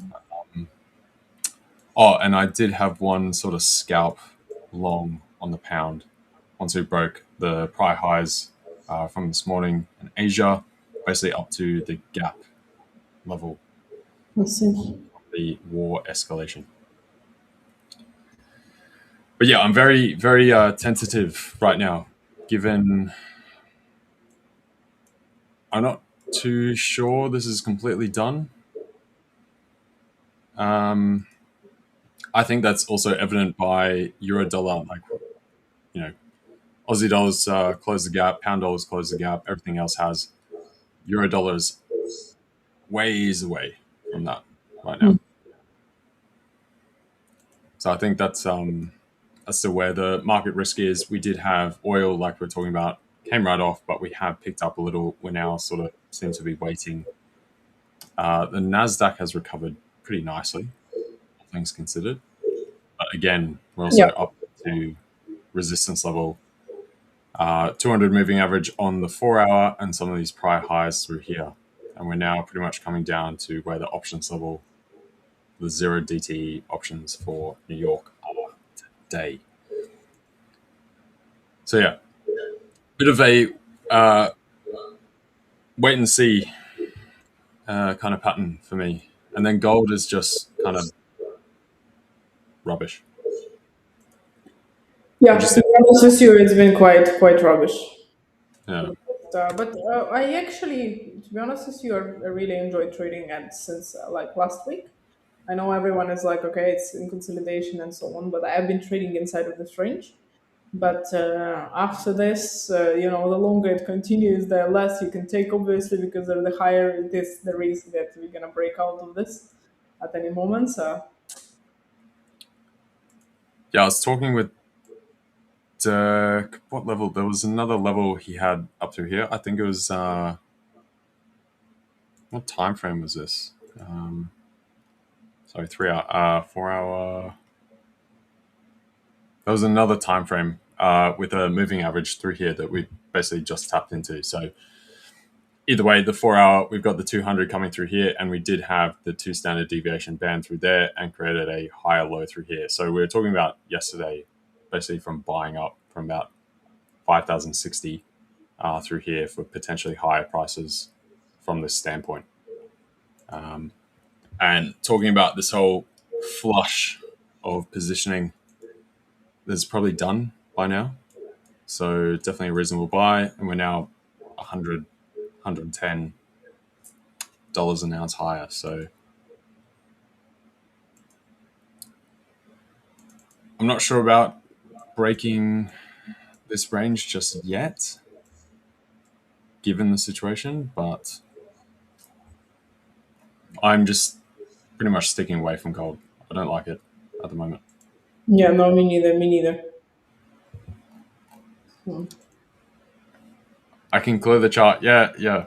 I keep some of the stuff on there. It depends what chart. When it gets too junked up, I go through and clean it. But sometimes try and keep some of the stuff there because we can look back on it from before. I have it during the week mainly, and then for the next week, I usually clean up my charts. And once in a while, I'm like, let's start, let's start this all over again. Yeah, look, mine get pretty messy over time, a little bit. So that's why I actually stacked a couple secondary currency pairs through here that don't have anything on them, so we can go back and forth. But yeah. Silver, what's your thoughts on silver? Same opinion as we were talking last week. Kind of rubbish, stuck in a range. That's pretty much it. What do you think? I traded silver a lot in February, but recently I think it's completely off. I was expecting it lower together with gold, but to be honest with you, this price action was even worse than gold consolidating, just purely in the range, because this is just not going anywhere. I'm not the biggest fan of trying to trade silver right now. I did trade copper last week. We've been talking about this on our live stream as well.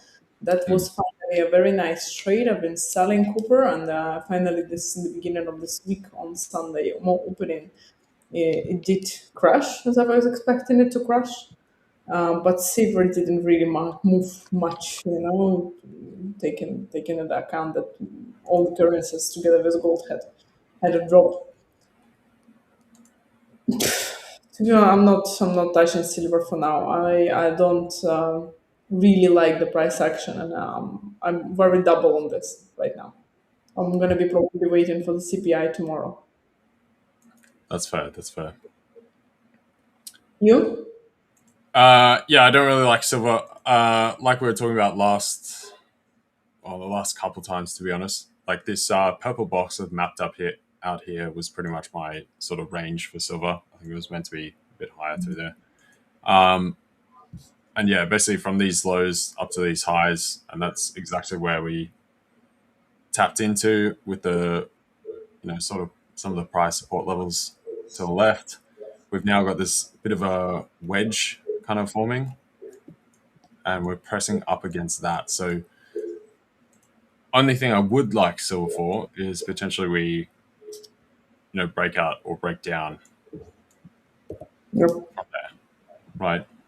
But in general, I'd prefer to just trade gold, or right now, to be honest, the currencies are quite nice. So I've liked this this chaos. It's been quite systematic, not not too erratic. Maybe the oil price is kind of erratic from last night. It's a bit of chaos, but either way, it's very momentum driven. So I've enjoyed it. What do you think about U.S. stocks, specifically S&P 500, like indexes? What's your point of view today? So for today, again, I think everyone's pretty much waiting for now going into New York. Obviously, Trump's awake again.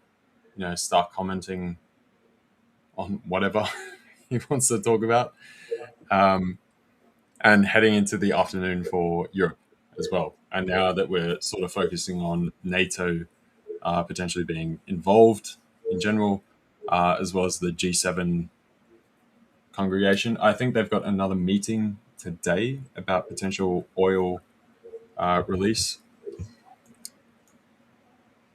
Given the drive high that we've had, I'd probably be waiting on indices overall.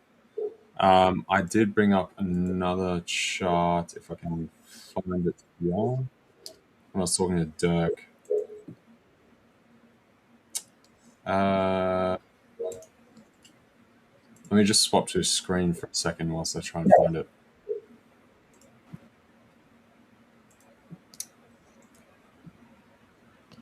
While you're trying to find it, we talked about gold already before, guys. For those of you who are just joining in now, we covered pretty much gold earlier. We are waiting for New York session and slightly more information because gold has been stuck in the range. Now that being said, I really like this range since last week and the market opening. However, the second half of the day yesterday and today, I'm not really trading gold. Uh, I would normally I was expecting gold prices lower. So initially I was expecting the gold prices to renew the previous lows that we formed on the 3rd of February, reach approximately the levels that we've been at since 13th, 17th of February, those levels. Uh, we are at the top of the range, which for me personally is the good level for sales in general. But we are right now holding above the volume. So purely from the technical perspective, if we break this, if the price closes below, maybe just maybe, depending on the price action, I'm gonna look for some sells and short it towards the monthly point of control, currently the bottom of the range. And then depending how we behave here, I would normally expect the gold to go all the way there. However, if, in the current situation when we have such an uncertainty as well, we don't know what's going to be happening, how the situation will develop. If the situation change, like it's the opposite and the price going higher, I will be expecting the price to hold above the highs of the current range for February, the highs of the range from 23rd of February, 24th of February, and then eventually continuation higher. Now, it doesn't look for me too bullish, to be honest with you. Fairly honestly, I'm not really bullish on gold. But again, we are on a very thin ice. I'm very double on this. I'm very double currently. I don't yet have any entries, obviously, because we are just going sideways on this one. From the technical perspective, I'm really not. There is nothing that I would like to take as an entry. So maybe if we are below these volumes, we had some volume here. So today we also see that this is basically we are consolidating inside of the value area. So value area low, value area high. We are stuck here. That's a whole day today. This was on the market opening on the Asian session, more volume been coming into the market, some bullish volume that been holding the price. Perhaps if we hold below it and we test this zone of volume here, then on the pullback to the downside, I can take a sell. However, preference for me and the safest option for me would be even if we hold below this level here and then pull back and then the continuation to the downside to just take the rest of this movement down. However, again, the initial option would be this to take short from here. So, but waiting for New York, I don't think I'm gonna take any trade on gold until that point. Yeah,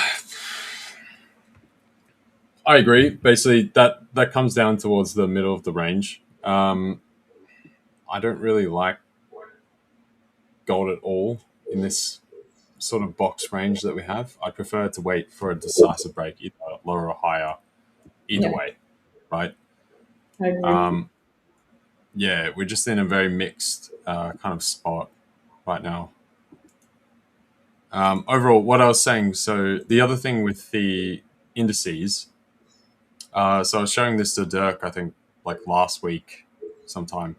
The premium for Mag 7 and all the big tech players is pretty much gone now.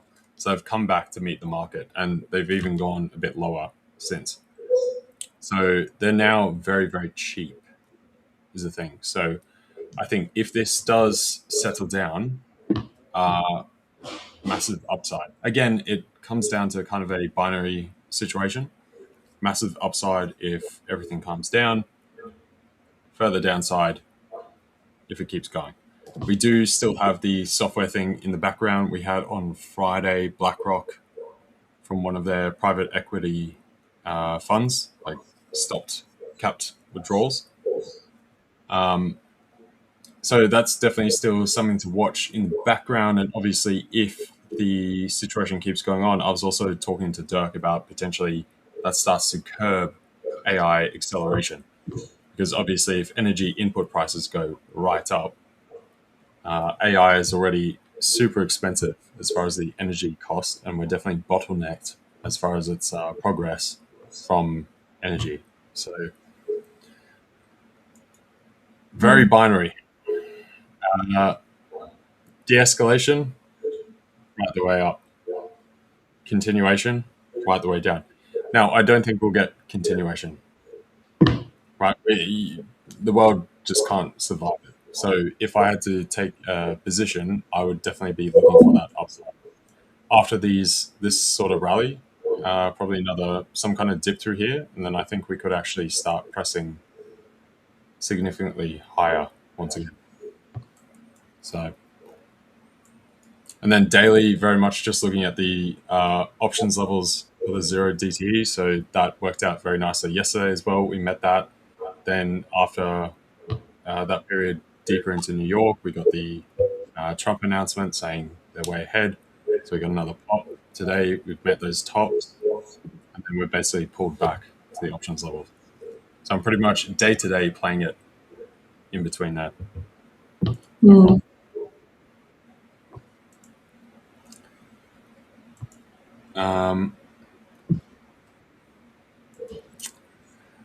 Then apart from that, that's pretty much just dollar yen. Oh yeah, I'm interested in your opinion on dollar yen as well. Yeah, so ideally, I mean, it's going to depend if the situation keeps going. So Dirk and I were also talking about dollar yen. Yesterday, we'd prefer to find some kind of shorts closer to 160. At that point, that rhetoric for intervention starts to come back into the picture. Japan's already talking about they're massively exposed, one with the currency, one with rates, the bond market, and then massively from the energy picture as well. So Japan, South Korea, even China, like they all import a huge amount of energy. So if we start creeping up there, they'll have to jump in pretty quick and start upping that rhetoric. Now, since we've had at least for the time being, slight de-escalation, if this continues, I'd say that's probably at the top. And then if we do get everything fully cleared, we potentially go into more of an easing type picture. We've seen the Fed funds rate, like odds, jump from 26% to probably now 63, 64 for a rate cut. So despite all this, odds of a rate cut are still going up. So if we get all this cleared, that should further flow through. We start to price that in. Dollar starts to turn back around. And I think dollar yen could even have a massive draw lower to close that gap. Hang on, weekly's too far. What was the gap? Around 143 or something, wasn't it? Here we are. So that gap around, it was 147. There you go. So I think this would start to create a situation where we get sustained momentum to the downside. You've got like 1,000 pip plus type situation. We're getting a bit of a quasi, I guess, as Victor would call it. Right, like a distorted head and shoulders. So that lower shoulder there, the high from the head, and then another lower shoulder. So I think the failure to actually break new highs or get close to those highs or make a double top may end up being pretty indicative. So yeah, definitely downside overall for dollar yen. I think we got Will and Griff in the background. Let me know when you guys want to jump in. You good, Will? Okay. How are we doing, Griff? Good to see you. I'm good. Good to see you both as well. Hey, Greg. Hey, how you doing? Good, good. How are you? How about you? Yeah, I'm okay, thank you. Interesting market dynamics at the moment. Yeah. Some fundies. Yes. Some news. Good for the traders, bad for the world. Yeah, exactly. All right, guys, I might jump out because this entire time, even since I jumped on, I'm lagging out as anything. No worries. Everything you guys Yeah, say sweet. comes in way later. So I'll let you guys kick on. I'll see you guys tomorrow. Hopefully, internet's fixed or back to normal, and catch up then. Sounds good. Have a good evening. Peace out, guys. Have a good evening, LJ. Bye bye. Sweet. See you later. Bye bye. I saw you took some good trades, Will, I think. Yeah. Took some really nice trades, my man. Congrats. I Nice took work. out in the end. I took out just because we got into where am I? GU. Okay, so GU we came down to Asia highs. I wanted to see if we can come down to here. I was out and about at the time, and then we started wicking and then consolidating. And I thought, nah, I don't like this. We came down one last time I took out, and then boom, we had this massive break-even bounce, like pullback. And now we're sort of just consolidating within this area here. So, as you can see, I have taken profit here. So took profit here, as you can see. Same with EU. EU's looking really nice. We had a nice break-even bounce, but we came into my potential point of continuation or reversal, depending on the trade, counter trend trade, trend trade, whatever you're doing. So here, to me, it was a potential point of reversal because I was trading to the downside. Thankfully as well, because we actually wicked and then closed above this potential point of reversal as well. So it was like a double rejection. Doesn't mean it's invalid. It just means for me, that's my point of, okay, look, discretion, I'm going to take out of here. So we came down, wicked, pulled back up, break even bounce. Now we're starting to continue down. It would be super cool to see if we can hit a full TP down at Asia lows. However, due to the fact that I was so ambiguous with this trade towards the beginning, I was thinking to myself, like, it said again, Anastasia.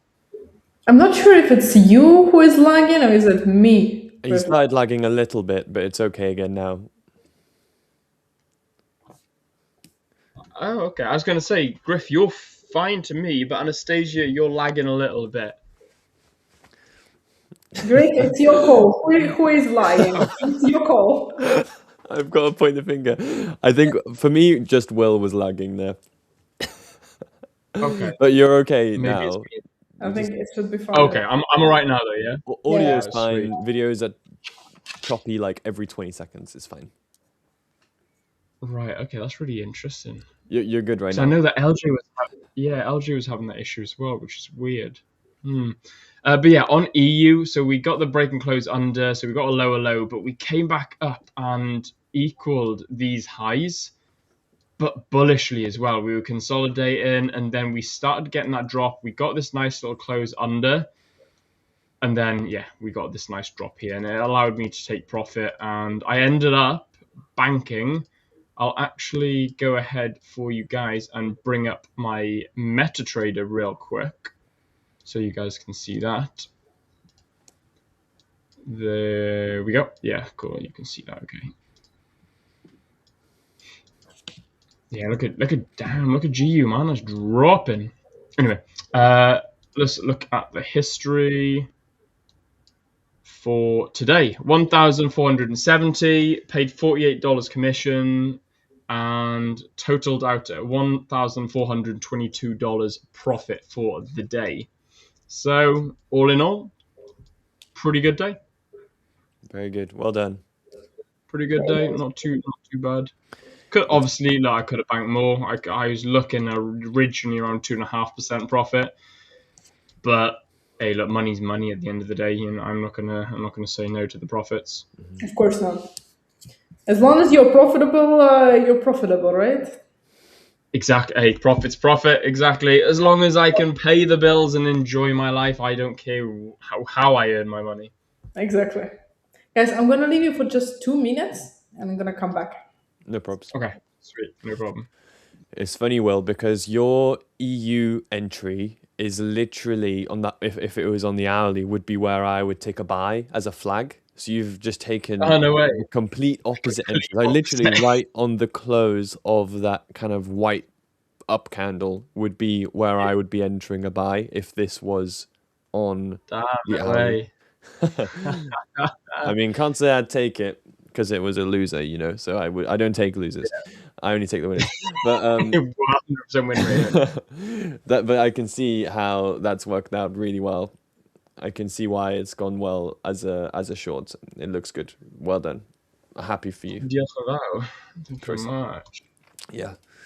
Were you looking at anything else today, or is it No, a bit late now? I am completely done for the day now. So I'm just going to be watching the market, seeing what's cooking up in the trading view storm. But honestly, maybe I may have a look at gold, but nah, I'm probably done for the day now, if I'm honest. Yeah. Well done. Gold, yeah, gold's just consolidating this range here. EU's looking nice. You know, we've closed nicely here. GU is looking magnifique.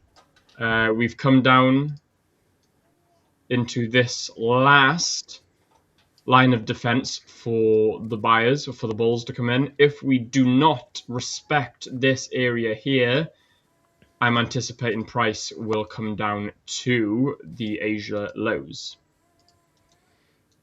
So yeah, I'm just going to be an observer now. I'm just going to watch. Sam, hey, seeing I'm still holding GU. You absolute legend. Congratulations. So seeing a couple of people in here from the stream a little bit earlier on. So let me know how you guys are getting on and if you're still looking at any EUs or GUs.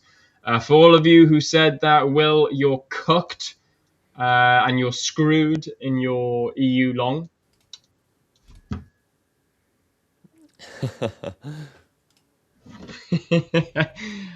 I don't think I am. The only thing I am cooking, well, I'm not cooking anything. I'm going to pay for my chef to cook it. I'm joking. Joking. It's 1.4k, not 1.4 mil. Lol. What about you, Gref? Any trades today? Anything you're looking at? No, I mean, I'm looking at AJ. It's got a pretty good impulse. I like the pullback candle as well. It's got a little wick on the pullback, but otherwise, not really chasing too much. Oh yeah, you can see my touch now.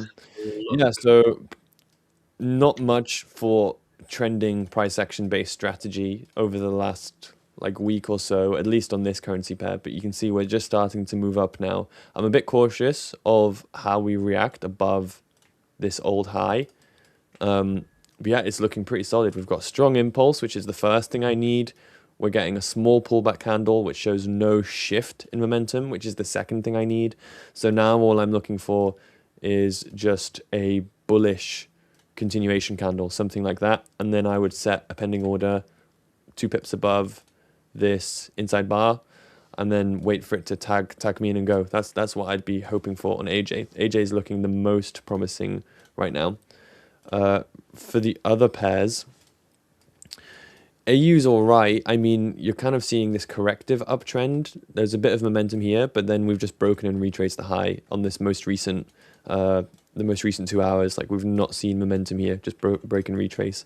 Also, prior price action, we're kind of seeing this channel into a channel, which often just signals a larger range when we're moving from channel to channel. So we may or may not get something here. Depends how the next few candles go, whether we see momentum continue.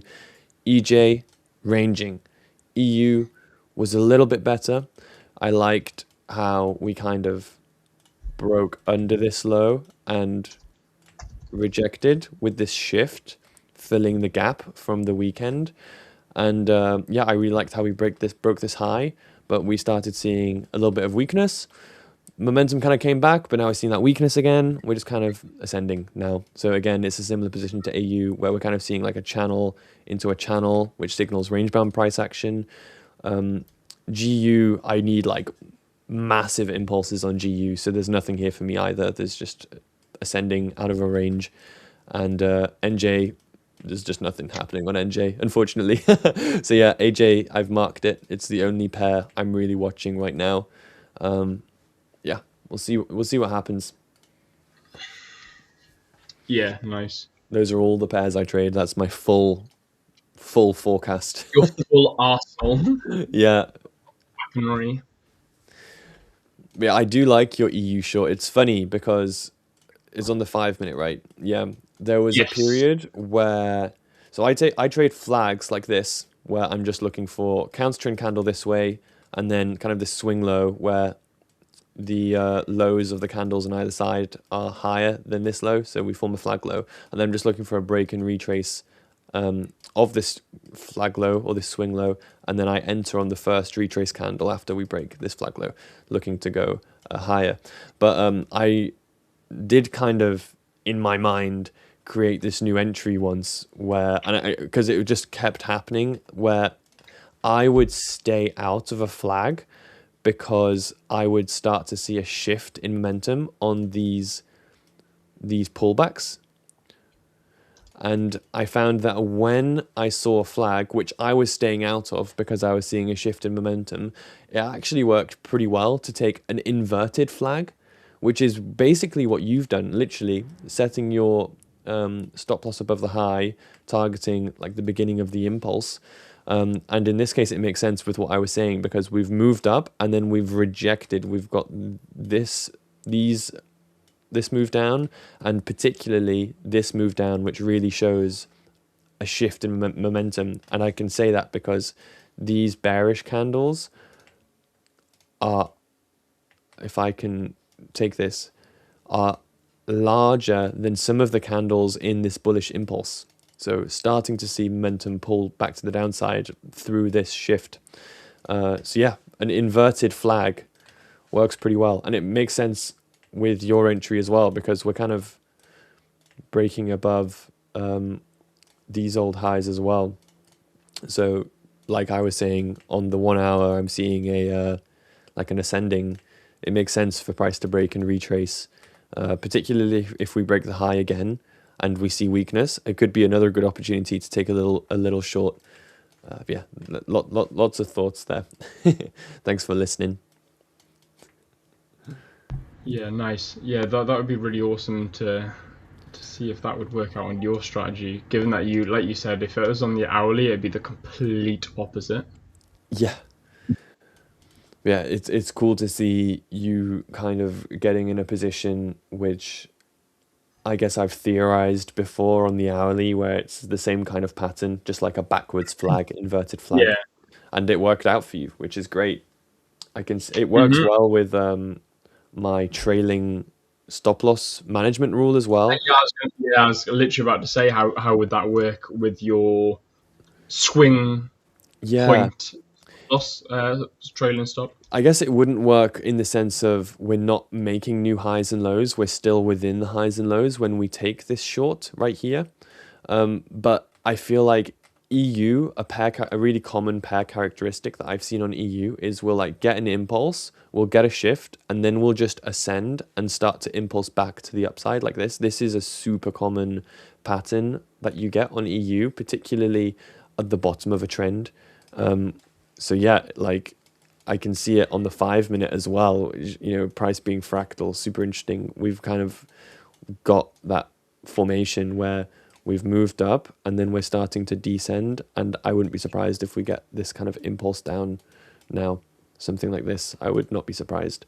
We even started getting it here a little bit, like my drawing's all over the place, like a descending here and then the impulse. Like EU really loves to impulse from channels in the opposite direction than you'd expect, not like this. Yeah, EU, interesting pair, very strange, but it is good patterns. It's consistent with those kind of patterns.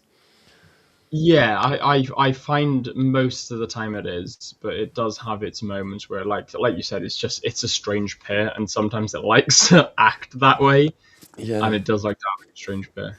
But it's funny.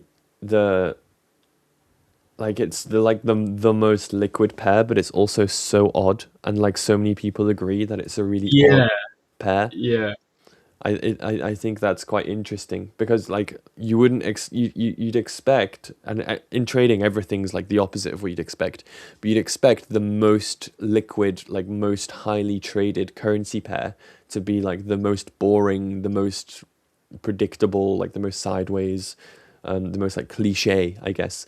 But EU yeah, often does the opposite of what you'd expect, which is really unusual. yeah. I'm trying to think what pair stereotypically would you think would be the most traded asset? Trying to think. It wouldn't be a yen pair because I feel like the yen pairs are a I'd bit too say volatile. EU. I think EU has the most. I mean, maybe I can add like the volume indicator. Can I click on it and it'll say? So Not sure. is it not? Maybe I can find another one. Vol net volume, 24-hour volume. I feel like, I feel like euro pound is quite a boring, Yeah, slower move, and I feel like that should, in theory, be the one that most people want to trade because it's a very slow, boring moving asset, and you can usually predict it quite easily. yeah. It's like, do you want to be trading a boring pair or like, I feel most maybe new traders, they often go straight for gold, which is like the most volatile, impulsive, crazy pair. And it's because they want to make money quick, right? But then it would make way more sense to trade the boring, predictable pair. But Yeah, people just don't. you'll make money quicker taking the not so exciting route than you will taking the exciting route. Yeah, always. Literally always. Even just taking lots of little trades rather than gold, which just. I mean, it's funny because recently gold has been really trending, but I always remember gold moving like this. Yeah, yeah, That was yeah, my yeah. how I would always see gold. But now gold is just like a massive trending pair. I was gonna say, if you go on like the weekly or the monthly, you just gold's practically a straight line up. Yeah, it's nuts the amount that it's moved. But yeah, I wonder if gold or EU is trades more volume. I I think I EU think trades more EU. volume. I think it only until the end of sorry, it wasn't until the end of 2025 did gold take over, but EU was the most traded asset out there. Interesting. Oh, I can Yeah. turn on volume right here. I think this is like 24-hour volume, and I guess it varies with the currency. Like AJ is showing really high volume, but that's because JPY I was is gonna say, yeah. 100x the value of like the dollar comparatively. You know what I mean? So I yeah, was I gonna, guess it's yeah, not a good measure. yeah. Seen Ty Keith as well, still holding EU short. Ty Keith, you absolute madman. Well done. That's great. Hopefully it keeps dropping for I'm those. hoping so. I would not be surprised if it drops to the levels you'd mentioned, Will, around here. Yeah, that would be nice. If we can come down to there, that would be good. If we can come down to Asia lows, even better. But if we can come down to that point there, I think that would be a nice area to potentially continue up from, or just to stagnate on. What happens after that level, I really don't care, to be honest. But if we can come down to that area, because that's a really significant point of interest for me, and that to me was almost more valid and more interesting than the Asia lows. So it will be interesting to see what happens there, I think. I agree, particularly with this wick and this new low we're forming now as well. Like this is definitely becoming a key area to kind of get some kind of reaction. So very important what happens under these lows and in this zone. Yes.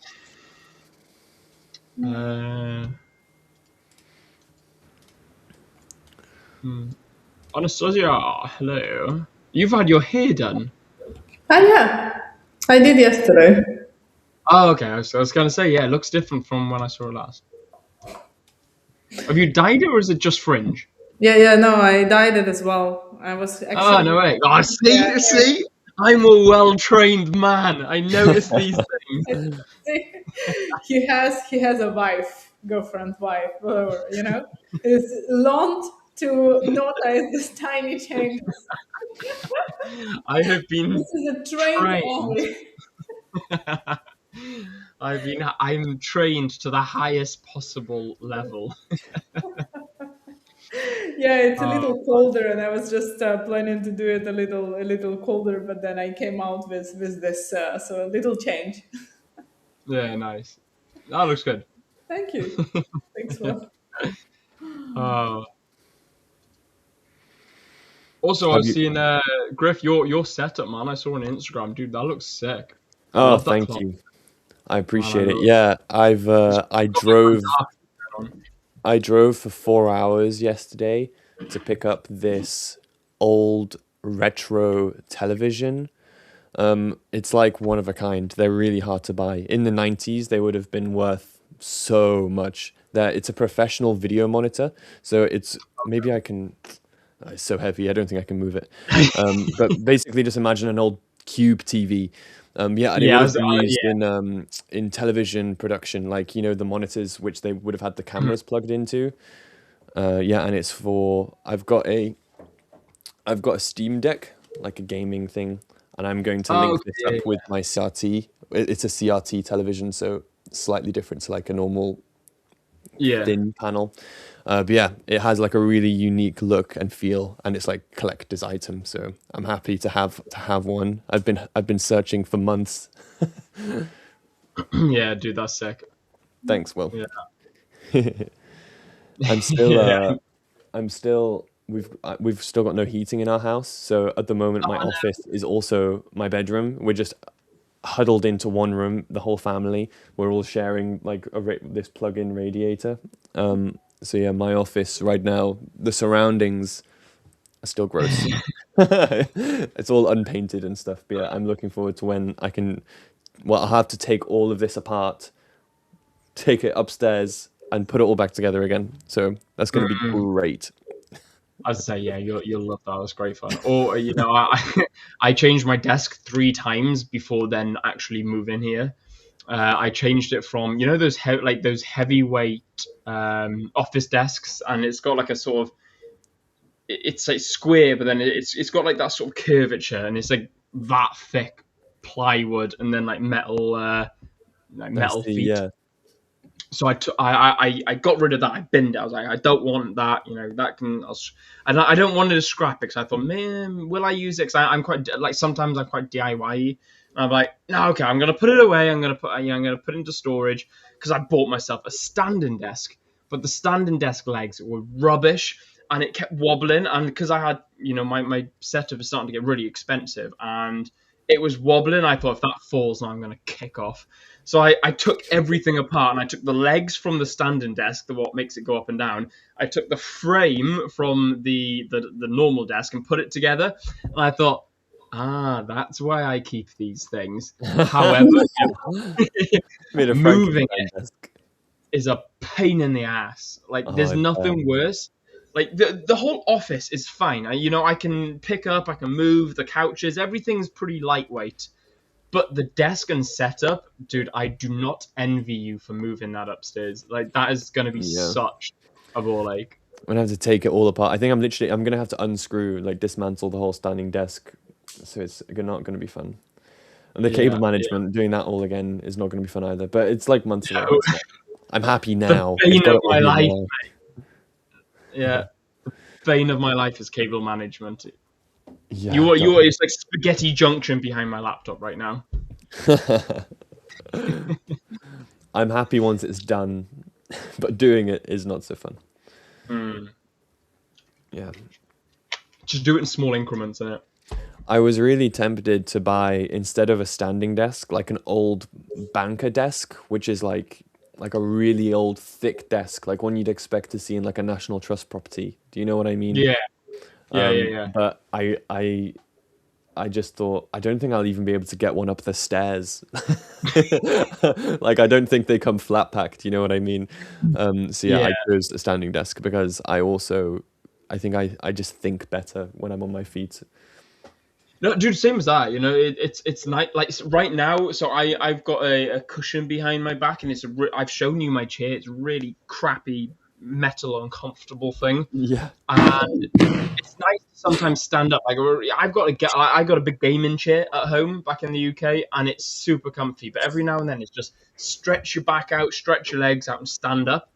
So yeah, I'm the same as you, man. But I don't know. So my dad's got a desk a bit like what you've mentioned, and at my now home office, or what was my home office, was his home office originally. So I kicked him out and put all my stuff in that.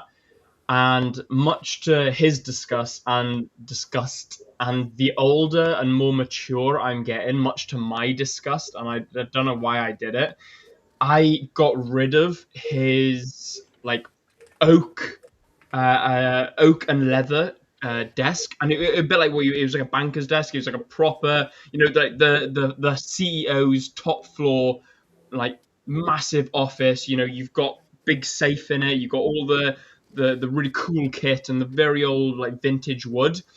Anyway, I got rid of that, and I put that in basically the company office. I put that in there, and I was like, I don't want it, get rid of it.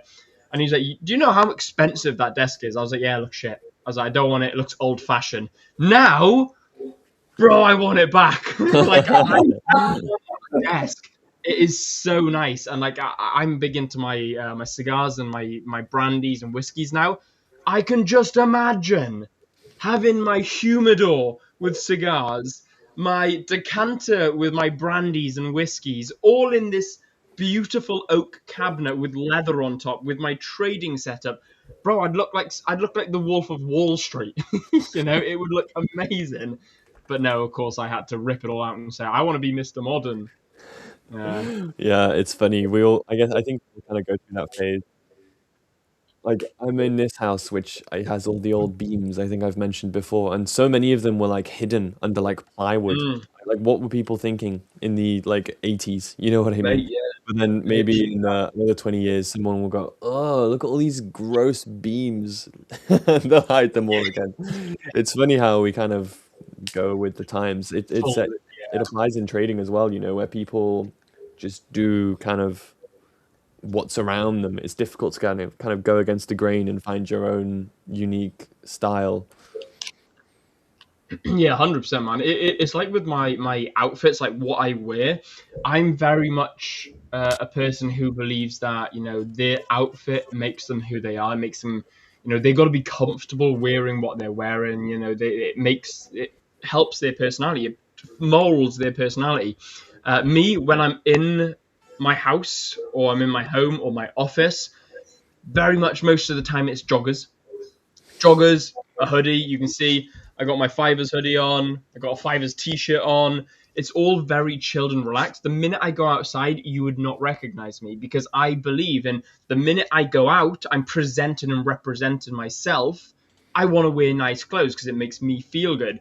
It took me so long to try and find a style and outfit that works for me. And I'm only now, since moving to Hong Kong, deciding and like understanding what my outfit really is. But yeah, it's taken me that long, man. It's the same with your trading. Sometimes it takes you a little longer than you want it to find your trading style or your trading outfit, should we call it?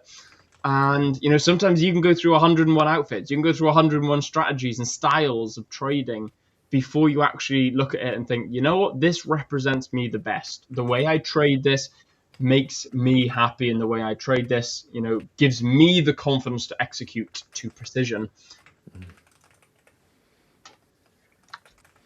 But what about you? Well, what's your thoughts? Or do you reckon it's just stick to one strategy, master it, and get on with it? Yeah, I don't know. I've always done the second approach that you mentioned, where I just stuck with one thing. I think it's because when I first kind of got into entrepreneurial, trying to make money online, it was with drop shipping, and I remember I bounced between so many different niches and like products that I ended up just getting nowhere. And it's only I learned there that you need to stick with one thing.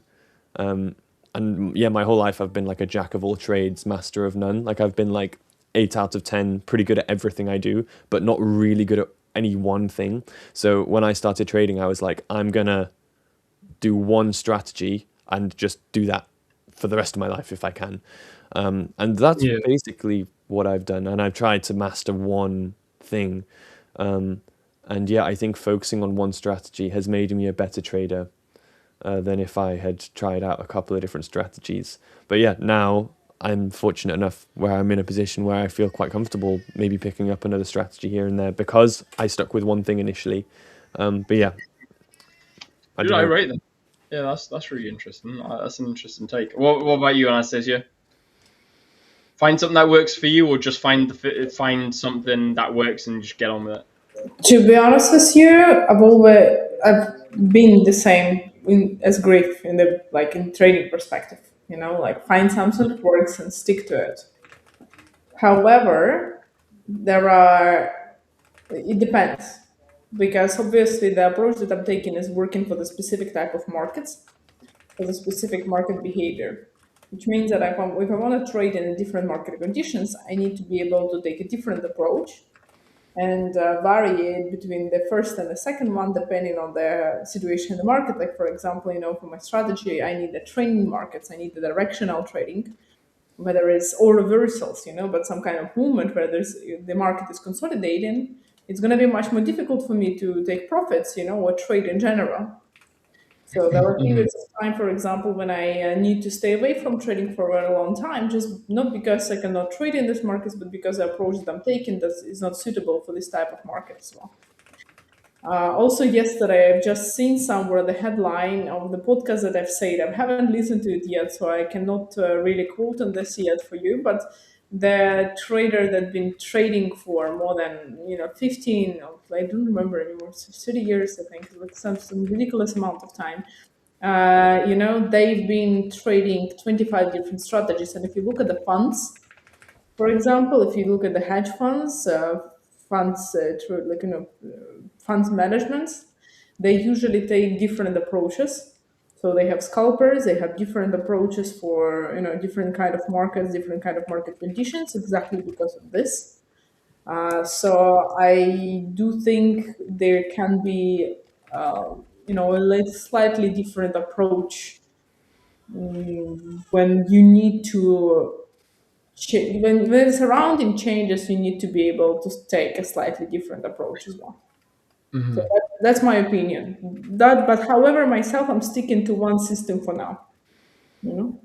Yeah, yeah. I think once you find one system and it seems to be working to a degree, I think you got to stick to it and master it.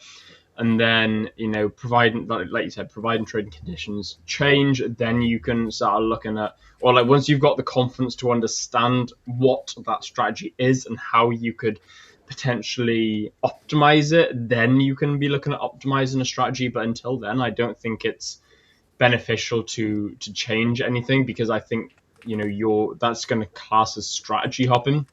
So I think providing you are profitable and you understand how to trade and how your current strategy works, I think then you can start optimizing what works for you. It's like with me with live streaming.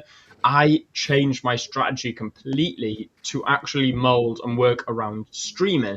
Now I can profitably trade on stream. However, off stream, I don't trade so much anymore. So it has changed and affected my trading. However, I've made it work for me, because now when I'm not trading, I can go to the gym not knowing that I'm not in any trades. I can go out for lunch knowing I'm not in any trades. I can truly, fully, 100% relax knowing that I've either taken a break even, a stop loss, a TP, or I've not traded. Either way, I'm completely flat at that moment in time. That's important.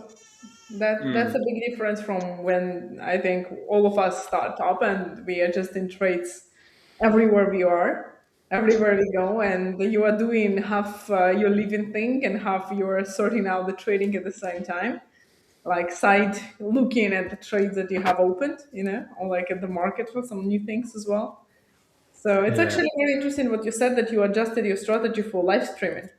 Because Mm. indeed, if you want to live trade during the streams, you need to take a different approach because like most sometimes you're not gonna have any trade. Sometimes it's gonna take too long. Sometimes different other things. Depending also on the time of the day when you stream, for example, perhaps that your trading time would be completely different than when you trade when you stream normally. So there are different, completely different details to this and so many of Yeah. them. So it's interesting what you said. It's an interesting idea in general.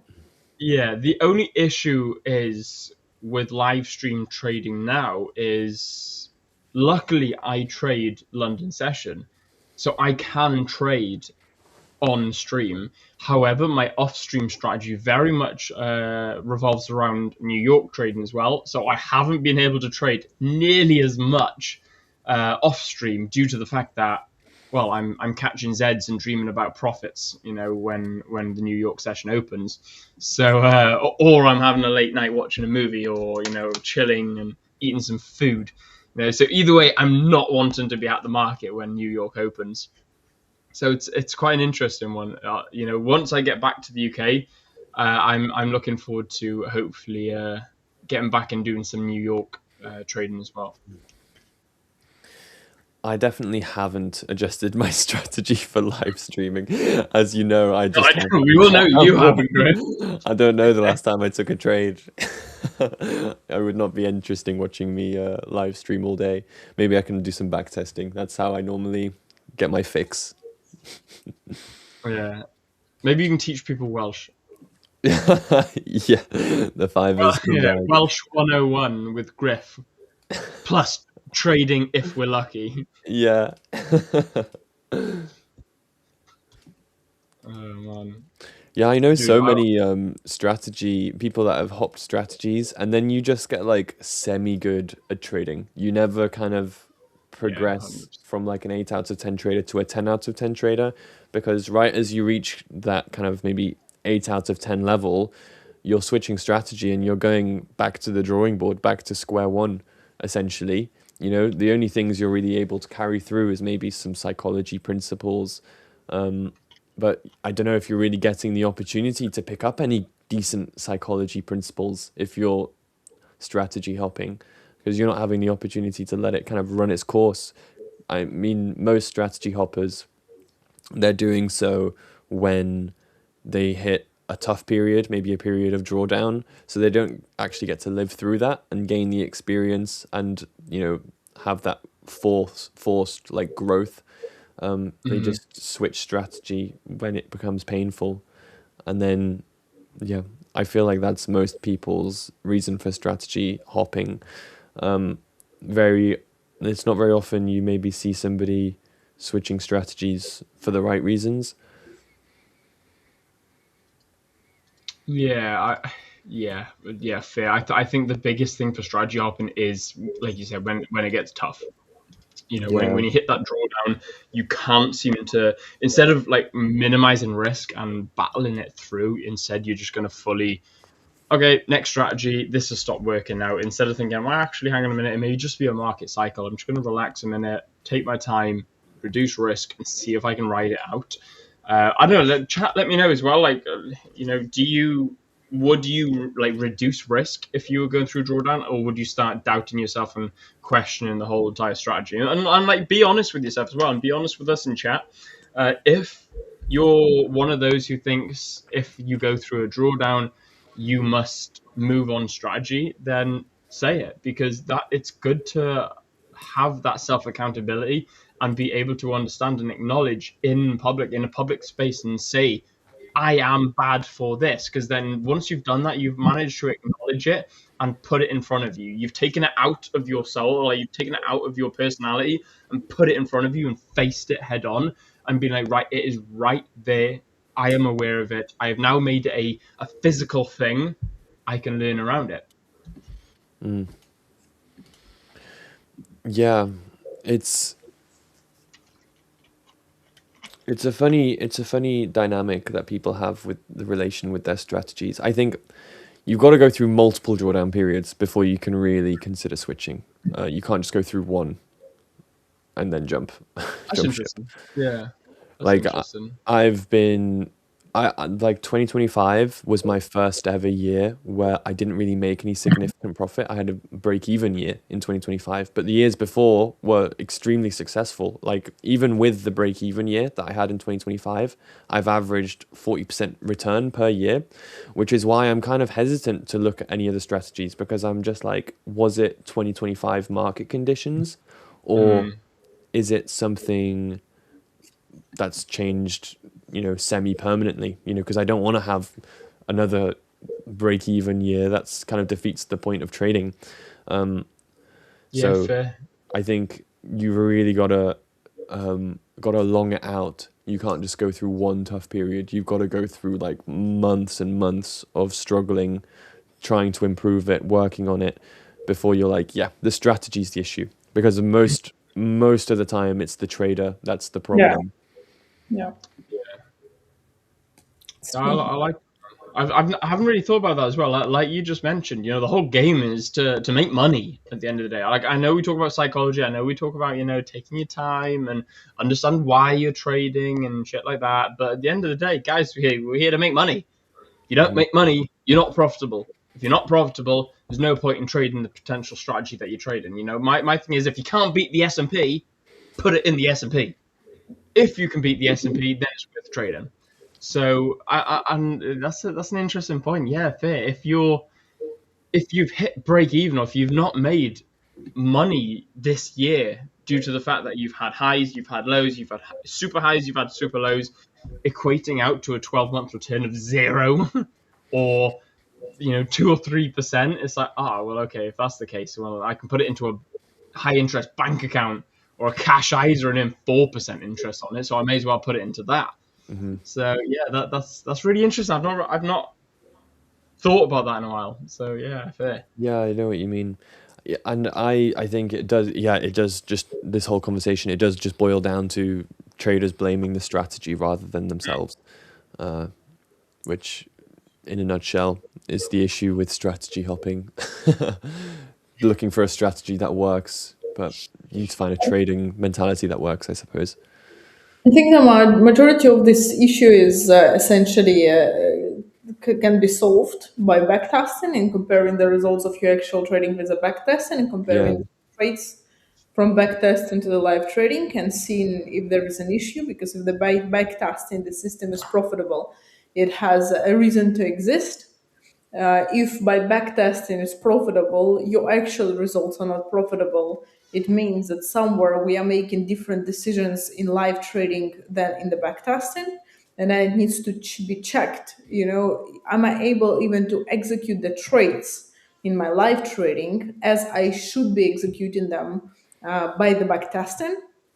Because some systems are just not possible for the risk profile, for example, for mental, mental questions, sometimes, because some systems are just not suitable for the profile of a trader that is trying to apply the system.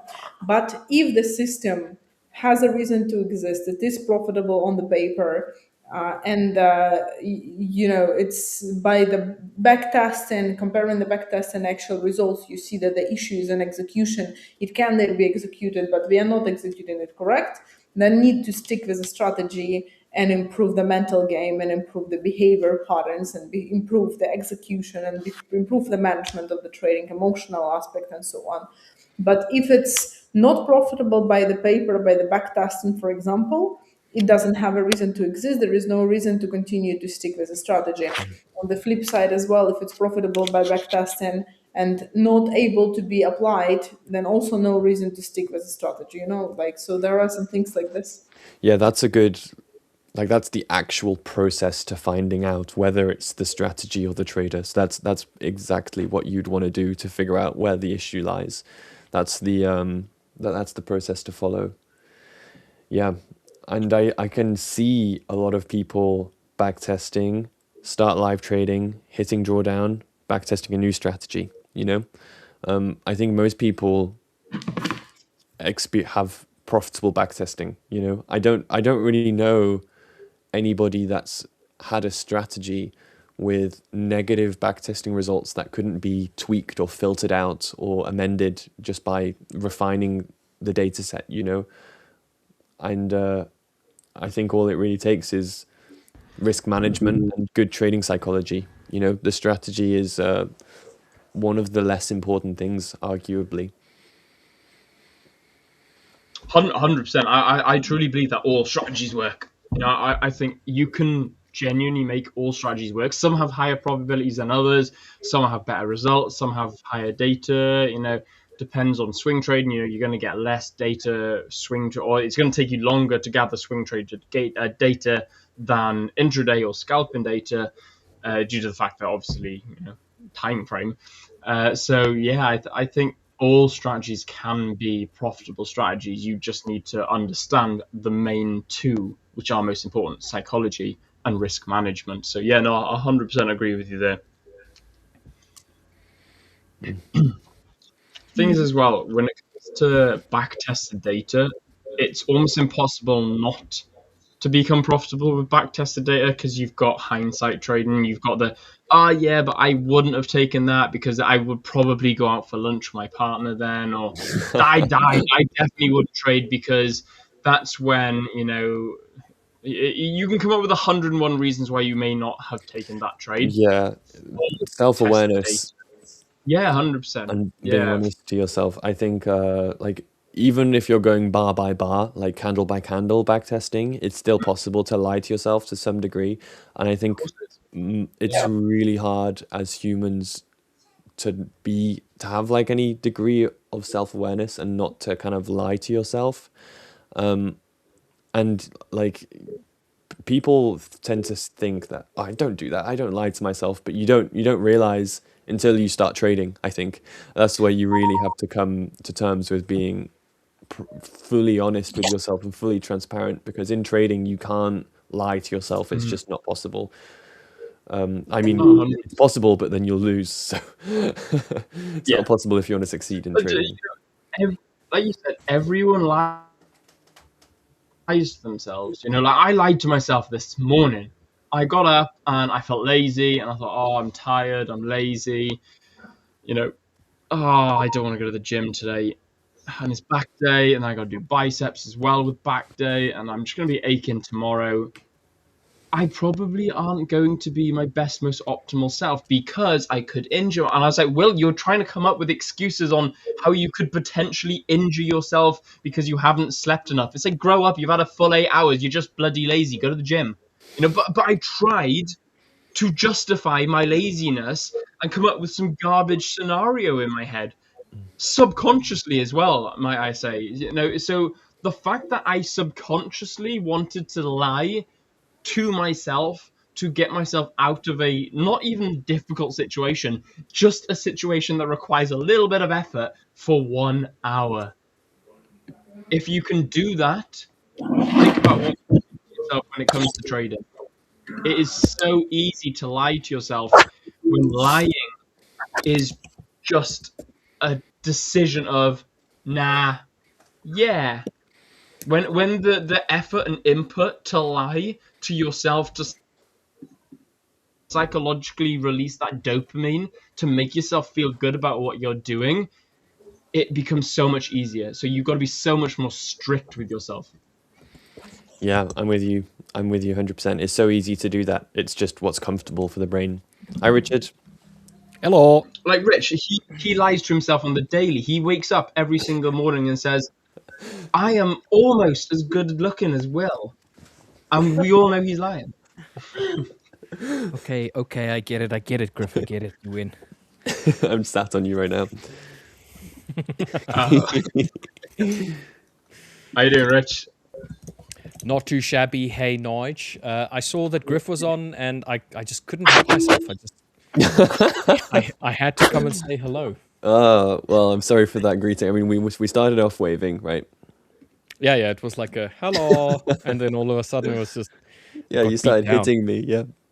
No. You started. You were like, I need to get HR involved. yeah, we'll have Anastasia be the moderator for that one. Just make sure that. Hang on a minute. We got to separate you guys. There we go.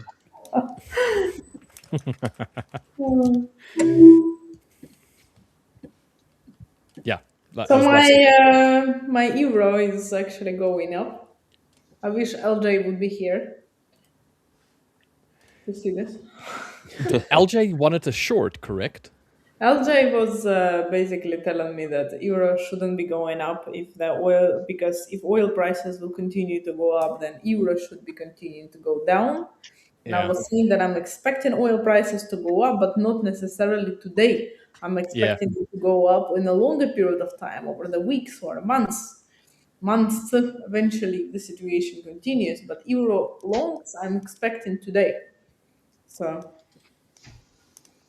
I could see why he wanted to have euro go down. I could see that, but technically it didn't look. He says should go down. Yeah, should. Sorry, rephrase. I can see why he said it should go down, but on a technical level, I understand why it's going up. The reason I said that, sorry to interrupt you, was just because like it's a good lesson, right? In like what should happen and like what makes sense isn't always what happens. Yeah. Sorry to interrupt you though, Richard. I should be a multi-millionaire right now. However, that's just not what's happened. Yeah, it's just it hasn't happened yet. So yeah, I expect that will happen. What, that euro will go up? No, that you'll be multi-millionaire. Oh. Well, thank you for the vote of confidence. Yeah, we use should expect these phrases. Yeah. English, such a nice language. Should, could, would. Could.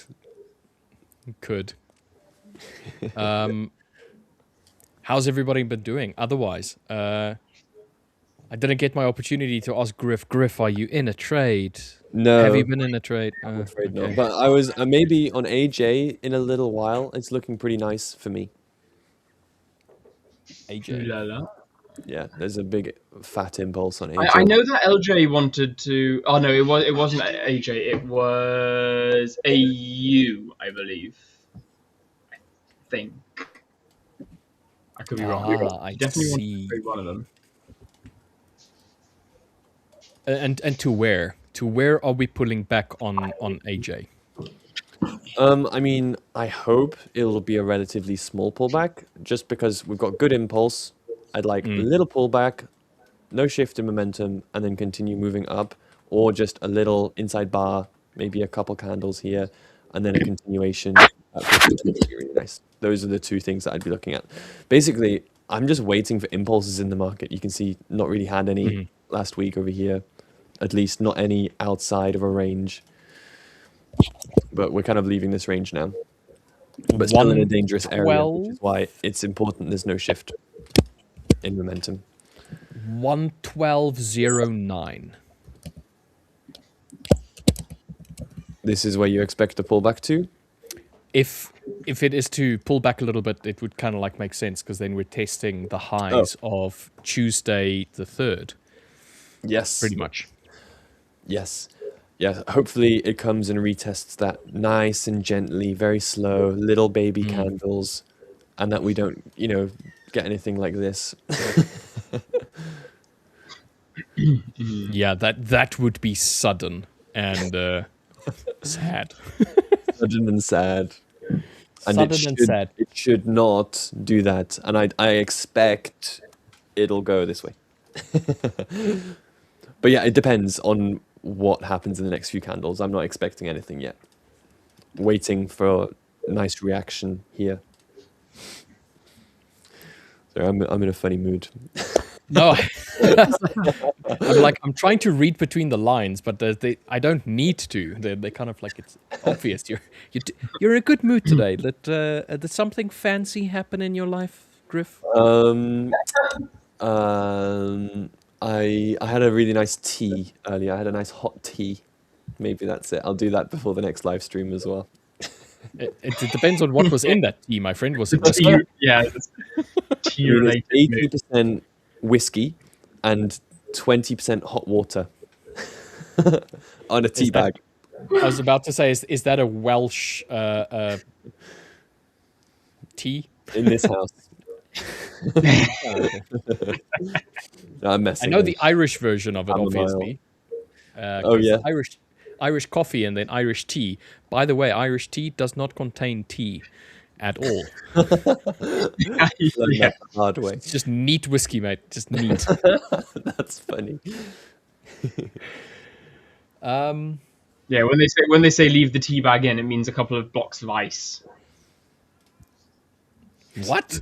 Box ice? What is that? That's interesting. What? Box So ice. instead of leaving the tea bag, leaving in just like loads of ice cubes. Oh, ice. Yeah, I heard ice cubes, lice. a block of ice. Yeah. I heard block lice. I was Oh like, yeah, just chuck some like fleas in my drink. I don't know, dude. Like, you're Welsh. You do strange things. We do. On that note, there's two Welsh. I gotta go. I gotta go. I'm offended. It's also No, don't go. We were just normally about to have stream domination. That's funny. Well, Griff, Thanks for popping on, Richard. thank you for joining us as well. Anastasia, I believe you're also getting ready to hop out. I will have to hop out as well, yeah. All right. Thank you very much to Griff and Anastasia for joining us today. Really appreciate your input on the markets. Thank you guys so much. Nice talking Good to you luck guys. with your trades further today, guys. Have a good one. Bye. See you on Thursday. Bye. Hey guys, have a good one. Take care. Alrighty then. Let's. I don't have a screen up at the moment. My apologies. Oh, okay. Let me get mine up then. There we go. Dude, I'm glad I took out what I took out. I got on the lowest point of EU. You ended up taking a sell on EU as well. EU and GU. No way. And how much did you end up banking? You went in this morning. I wasn't. No. Yes, you were. Well, I was We are? in, but I Yes, was you in, but I wasn't in. I was. You had to dip, didn't you? Okay, fair. Let me. No, dude, bring up I my- had meetings. Damn. I had meetings, all right? Like, I wasn't like just like dropping in and out for the willy-nilly sake of it. I had meetings, man. Come He on. was skiving. He was skiving, guys. He was skiving. There's no excuse. You're full of rubbish. Don't give us that. Right, you should be able to see my screen okay now. No? Are you sharing again? Okay.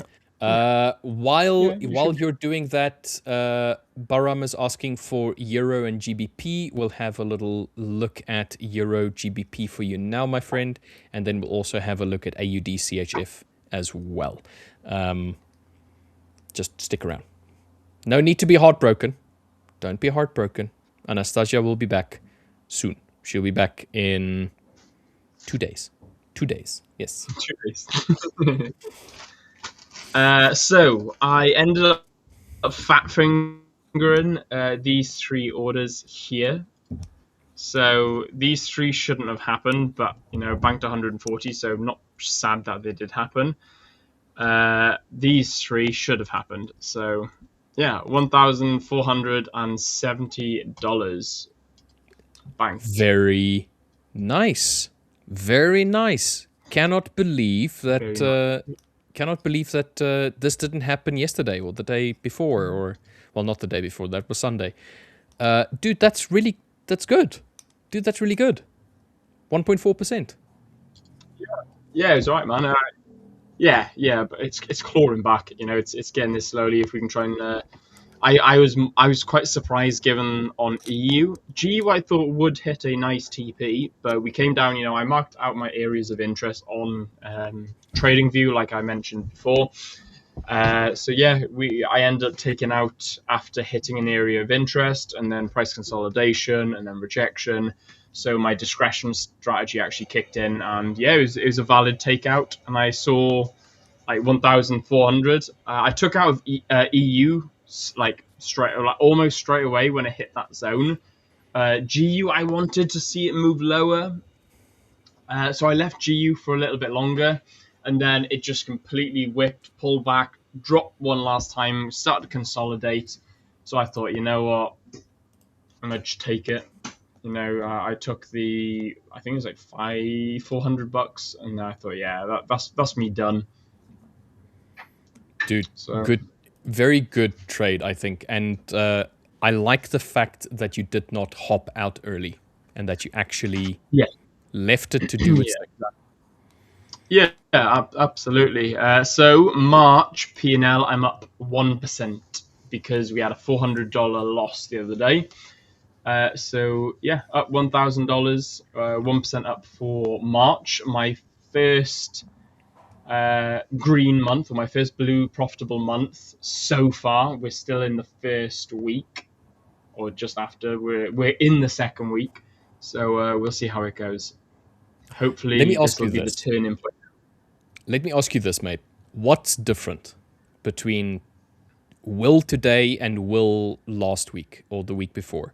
In terms of like your decision making, not your strategy. I know your strategy hasn't really, changed all that much, but in terms of your decision making, what has changed? Holding my trades a little bit longer, I suppose. Okay.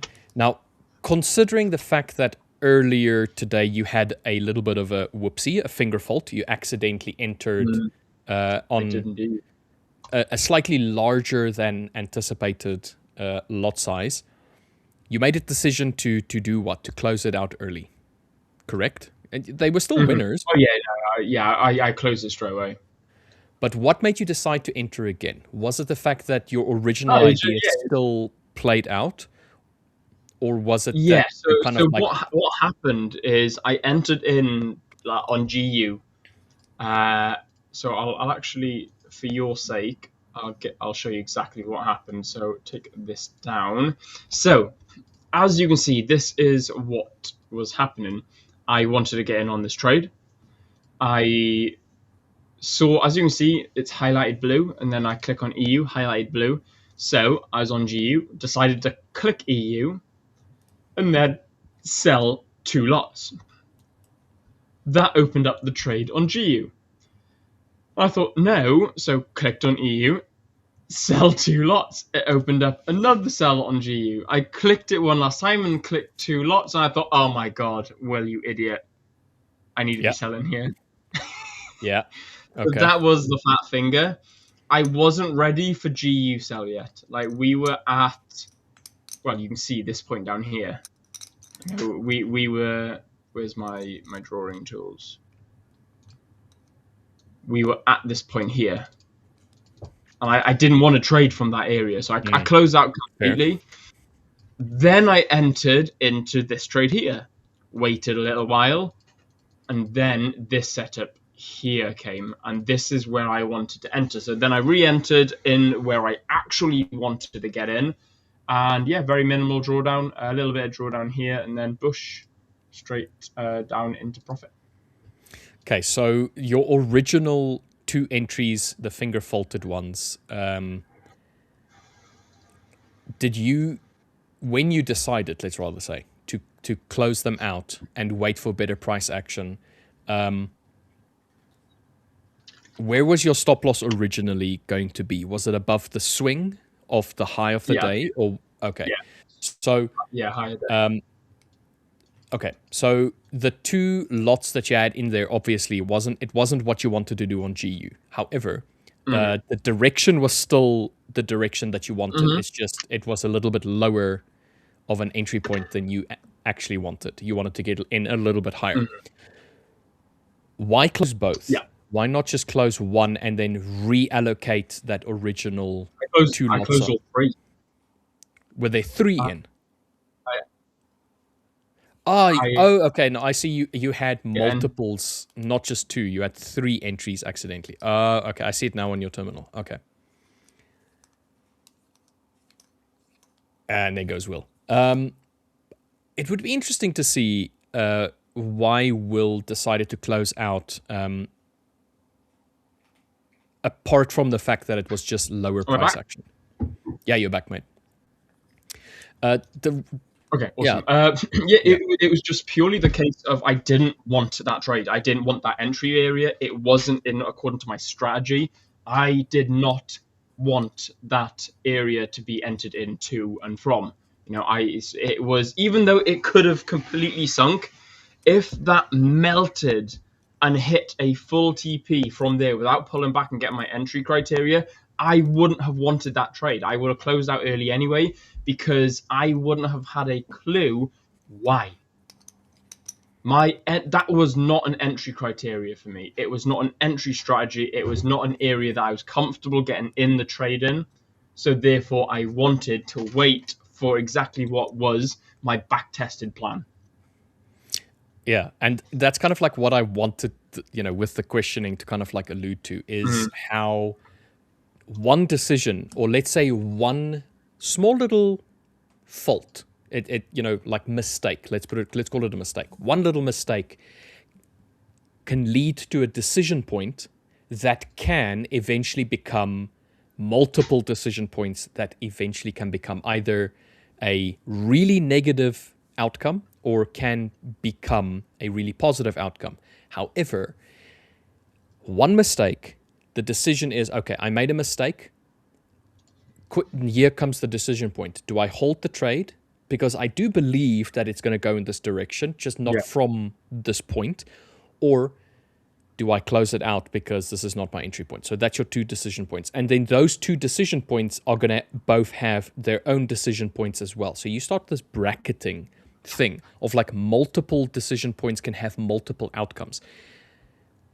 Generally, making a decision like what you did, which was, okay, you know what, made a mistake, let me close it out. That is going to have less of a psychological and emotional impact than the other side, where people decide to stay in. Because now you've entered into a trade not quite where you wanted, so all of the decisions that you're going to make from that point on forward is going to be on the baseline that I entered at the wrong price level. You're going to go into deeper drawdown than you anticipated, which is going to have more of a psychological impact. You're not going to have as deep of a profit run as you would have expected going into the trade originally, or at least the trade idea originally. So each one of these decision points comes back and haunts you and has some sort of more psychologically severe impact than it would have. Yeah, like you imagine if I was wrong about that trade. You imagine if I was completely wrong. Instead of risking 600, I'm now risking like 800 to 1,000, or maybe even like 1,500, maybe 2%.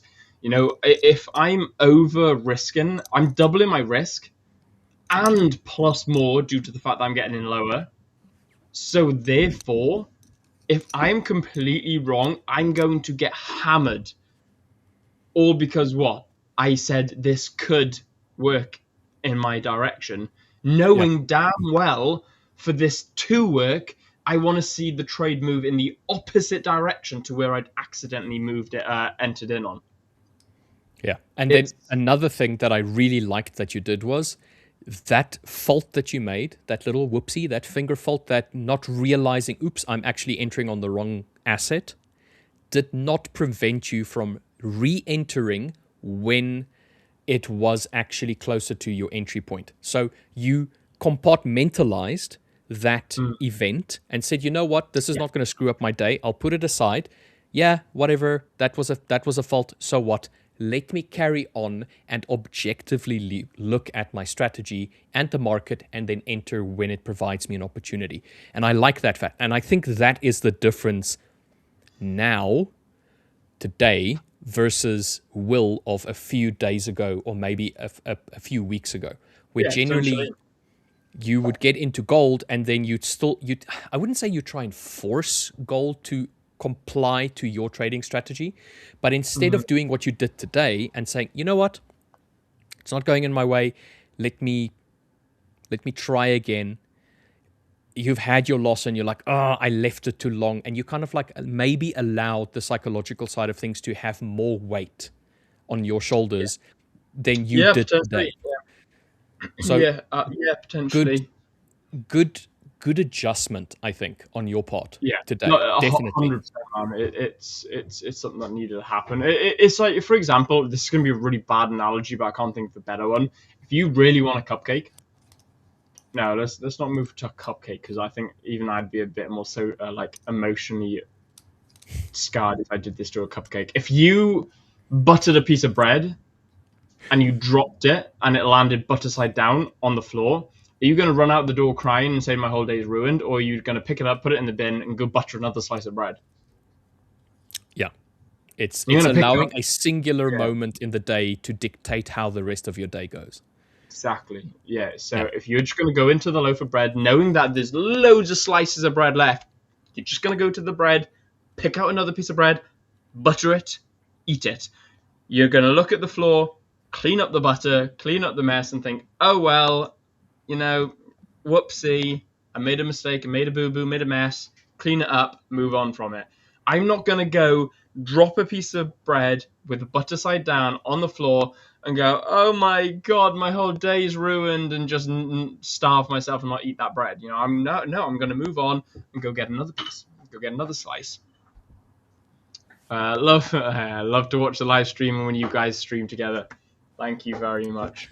Yeah, Will and I don't always get the most amount of time. We used to be like inseparable on stream, and we barely get any opportunity these days.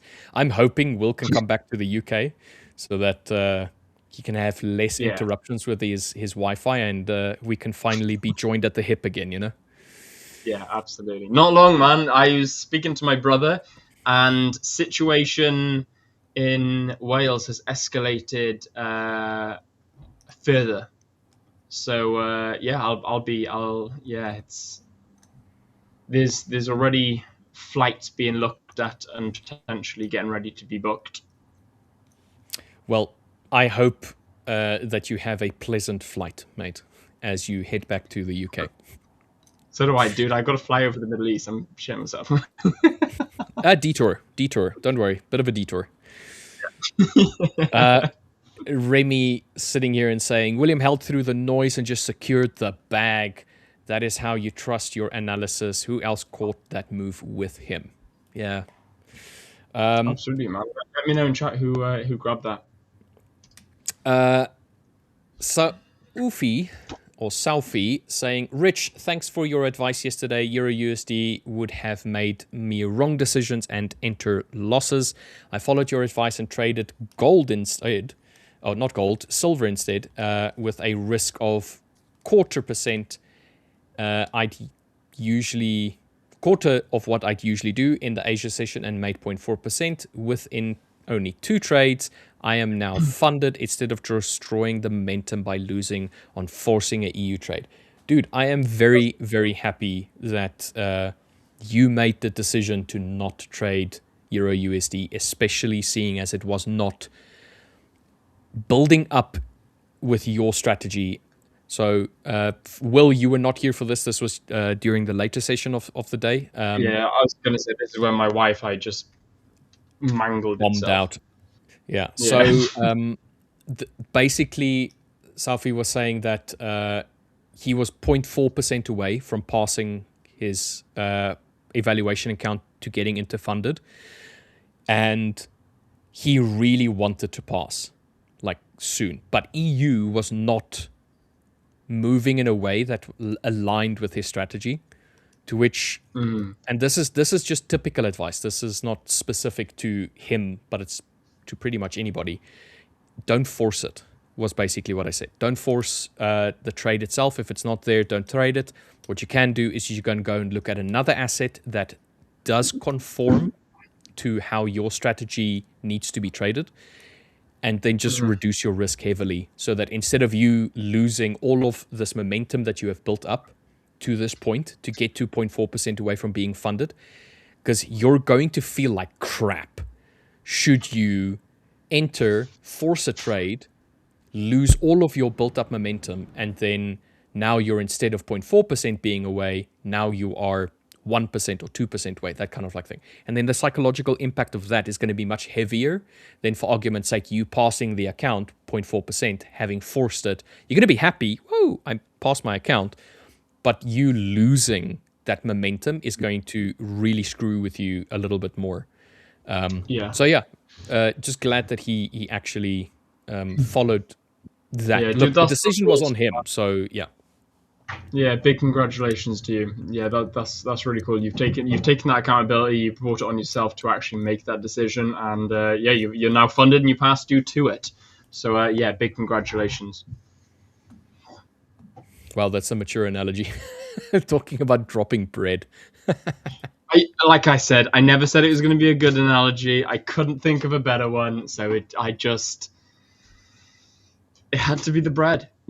Guys, in Are chat, you hungry, let me know mate? if I'm starving. Okay, it makes sense now.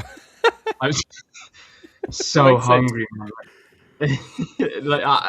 So I've been cutting down big time because I've realized I've gotten fat due to the fact that the food here is amazing and there's abundance of it. When you start comparing the price, fuck's sake, my partner just scared the hell out of me. Sorry, guys. Yeah, that's thrown me right off my my thought process. Then she actually my Do you need a blood moment? pressure up here somewhere. Did she just suddenly like rip a knife out of the kitchen and go ah in the background? She may as well, yeah. She may as well have. Oh my days. Oh Do you need man. a moment? Yeah. Wow. Okay. Anyway, While you take your moment, Namchasm, yes, is there a WhatsApp or a Telegram group to discuss ideas? What we do have is a Discord. But in order for you to participate in the Discord, you need to have either been in the past somebody that registered with the Fivers, bought an evaluation account or something, or you need to have an account now recently purchased.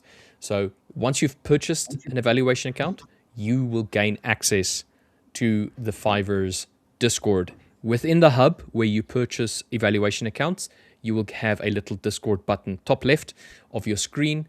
You can just click that and then you will gain access to a very, very lovely, very supportive, very thorough Discord group. We have thousands upon thousands of participants in there daily, sharing their ideas, sharing their trades, psychology, you name it. They do all of it, from creating bots, from doing software development for trading. All of that stuff is there. And then we have weekly calls, Mondays through to Fridays. Just after this stream, we have people like Victor, the master trader. We have Rich, as well as LJ and Akram, that host calls for an hour and a half to 2 hours after the stream, where you can ask questions. You can sometimes participate. Sometimes it's an open microphone channel that you can go in, you can talk, you can share ideas and stuff like that. So yeah, the link is right here, as Remy has pointed out for us. Like I said, you have to have purchased evaluation account at some point to participate in the Discord. Anyway, carry on, bruh. Hello there. Just in, Ian, yo, Willie, how you doing, man? I'm good, bro. How are you doing, my guy? Hope you're doing well. Hearts from him to you. Hang on, how did... That feels wrong. Is it that? I don't know.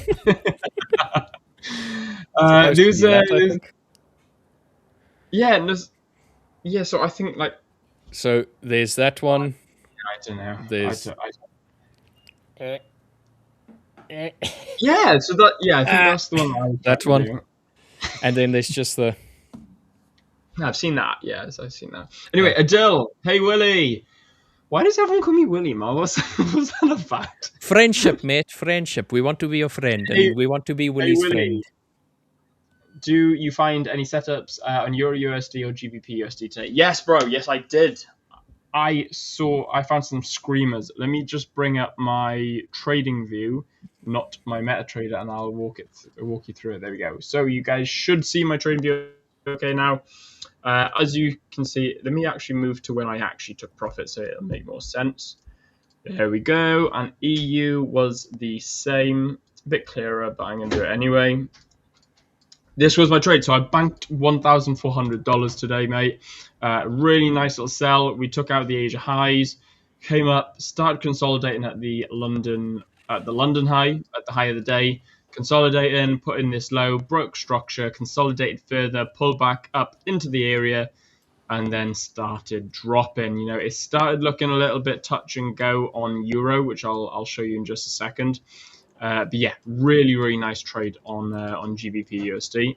Euro was a little bit spicier. So again, took Asia highs, came all the way up. You know, started consolidating around this level here, and then thought, okay, there's a nice little area here. We've broken the lows, put in a lower low, shifted structure to the downside on the 5-minute, pulled back up, got entered into here, consolidated around this area, which was a little bit hit and miss. And then we got this bull candle up here. Scared me a little bit, but we didn't break and close above this high. So it was still a valid sell setup. And then boom, came all the way down into this nice area of interest. Took a nice 2.5R. Dude, beautiful. Yeah, beautiful. Really textbook trade, really. Unfortunately, it didn't hit a full TP, but that's where my experience and market discretion came in. So yeah, really nice trade opportunity on GU and EU, Adele. How about yourself, my man? Did you get in on any opportunities? I only took my NASDAQ trade this morning, and I marked up another one, but I didn't take it. So this was the one that I took this morning. I marked this one up. I didn't actually take this one. So marked and taken, marked not taken. So I actually didn't walk through my trade this morning, did I? No, you haven't. I don't. Not yet. I don't think you did. I walk us through it anyway, even if you did. There's going to be people in here that haven't seen it. Plus, I can't remember it, so it'd be good to see it. All right. So basically, what we had was the highs of Tokyo, which was my apologies. Hold on with that. So we had the highs of Tokyo that were taken just as we were exiting Tokyo session. So generally, down here, if this was the low, you would look for a reaction. Once again, established areas. Previous highs, previous day high, previous session high, established areas. You want to see price react at these points, because during this whole time frame, during this whole pink box, which is the Tokyo session, there was interest. That is where price was moving during that time. So you want to see how they react. It's exactly the same as during the London session, New York session, established areas. We had created the Tokyo low very early on in the session. And when we had an opportunity to come back to it, we reacted off of it and started pushing up. So once we've already reacted off of a singular area, an area of interest, I'm looking for the opposite area to be taken. And I want the opposite side, like in this case, this was the low. I want to see the high, how price is going to react around the high. So what happened was during the high, we started, or just before then, we started printing this higher high, higher low price action. Very typical movements, which makes sense after a failed attempt to try and push price lower. Okay, so as price was trying to push up, we had this very nice volumetric candle combination that eventually broke through the Tokyo high. This was then immediately followed up basically by a base candle, which is this one. And this base candle, instead of rejecting this Tokyo high, we did start printing more bullish momentum. This eventually led to us breaking and closing above the previous day high, which was the New York session. Now, yesterday had already been quite bullish throughout the day on the NASDAQ. So my expectancy was that if we were going to take this area, take the high, and not reject off of it, like let's say close above and then show a propensity to try and push higher, we could most probably get a little bit higher before potentially turning around. So what happened was we eventually had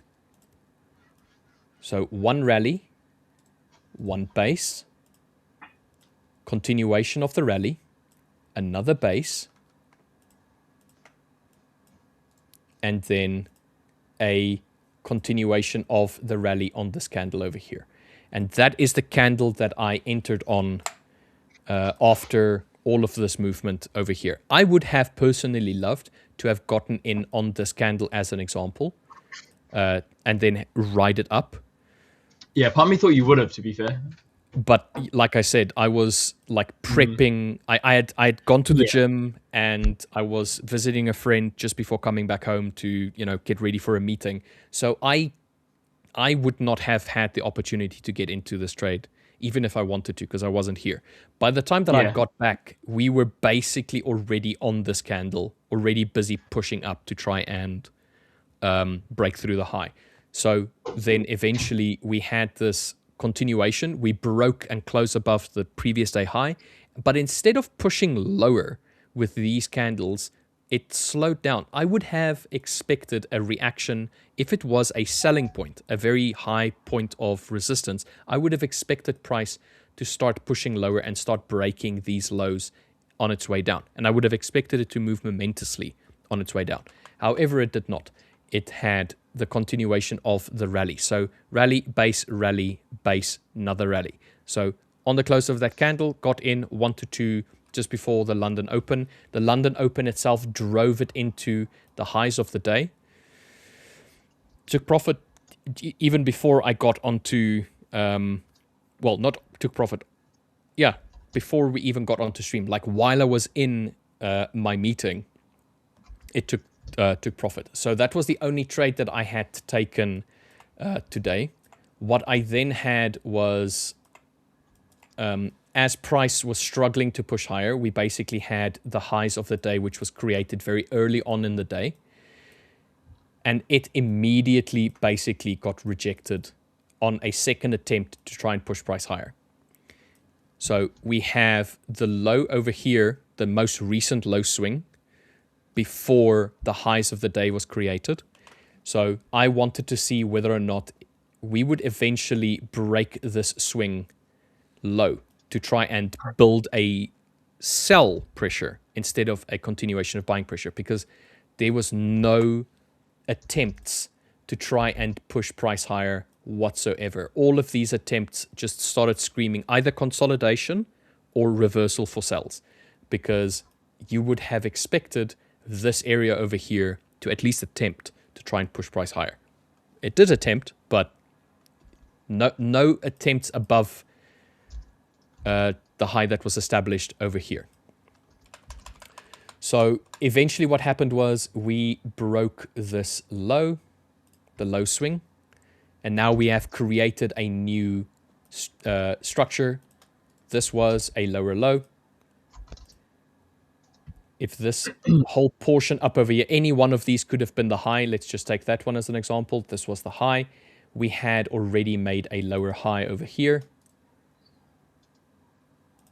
And when we tried again to try and push up higher, this basically made a lower high in relation to all of these previous ones as well.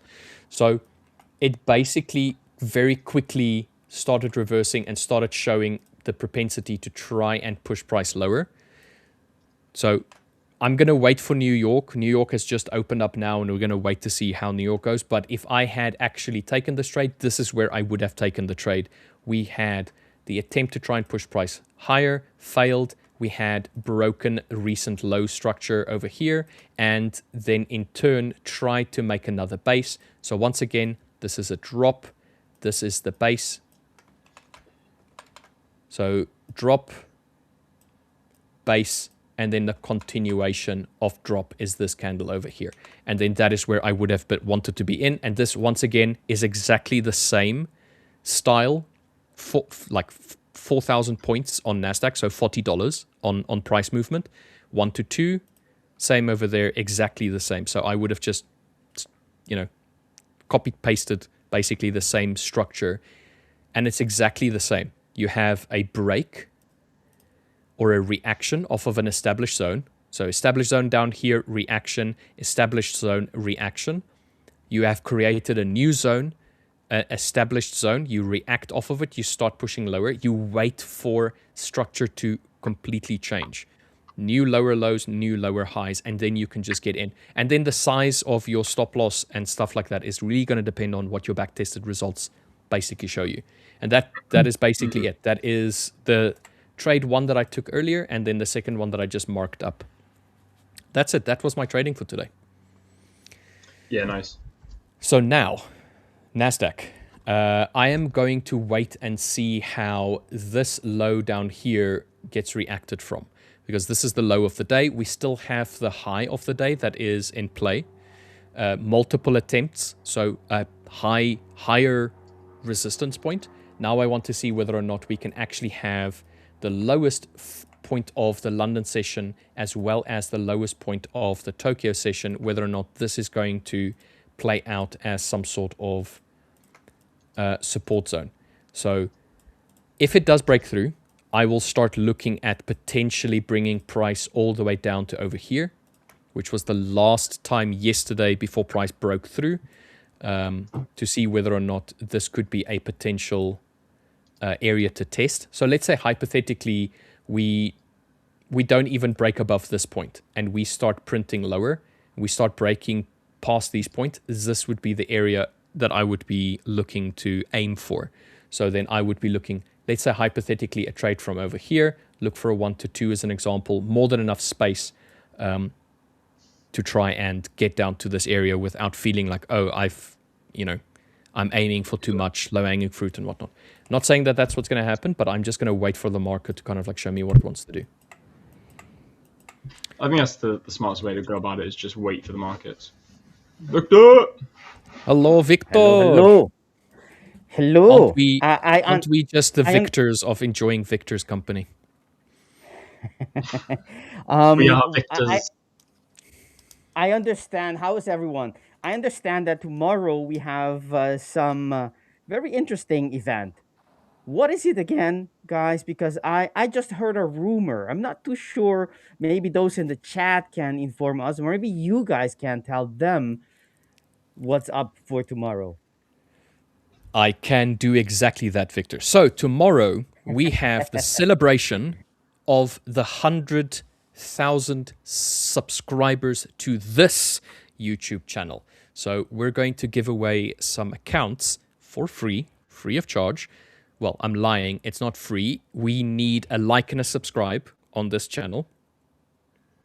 And if you've done that, then you're welcome to participate. So then we're going to do a giveaway tomorrow from 12 p.m.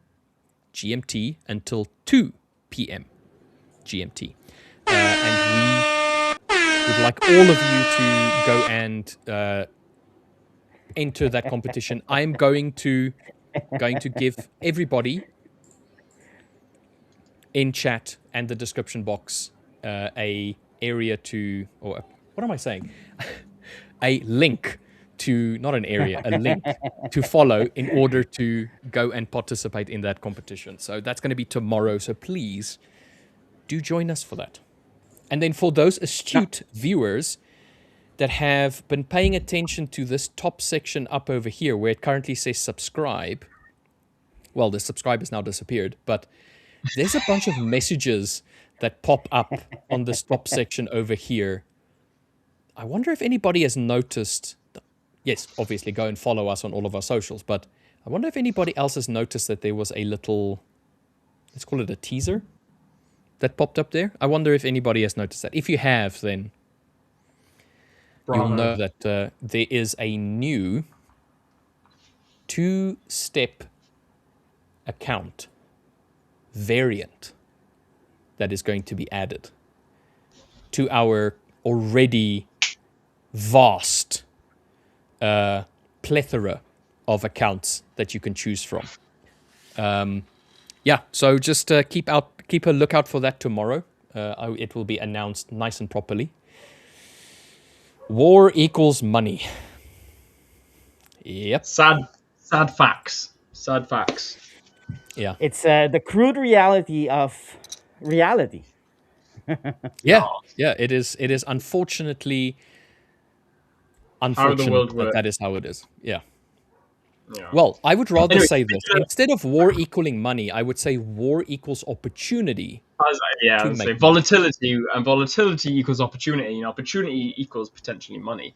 Speaking of how the world works, when a man drinks enough water, he fills up certain parts of his body and must extinguish them. So, on that bombshell, I must evacuate and head to the little boy's room, the profitable boy's room. So, Who guys, extinguishes? Who? it's the first adjective that popped into my head. To be fair, so of All verb, right. I suppose. Fair. But yeah. Fair, mate. Anyway, Fair. guys, I'm gonna love you all and leave you. So thank you very much for joining, guys. Thank you very much for participating and joining in and taking part in the viewership of my profits for today. It feels good to finally hit some decent size amount, given that I've been in quite a bit of drawdown and break even over the past couple of months. So hopefully this is the turning point and continuation of the clawback of this account, or attempt two of clawback of this account. So guys, thank you very much. I shall leave you in the very, very capable hands of these three, potentially two handsome gentlemen, and I shall see you tomorrow. Thank you very much, guys. Peace. Cheers, Will. Take care, Take care, Will. Will. As bubbly and energetic as always. That's the Will we know and we like. Even when Richard, his bladder is full. typically evacuate is used not for liquids, but I didn't want to say anything. Yeah. But he was talking about extinguishing, and it made me seem Ooh. like he was on fire. Oh, Yeah. maybe he was gonna put out a fire. Yes. With That could yes. be as Anyway, well. let's not jump too deep into that conversation, because we can talk about firemen's hoses and fire extinguishers and all of that kind of like stuff. You wanted to ask a question, Victor. A question? Well, no, not really. I just wanted to, sync a little bit with you. Oh yes, let's do that. Get Let's up, sync up. get up to speed with everything trading on your side. We heard a Cessna 1772 pass by. I would It's assume that still was overhead. on. Ah, I see. I could hear the difference. So how is Yeah. how? Go ahead. Sorry, we have a friend who owns a brewery, and Okay. he's also a amateur pilot. And if he's not at the brewery, he's flying overhead, making Ah, a lot of noise. And he does that with microlights as well. So every now and then, you just see a microlight going across. cool. That's Anyway. actually that's a cool scenery to have as the backdrop of your porch. Yeah, we curse him every now and then. Why are you so loud? And then, and then he comes back later, and you should have like a big banner that just says "Come get beer at my brewery." But like he doesn't think in a marketing sense. Anyway, So, but the market has been yesterday has been crazy, totally crazy. Uh, this day is promising to be. It's still the beginning of the same week, right? We are at the second day, but the beginning, right, of the week. That still holds promise for a lot of volatility coming. New York Stock Exchange has opened. Samir is laser focused on his chart, I'm in the and trade right now. I'm just you debating are with myself. Should I close? Should I not? Because the point is that I have to make a video on bank transfer, so I can okay. do the bank transfer on this amount that I am seeing on the screen. Let me share my MT Go ahead. 5 screen with you guys. so you are currently in a US 30 sell. Yeah, exactly. All right, I'm just gonna close the trade. Why? Because I have to make a YouTube video, and I don't want to make huge amount of money, so that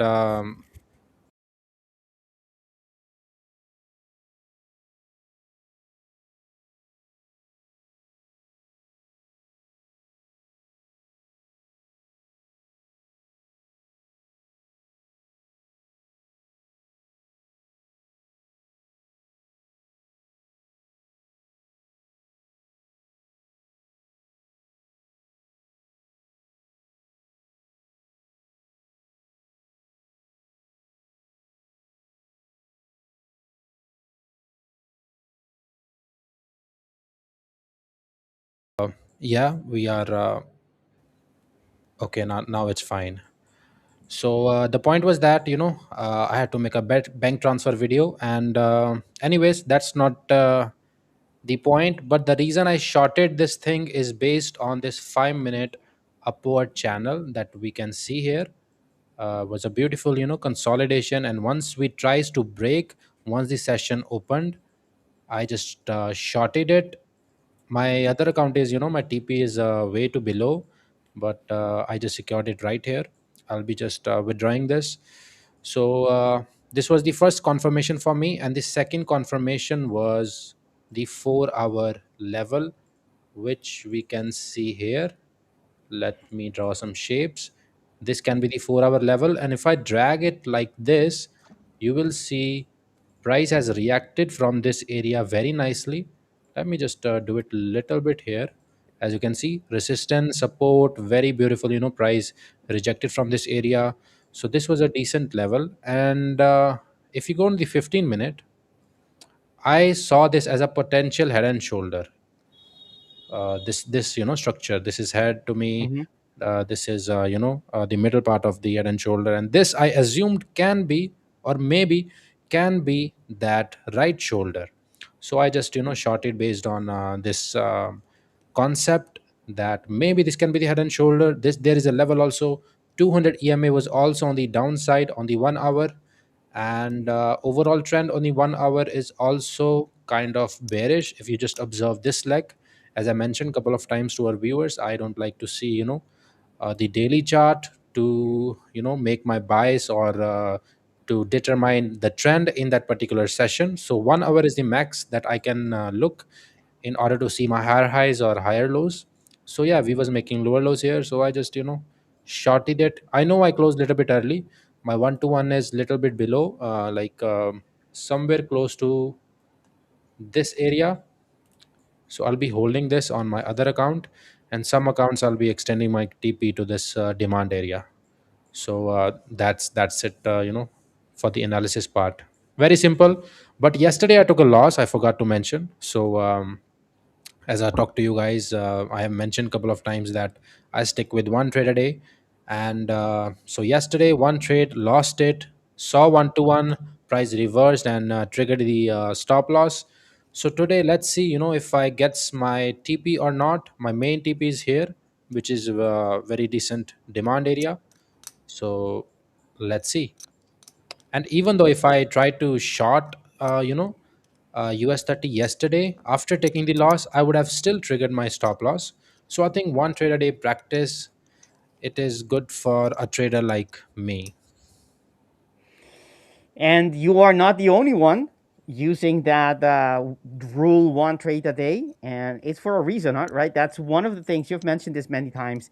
That's one of the things that kept you from overtrading and kept you profitable, and being making those withdrawals that you're not mentioning it, we're not talking about it, but it's right there in our face. Yeah, today You know, today I did that you with. you you did that withdrawal. That is for everyone to see. You see Samir coming in. Samir is has been through a up and down journey, quite long, right? You talked about it, how Yeah. you at the beginning you had a lot of hiccups, ups and downs in your journey, but you Hmm. capped at it. You capped it. You didn't lose the dream. You capped your path, and you persisted. And now, after how many years now that you're profitable, and you started, actually, how many years ago you started? I started like 6 years ago, but I saw the profitability after 4 years, and that profitability was also not built on the right foundation. I will classify myself, once I trusted myself, my confidence was a little bit high.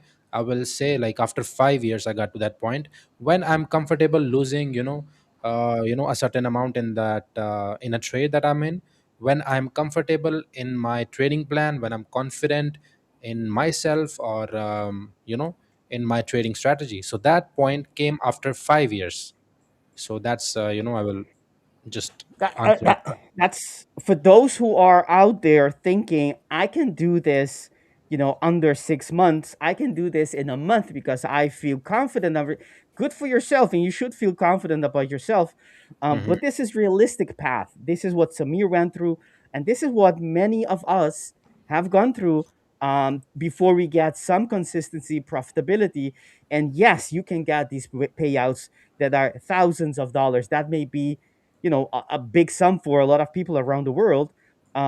And yes, it is possible. Samir is just a regular guy. I mean, he's a very special guy. But I mean, he doesn't have superpowers. What he does, anyone else can if they apply, persistence, um, uh, discipline, and a lot of grit. So that's actually congratulations on your withdrawal, Samir. Thank you It's so a very much, very Victor. it's nice to see other traders succeed, Hmm. and it's inspiring. I'm pretty sure for everyone watching and saying I want to have that kind of withdrawal as well. Because what do we see exactly there? There are a number of sums. For those who are not familiar with the payout, can you go through what the sums are, and Yeah, which part is definitely. which is yours and which one is what? Okay. So first of all, you see this 7840. This part of the profit is made from a previous account. And just to give you an example, once you hit 10% in the fivers, your account gets scaled up to a certain amount. In this case, it got scaled up to 25%. Okay. So I hit it the 10% mark. So that profit that I made from the previous account added in my new account, which was 125K. So this is that profit. And this profit, these two things I traded again on my 125K and made money. So these two splits that you see, it is on my same account, which is 6581. This is my share, which is 80% of the amount that I made in this particular account. So if I show you my all history, you can take a look. I made around I think 8,000 something. So this part is of that, 8,000, 80% of that, somewhere close to that.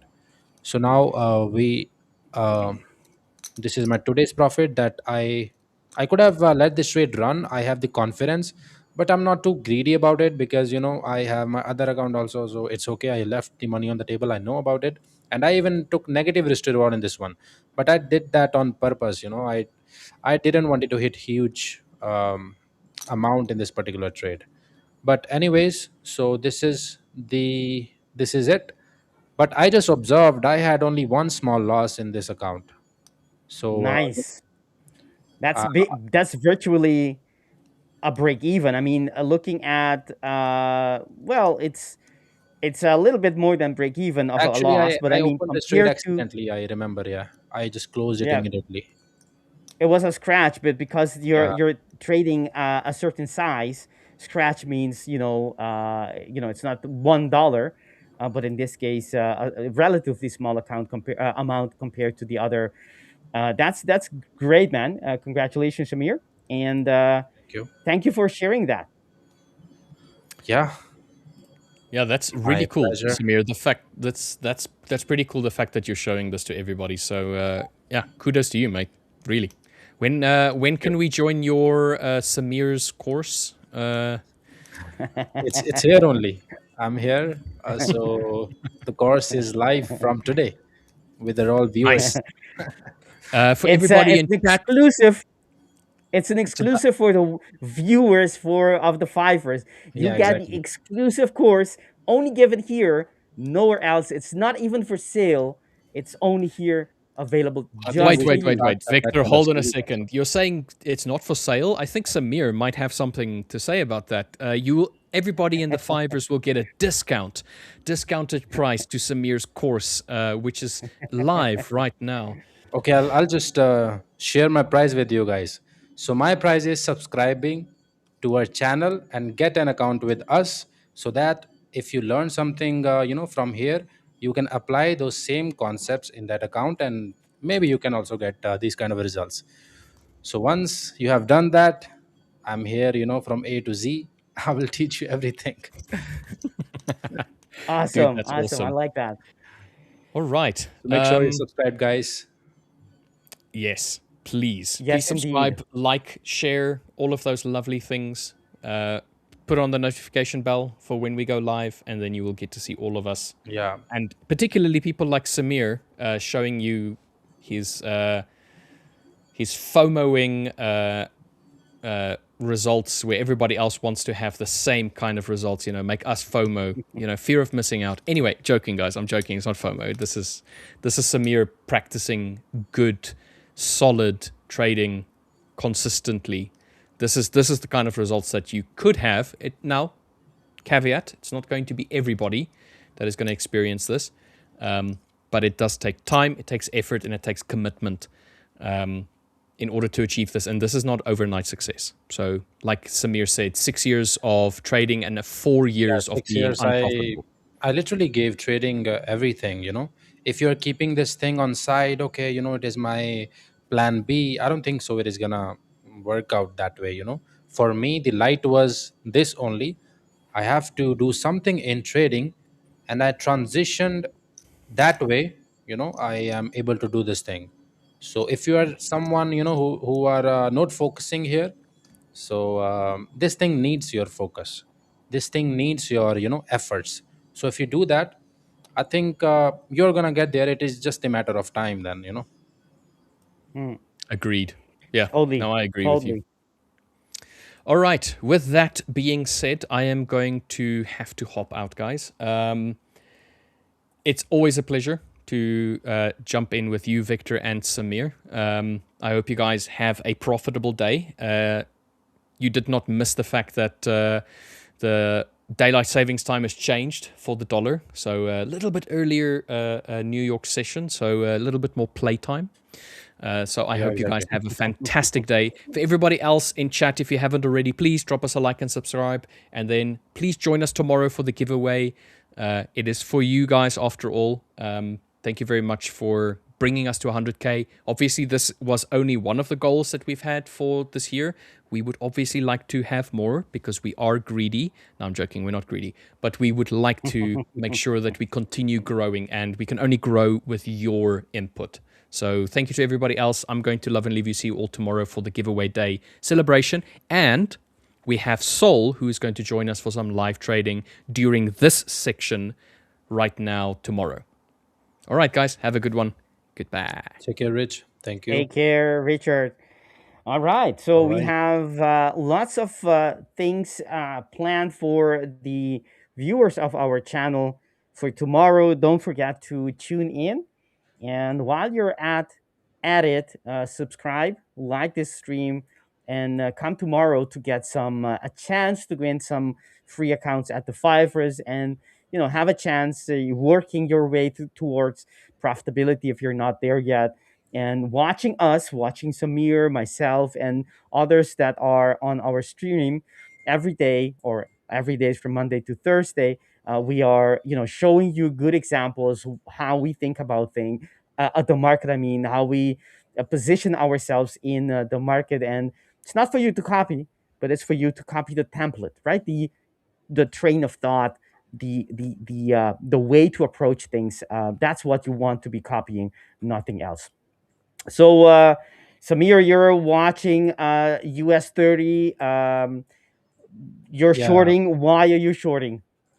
I haven't seen this head and shoulder in a very long period of time. It has been like a month or something. So today Hmm. I'm seeing this head and shoulder on the larger time frame, which is on the 15 minute. I mean, I have seen this type of thing when it has played, but on my active trading time, which is NYSE, it has been many days or many weeks I haven't seen head and shoulder, and I am Hmm. confident in trading these type of setups, these kind of patterns, if I want to call it that way. So head and shoulders for me give me that kind of inner confidence. I am comfortable positioning myself in this kind of setup. Even if I lose, I know these type of pattern play over time. So I think this was my anticipation, as I mentioned.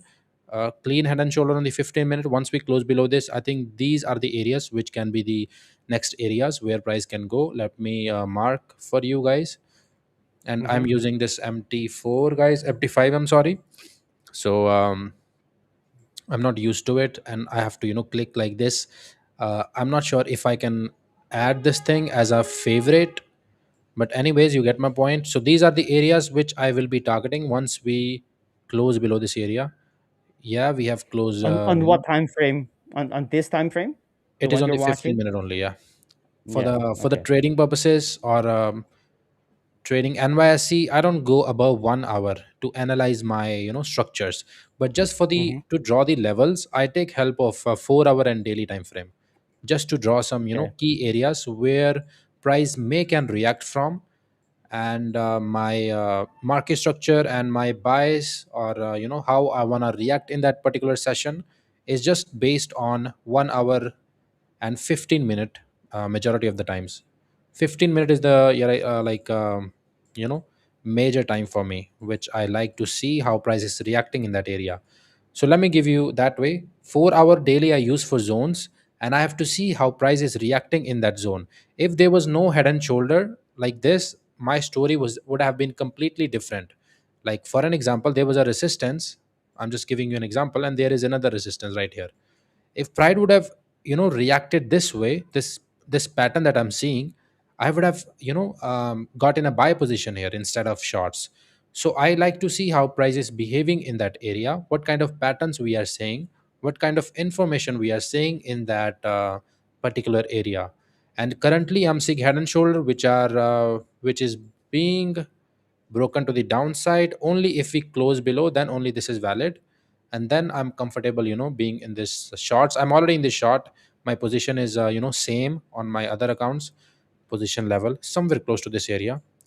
I don't use trade copier. I place trades manually, so might can face some difference, but that is fine to me. And yeah. When you say head and shoulder, where's the left shoulder for the viewers? What is the head, and Okay, what let is me. the shoulder, the base of the shoulders? Okay, this as you can see, this spike, to me, this is the left head of it. This is the Hmm. kind of middle part, and this is the right shoulder to me. Perfect. So yeah, it is not the Nice. clean one. If we I like if it. yeah, if this level was not here, if there was just one spike and this head and the right shoulder, that would have been a little bit cleaner. But still it is valid. So yeah, let's see. Yeah, I like it. If I were to use my quasis, which is type Hmm. of head and shoulder as well, that would definitely be with the same pattern in this case. So that's nice. I like it. All right. Are So you looking for any trades? Euro dollar I'm or yes, I'm actually let me take a look at the market on, and I'll share my screen. Let's see where I am. There we go. Thank you, Remy, for. There you go. All right. So yes, we are in a. Let me go from the higher time frames. You can see I already have a little reversal pattern here, and I'll tell you all about it if you stay tuned to to us, to this channel. All right. So on the higher time frame, we are retesting a fresh order block on the monthly. That is all the way from the monthly. So I'm looking for that, at least that pop that would come from coming back into that order block. And that pop may or may not go to the next opposing structure in a lower time frame, or even a in the same time frame, meaning that you can understand that, that's a huge move, right? So doesn't have to be necessarily that I take the whole piece, but I understand that I'm getting a piece of a bigger move, and hopefully I can get as much as possible of that possible reversal that we see. If you don't know what I'm talking about, this is the what created the order block, and it comes back into this order block to the same for that possible pop. Okay, so that's the idea. That's the monthly. That's the whole basis of it. On the weekly time frame, there isn't a quasi. There is, however, a fresh order block on the weekly, which is this rectangle right here, and we're pushing, breaking, or not breaking. We're pushing out of it. At least it seems. So that looks nice. It hasn't been broken, as you can see. There's an open. There are 2 wicks beyond it, but there's no close, and that's the rule for holding, for understanding that these patterns are still active. So we have a monthly and a weekly reason to be looking for a possible pop, or at least at least a pop, but possibly even a reversal. And then you have the daily, right? You have the daily right here. That's the daily quasi. There's an even bigger quasi below, but we don't even need that. We have one entry order block, wasn't reacted to when price came back. And the second one, you can see multiple lower wicks indicating buyers coming in and pushing price higher. And there is one particular candlestick combination that I want to bring to your attention, because this gives us the entry order block on the daily, right?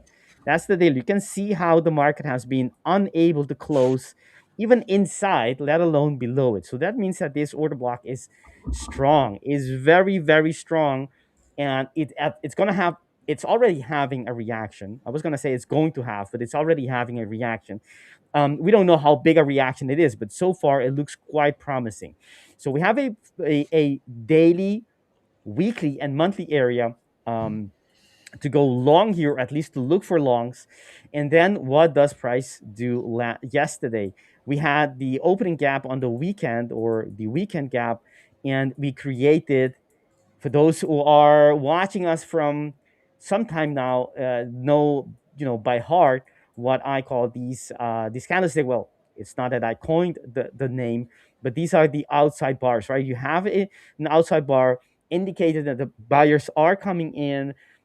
They did print that candle, right, without invalidating anything else that we indicated. The monthly, the weekly, the daily, it tells you everything is aligned, and comes the daily fresh order block being created right here.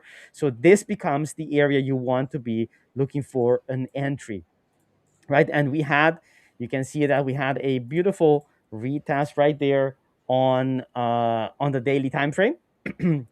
Let's go to a lower time frame, so you can see here how that happened during the Asian, but still, I mean, you may or may not catch, already be in such a trade or trying to look for that entry, but that leaves us with this one order block. It can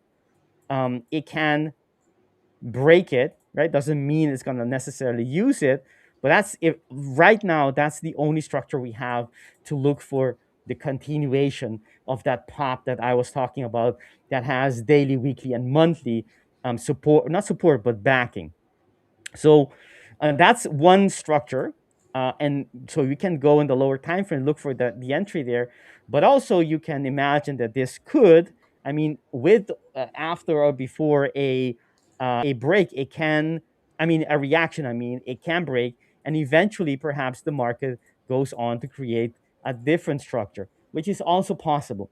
What's now visible doesn't mean that's the only one we're going to be seeing in the future. Maybe it is. Maybe that's all the market needs to keep on pushing higher, or it may come back into this area and push higher later. That's one thing, right?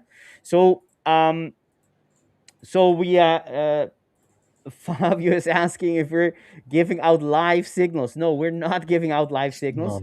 No. We're showing you how we look.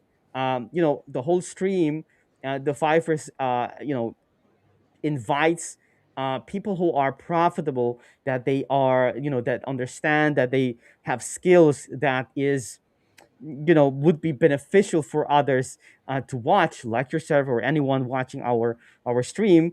to come and show their setup, their ways, their skills. The idea is not to copy, right? But the idea is to watch us, how we break down the market, learn from us, ask us question, and build your own skills by observing. That's the whole idea. And you see Samir, the way he trades. Each one of us has a different way of approaching the market and a different style and strategy. But we share that with you, and you can pick and choose those elements of ours that that resonates with you, and you can apply them freely. And that's what the 5S is doing right here, right? So these shows are exactly that, but not signals, right? I mean, you can use the structures and to apply your own entry models. As you can use our structures or ideas as confluence. But what you should do is try to get the template, right? The idea behind it, and go apply it yourself to other trades, right? But thank you for that, Fabio. Nice question. So we have the higher time frame. So we have one structure here that is interesting for our intraday trade, which is this H4. It is overlapping with the daily, and it already had that reaction. That is what created that the order block. So I'm eager to see what the market is going to do with this order block. And one of the things that I do is I go to lower time frames, catch the reaction, not the reaction, but catch the overlap. As you can see, there is one overlap here that I'm interested in, which is between, this is the H2, and there isn't anything else, but there's also on the H1. Let me double check here. There wasn't here. So we only have one structure here. That means that we need to readjust that. And let me indicate it right here. This is the area of interest. It's no longer higher. That didn't close, didn't print. So that wasn't something we could use right here. All right. We have an overlap here, and that's what I would be looking. Why exactly that, and why not this order block or that one? Well, to begin with, there's too many of them, right? The more they are, the more bullets you're going to be losing or spending. The cost of catching a possible move is going to be a bit higher, and probably too high if the number is too high. I mean, the number of areas. So, and the other thing is, I'm not playing the quasi here, but still you want to keep the number as low as possible. And on the H4, there's only one area that catches my eye, which is the H4 that is fresh, being retested right now. So we're looking for that possible reaction off of it. And because it's based the daily, weekly, and monthly, this is something you want to be, at the end of the day, why, just before you close the whole position, consider if it's something or not that you can hold at least for an overnight, and see if the daily confirms, and then you can hold it a couple of days more, and so on, until it becomes a big swing trader, not just an overnight, but something you can hold for many days, and probably even a few weeks. So this is the H4. If you go to lower time frame, we already indicated that that's the structure we want to be looking for. Not the one that I indicated that was waiting for price to come into. So that's the area. We haven't reached it yet. There is some area here. You can see how the wicks, the lower wicks, are retesting the area.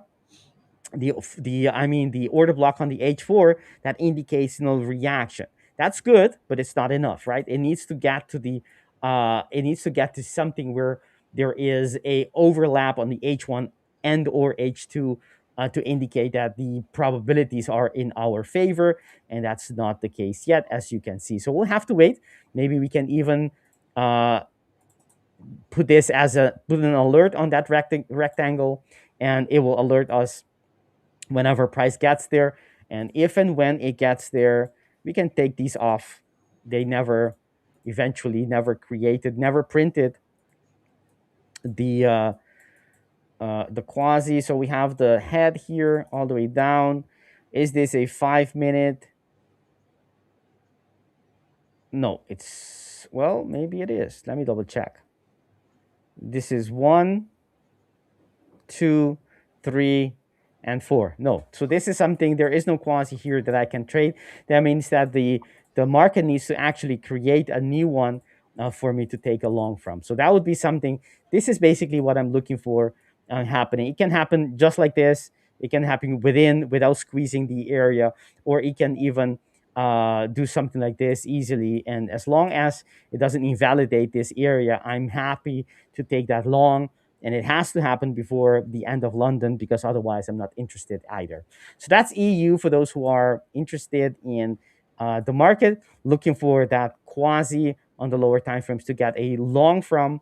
And let me get the targets. If we're moving here, the first target would be,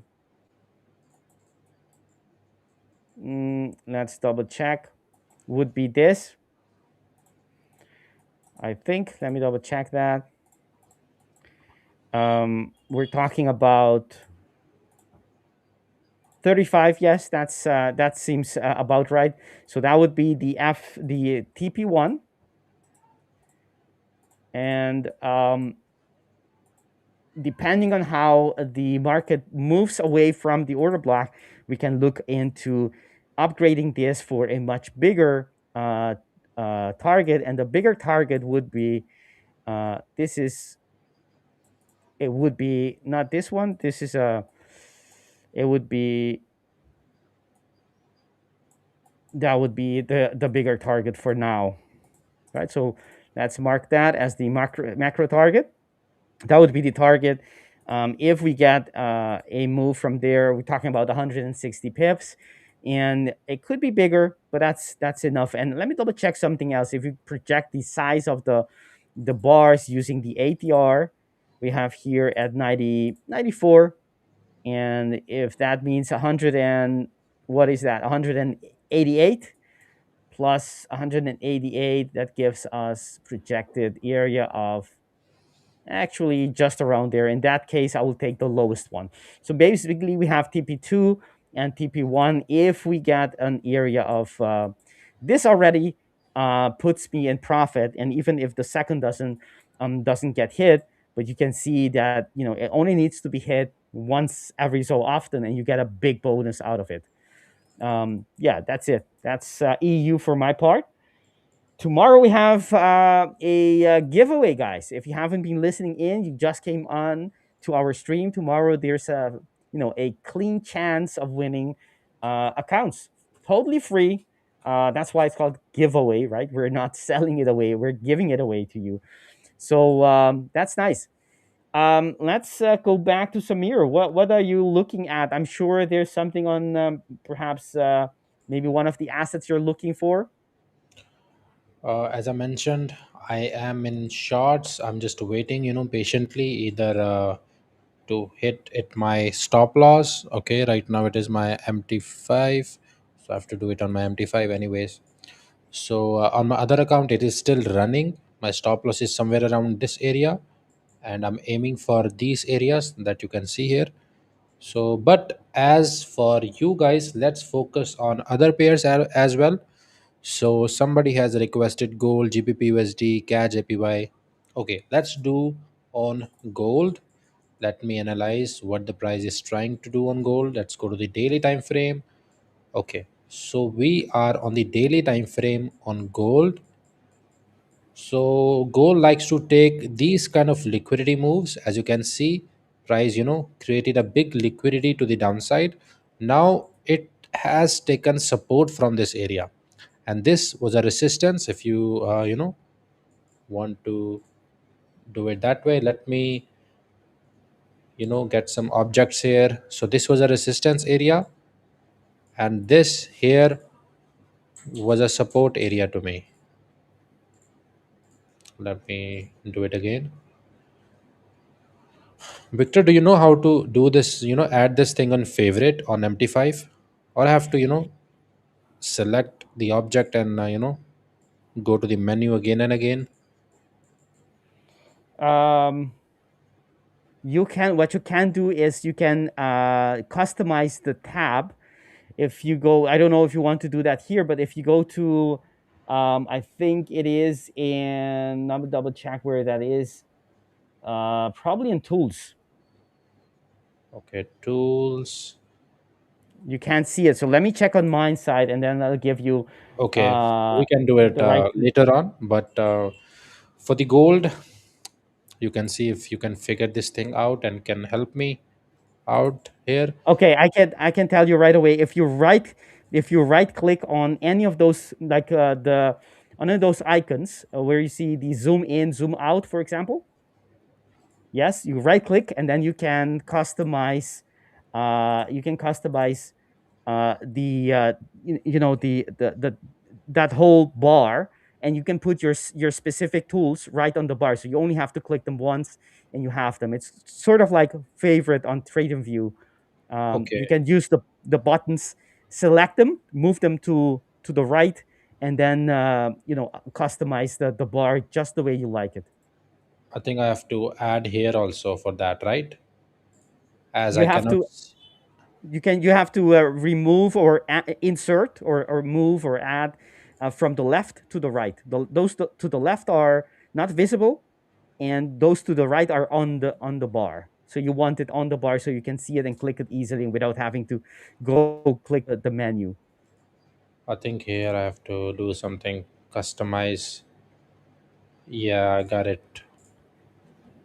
Yes, I And did then it, guys. I did it. Yes, now it's good. Okay, we have rectangle tool here, so that can be helpful. So this is the yes. support here, resistance, and let me draw a couple of areas. This can be a hurdle for gold. I'm not saying price will or cannot break this area. Of course, with the current catalyst that we are going, some global economic issues, war things, everything, the world is facing right now. I think we can break that area also. This was just a liquidation move to me, as I know gold do this kind of behavior every now and then whenever these war things are there. So now we are breaking out. If price closes above this area with a very strong candle, I think tomorrow can be a good buying opportunity. So let's go to the smaller time frame. Let's go to the 1 hour and let's see what price is trying to do on the 1 hour. So let me go like this. Okay, on the 1 hour we had a fresh breakout right here. I think if we go a little bit away, we impulse, and this area you can use as a retest, and then you can plan your trades accordingly. And these areas can be your future targets. So, keeping this thing in mind, as we have this hurdle area right here, I want if price can break this area and retest this area, and then you can plan your trades here no matter what strategy you have. But this kind of market structure can be beneficial. I can even delete this for you guys if you want the clear picture of it. Right now we haven't shown that big of a impulse. It means price still is facing 50-50 issues right here, to the downside, to the upside, we don't know.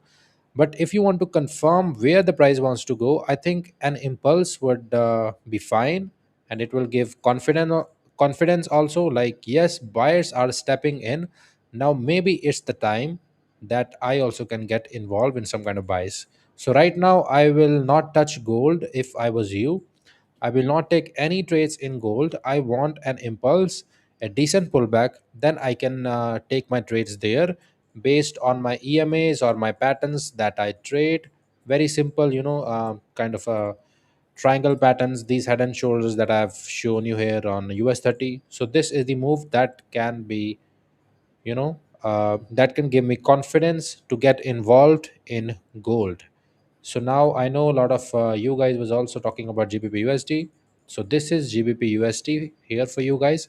Let's go to the daily time frame.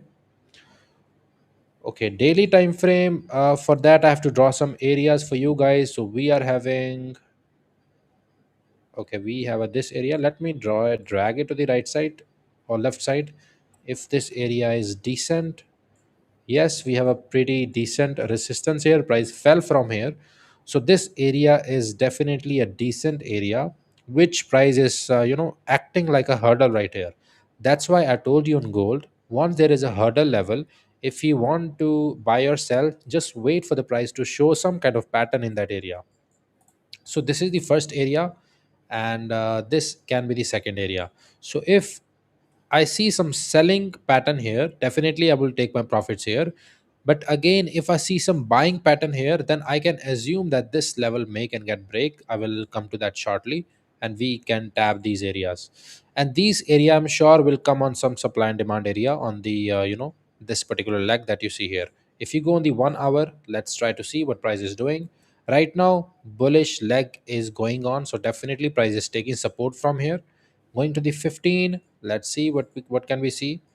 15 prices consolidating. I can assume one impulse to the upside. So for that, actually trend line has already price already broke this trend line, as you can see. So my entry was somewhere around this area only, and you can assume that price wants to go here. So going to the 5. Okay, so trade was somewhere around this area. As you can see, price broke out of this. Your stop loss could have been here. 1 to 1 was easily achievable here. Stop loss here and target here. 1 to 1.2, I think. So now price is going a little bit above. If you want to sacrifice your risk to reward, yes, you can take it here, but ideally you should take the trade here. For me, GBP USD, I will consider longs as I'm seeing some new information, so I can ignore this level that price we are trading around this area. I can ignore this area, I can focus on the next area.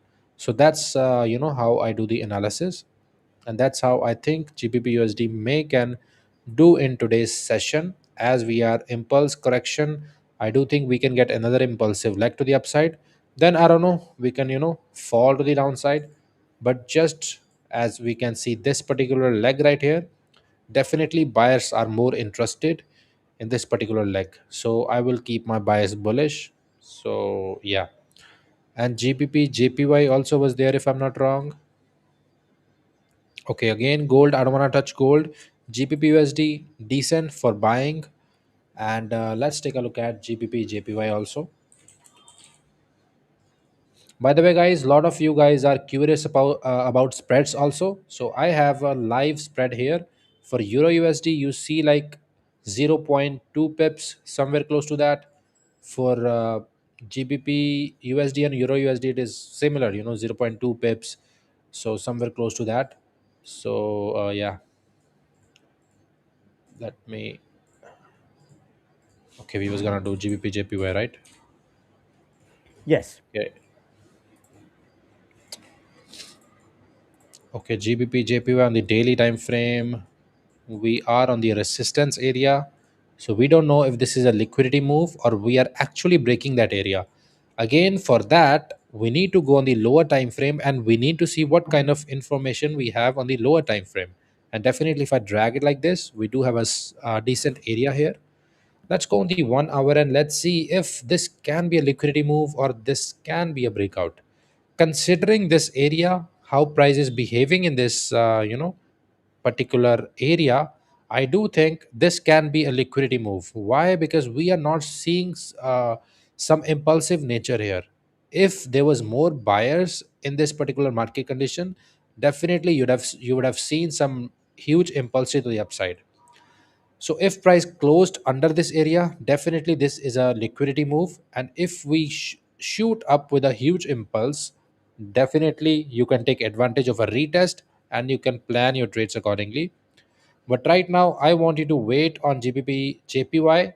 If we close below this area, then I think shorts will be better. Why? Because price is not having that much momentum, which can take price more higher in this particular market condition or in this particular session here. So yeah, I like this GPP JPY shorts. So yeah, but again, what if you got impulse to the upside? Then this shorting bias will change. Then we will wait for a retest. You can also drag this trend line, something like this. So impulse to the upside, then this trend line may can get touched, and then there will be different story. Okay, and this level can also be retested. But if you don't see any impulse, I think it will be wise for you to just wait for the price to show some impulses to the downside, and then you can take some shots. I don't care if you cap your stop loss a little bit wide. You still have some targeting range if you see on the daily. So definitely we have some areas. This is a demand area. We can, you can target this area. So the 4 hour, you might be having some more supply or demand areas which you can target. So that's it for GBP JPY. And let's see, guys. All right, let's take a look at. There is some a question actually very. Let me switch to my screen. Some questions actually very on point. Southie is asking, how do I manage to not get confused with the overwhelming amount of zones that I have on my chart? And yes, it's true. I have many zones, and actually, you know, if I look at this, even for someone who has been trading for quite a long time or consider a long time, it would be difficult for me to look at, right, and understand what is the actual area that I need to look. What is the relevant pattern or order block? However, there is one thing you mentioned as well as using different colors for time frame. That's great. I do use that, right? You can see it here. Well, not there. You can see it here, how the daily has a particular color, the weekly has different types of order block have different colors and different filling and visibility. Time frame has a different color, but as well as the so the one thing is the color, right? The style. Then you can choose them. If you don't know how to do that, you can select the rectangle and go to settings and set the style, right? You can set the background, not have a background, have a background, the border color, and all of that. That's fine. What we um, what we also have is what you also have is you need to it's a good idea to clean up your uh, your chart, right? I do that from time to time. I have to admit I don't do it all the time because I've grown accustomed to it. I can manage without doing it. But it was a time where it was an obstacle, just like you mentioned, Soufi, that it's you start losing track of what the overview is, and because there's so many things visible. So that's one thing. So tidy things your graph up, maybe every day, uh, refresh your structures and see what is really important for you to look at, and the to actually answer your question, how I do that, it's just screen time. I have grown accustomed to it. I don't have an issue with it anymore. I used to it the very first few years. I did have a difficulty watching seeing right away, and at that time I had it to implement a routine that every day I started tidying up, either completely a new mark everything anew, or tidy things up, right? So go through all those structures and see which of them are still relevant, which are still valid. So that's one thing. That's actually two things. But the thing is that I ask myself, and this is maybe how, the answer that you're looking for. I ask myself, whenever whenever I start watching a chart, I don't look at the chart um, like just for looking. I'm actually all the time looking for the answer of a question I have. So, for example, when I start on the monthly, I'm asking myself internally, in that internal dialogue that Samir also talks about it, he talks to himself, right? That internal dialogue, I ask myself a couple of questions. One is, what is there a fresh order block? Yes or no?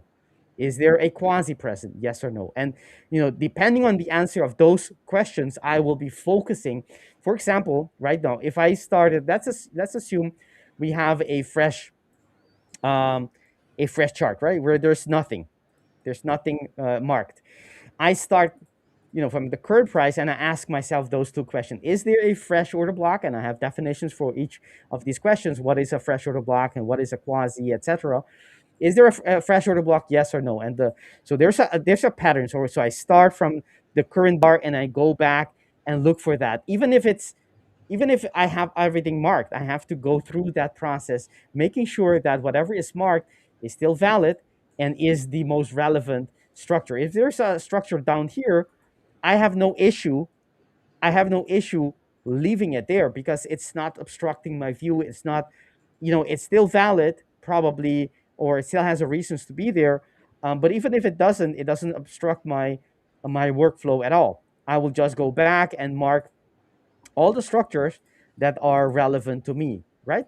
So by doing so, by answering a specific question all the time, I'm focused on just that question, and everything else seems to fade away in the background. Hopefully that makes a little bit of sense. So when I start going into lower time frames, let's say on right here, I go to the daily and I ask myself, there's like these areas are not great, so I'm gonna clean them up, right? Because you can't even see the candle. But I ask myself before, let's say I started today, right? And there are all these rectangles on top of each other. I just ask myself one question: is there a fresh order block or not? That's a simple question, has nothing to do with everything that is around here.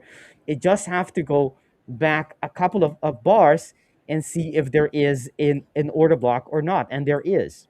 And it is fresh and it's not invalidated. So bingo, I have the answer to my question. I'm just focusing on that thing. I'm not looking at the whole chart.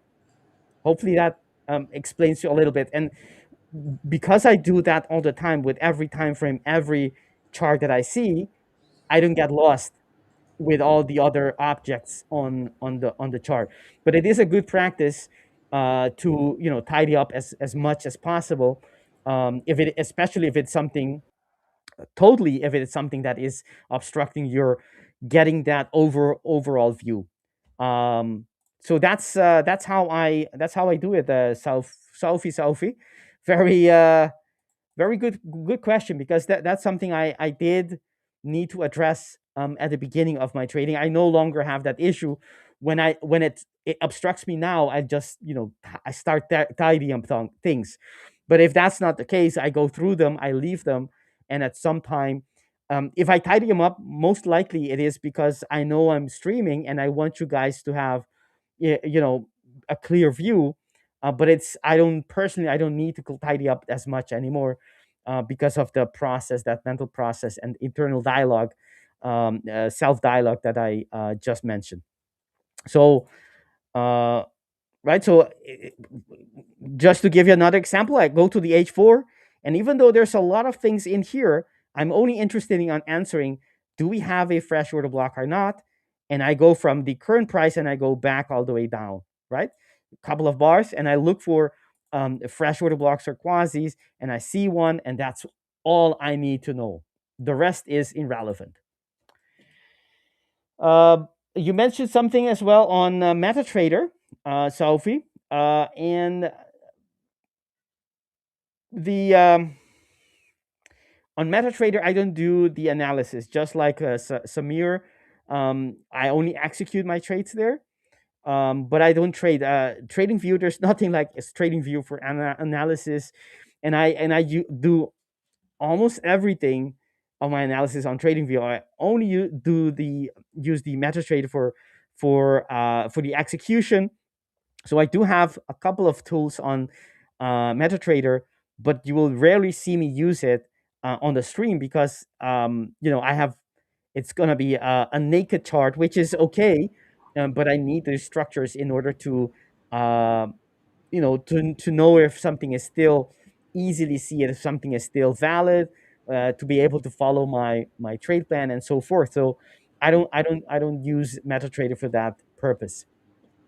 And same goes for CTrader. You mentioned that.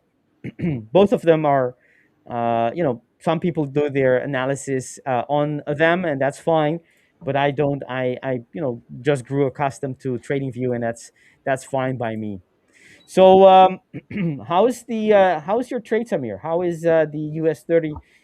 Has it US changed 30 or? pulsing to the upside, and I think today might can be a stop loss day for me, but my stop loss is at very logical place, which is above this high. If we break this high, I think we are invalidating. My analysis is invalidating at this point. So let's see if we hold this kind of a supply area or not. Based on the momentum that we are seeing, I doubt that, but that's my plan. I have to do what my plan is saying. I cannot overcomplicate the things, and I cannot change it every day. So Mhm. yeah, of course, if I'm having a crazy losing streak with the same plan, I might can tweak the things here and there, but I will not, make a huge change in my trading plan. Major fundamentals, like let's say psychological wise, it is one trade a day. Risk management wise, I take just 1% risk. So these practices always stay the same. Entry execution can be here or there, can be changed based upon my performance or my losing streak, whatever you wanna you know call it that way. Again, this is just the last invalidation point, and the momentum that we are seeing, I don't think so we're gonna hold this area.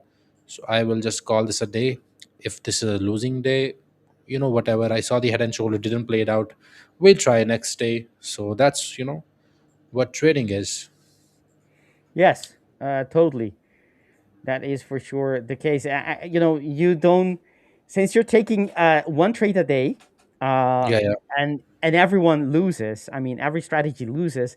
You will Mhm. have losing days. It's just a fact of life, right? So Yeah, exactly. it's the better, the sooner a trader embraces these days for what they are. Hmm. Cost of making of trading, cost of doing business, and move on, right? Not linger on the fact that today you didn't make money, or at least that's what it seemed. um that's fine. We win in the long run, not every trade, not every day, but it's in Yeah. the long run that it's the long run game. And once you embrace that fact, then you can let go of it, and it's not toxic at all, because it's okay. It's completely okay to lose, as long as you followed your plan. It takes time to develop that, as you mentioned, getting comfortable with the loss, embracing um, this way.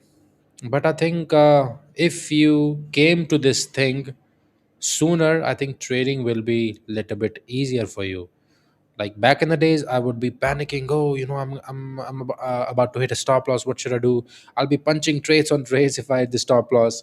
But now I am fixed. My plan is there. If this trade is a loss, I'm closing my trading for the day, and we come to the next day and we do the same thing. So yeah, I can do some journaling thing at the end of the day. I can even do it with you guys. Maybe this was the area which I could have traded from, considering this as a liquidity point. But head and shoulder was also clean, so both other things was on point. So but today this liquidity move played out well. So yeah, let's see what we get tomorrow. Today I'm not seeing any success here. So yeah. That's completely normal. And actually, it helps a lot of traders to watch, others, especially if they look up to you. I think it helps others to it's okay. It's okay to take a loss, and you wanna learn That is a actually as a skill. basically cost of staying in this business. In normal business, your cost is your raw material, your paying to employees, your electricity, all these things. And maybe some days the machinery don't work, you have to get it fixed. But in trading, the only cost to stay in trading is giving something to the markets. So I think that is the only way you're going to stay in the trading, and should be controlled. You should not give the market too much, exposure that your account is gone and you don't have money to trade next day. So here my loss is calculated. I know what I'm about to lose. So yeah. Perfect. That's and that's the way it needs to be, right? You need to be able to live another day, trade another day without. If you have, good risk management, that should not be a problem at all. Your risk Hmm. management should be based according, at least that's how I do it. Should be based on your performance, your past performance, whether that be forward testing, meaning you executing the trade plan, or just the back test. Looking at the back test, you will get, if you have enough trades in under in the sample, you will get a very good idea of what you can expect. It's never going to be perfect. You can always exceed these numbers, but you can look at the drawdown that you have in the past, let's say the last 100 trades, 200 trades, and that should give you a very good idea of where, what you can expect, and how much you should risk if it happens again, right? If you match that drawdown, you already know in advance that that was calculated. That was something you estimated, you expected, and you're not panicking. Although it doesn't feel comfortable, you're not panicking because this has happened before. And even while you went through the drawdown, you ended up in profit because that's why you're using that strategy. It's after those drawdown periods, it will, that's the assumption, it will end up in profit. And that's all you need to know. Follow the plan, and position yourself in terms of risk in a way that you are not losing too much. You can just Yeah, uh, exactly. totally accept, embrace them, and say, well, that's fine. I'm going to be losing 500 on a losing day. And I'm going to be, my winning days are, maybe I'm doing 2 to 1, maybe I'm doing 1 to 1. I'm going to be winning 500 on the winning days. And I'm going to have, on any given 10 days series, I'm gonna have 6 winners and 4 losers. And that's how it, and sometimes it's gonna be 7 and 3 losers, and sometimes it's gonna be 4 winners and 6 losses. That's fine. We understand, there's a certain degree of randomness in the sequence of the events, but in the long run, the power of large numbers, they should be roughly the same thing you measured before. So you kind of know a little bit with some degree of certainty what you can expect long term. And if that's not the case, then you should go back and see why that is not the case, why your forward testing results are not matching the numbers you have before. Maybe there's something there. Maybe you're not executing the plan. Maybe the market changed. Maybe the strategy is no longer effective, and yeah, doesn't have the same efficacy in extracting the edge that you once were able to do. All right. Um, we have. Let's take a look at. Perfect. Perfect. Um, there's someone asking. Andrea Castellano is asking in Spanish, but I will translate it into in English. Hi, Victor. What is the reason you're using a mask? Sorry for the question. I was gonna say that. Andrea, thank you very much for the question. We love these very open. We're very transparent, even though I'm wearing a mask. That sounds a little bit paradoxical. I'm gonna say it in English, but if, I assume you're using YouTube after the stream to, um, to have these subtitles. The only reason, and I'm smiling. You can't see that, but I'm smiling. The only reason that I am using the mask is because um, I, I, I have to confess, I have no teeth. I'm a toothless as can be. So I'm that's the reason.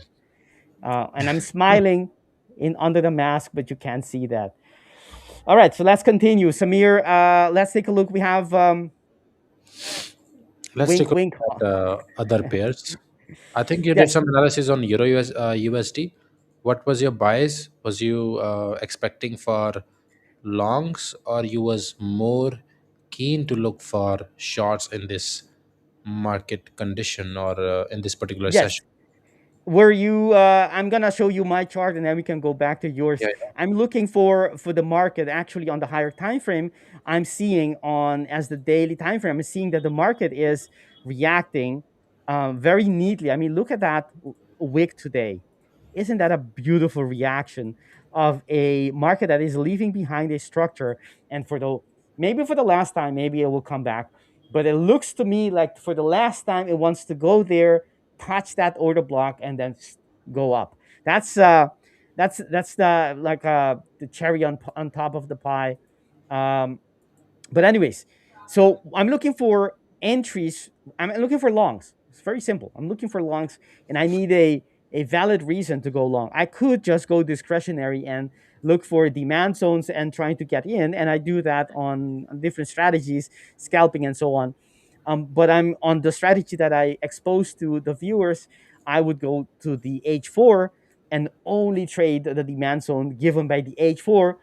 Of course, it needs to comply with other other criteria more, not only that, but it needs to have the H4, I mean H2 or H1 as well as the H4. But that's the idea behind it. So I go to the H4. This is the area that I want to be trading. And yes, it did have an immediate retest there, and you can go look for the area on a, see the immediate retest. If it has anything, does the immediate retest create a fresh order block? Yes, it's actually it's showing one. It didn't print yet, hasn't printed yet. It is showing one here, and you would think that I would trade that, but I won't. The reason is that it's just a choice that I made in my trade plan not to trade not these order blocks that are not overlapping. I want them to be overlapping. And if you consider the overlap rule, there is nothing here that is overlapping on the H1 nor on the H2. So that means that there's nothing here for me to get in, nothing that aligns with the H4 other than this order block we have down here.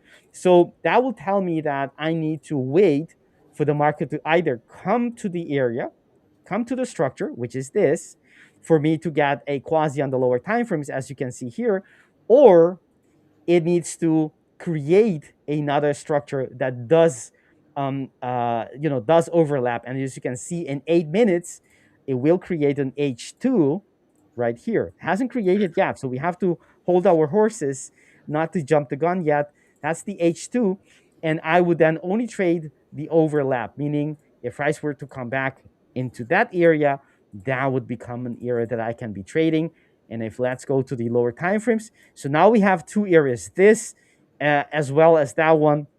I can then, this is not a setup yet because it's not printed. It's still 8 minutes to the end of the stream, by the way, as well. So I need to go back and look for the biggest structure on on the 5 minute. And what I do see is actually I don't need to do the this is the quasi. There is a quasi here, right? So this is the head, left shoulder, and the right shoulder. Why is that the right shoulder? Because it broke structure already right here. There you go. That's the 5 minute entry, or not the quasi neckline being broken. That makes this the head, the left shoulder, and let me mark it for those who are there. There we go. That's the idea. Right, so it already had the quasi, but it hasn't on the hourlies. It hasn't confirmed yet. So I need to wait for that confirmation. I need to be following my plans to the T. Otherwise, it's not a valid trade to me. So after this candle closes, then I would be considering the same quasi and look for the entry. So I would be going from here. That's not the tool. And going to the highest point, which is this. And I'm going to be looking for entries that are, let me check this. I think there is an entry here as well. Yes, no, there isn't. Okay, so that's one. This is the 5 minute. I'll be entering on this area, and that's it. You can see actually the quasi already played out. Sometimes the market is, a little bit ahead of itself. You can see how look at how nice this is. Look at this. I mean, this is the quasi, the 5 minute. This is where it breaks the entry, it breaks the structure, and you're looking for the reversal. Where will the reversal happen? You go back from this point all the way to the head, and you have just one structure, which is this. What does price do? It goes back all the way down, it touches it, and moves out. Isn't that such a beautiful reaction? Just look at that. Let me open this up. This is perfect. Well, look at that. Look at that touch there. That's the power of these quantities and these order blocks when you are and when you know what to look for. So I still need to wait for this structure to close, this candle to close, for that to be a valid entry. This is the valid entry, and I want price to be coming back to that area for me to trade it, meaning and this entry order block is right there, and that's where I would be looking for a possible entry in about after 5 minutes, after the price closes. And as you can see, this no longer is valid because that was TP1 from this structure. The area would be, in this case, no, it would still be possible. Let me double check here. 17 is a bit too little. So what I would do is I would take the highest point in the structure, meaning of the quasi right here. Let me mark it as here and zoom in. Tomorrow we have the CEO of the Fivers trading with us, scalping the market, showing off his skills. You want to be there if you want to learn how a veteran in the market breaks down the market, takes position.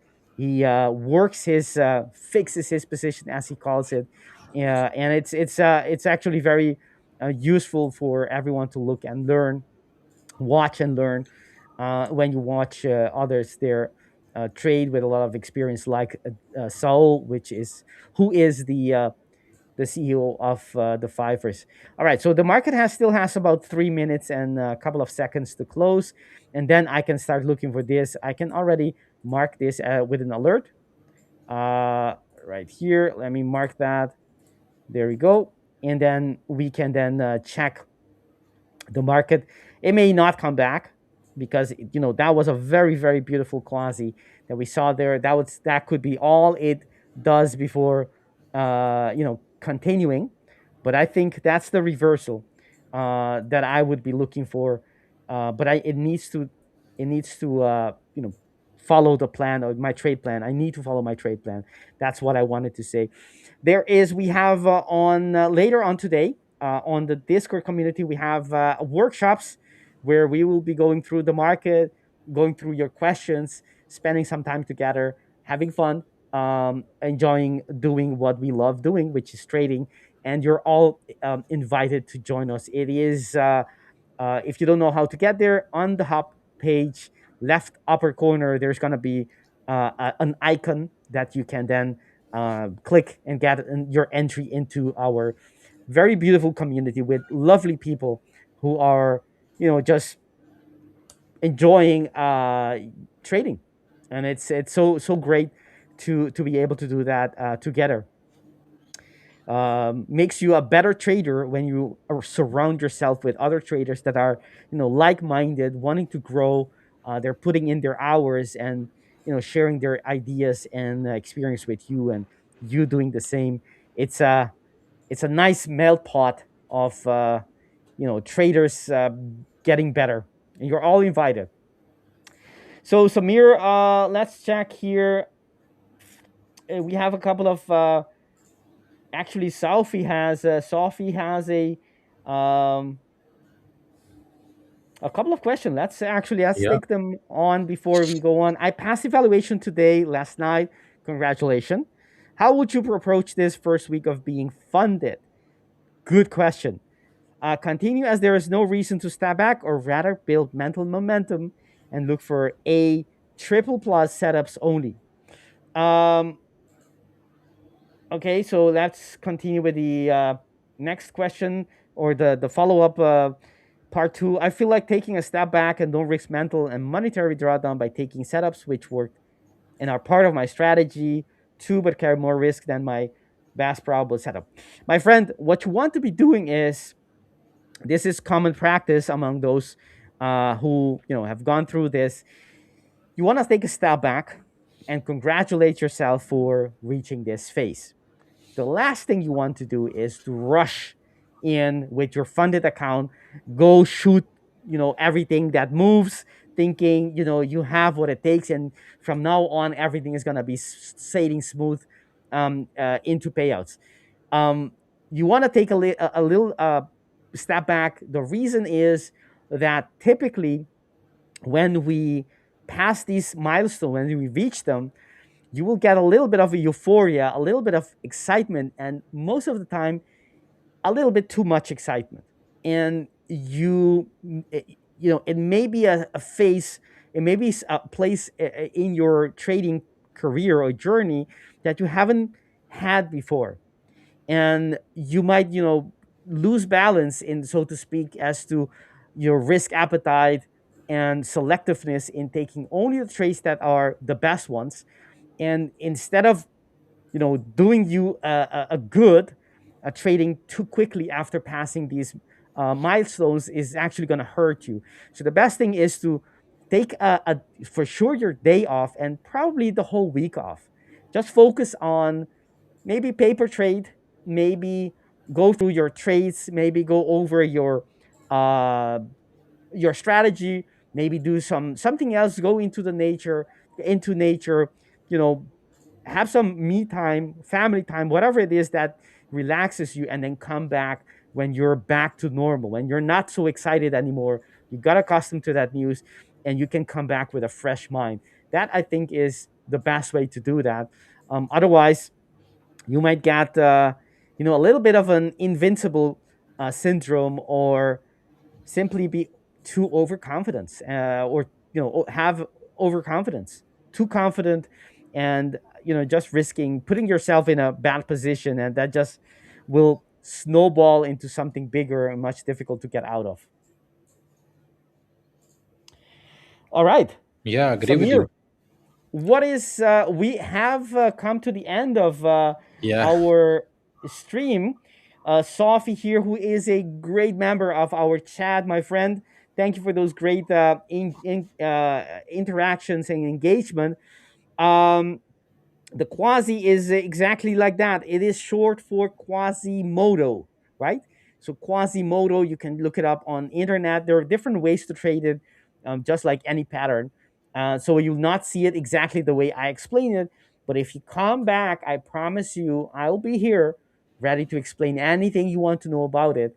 So Sophie, you are totally invited, and like and subscribe in the process. You're totally invited to come back tomorrow or anytime you're free and ask us any question. Or in the case of quasis, I'm not the only one who trades quasi, but still, we are here. We're all very open and willing to help you with anything you have, whether it be quasi or anything else.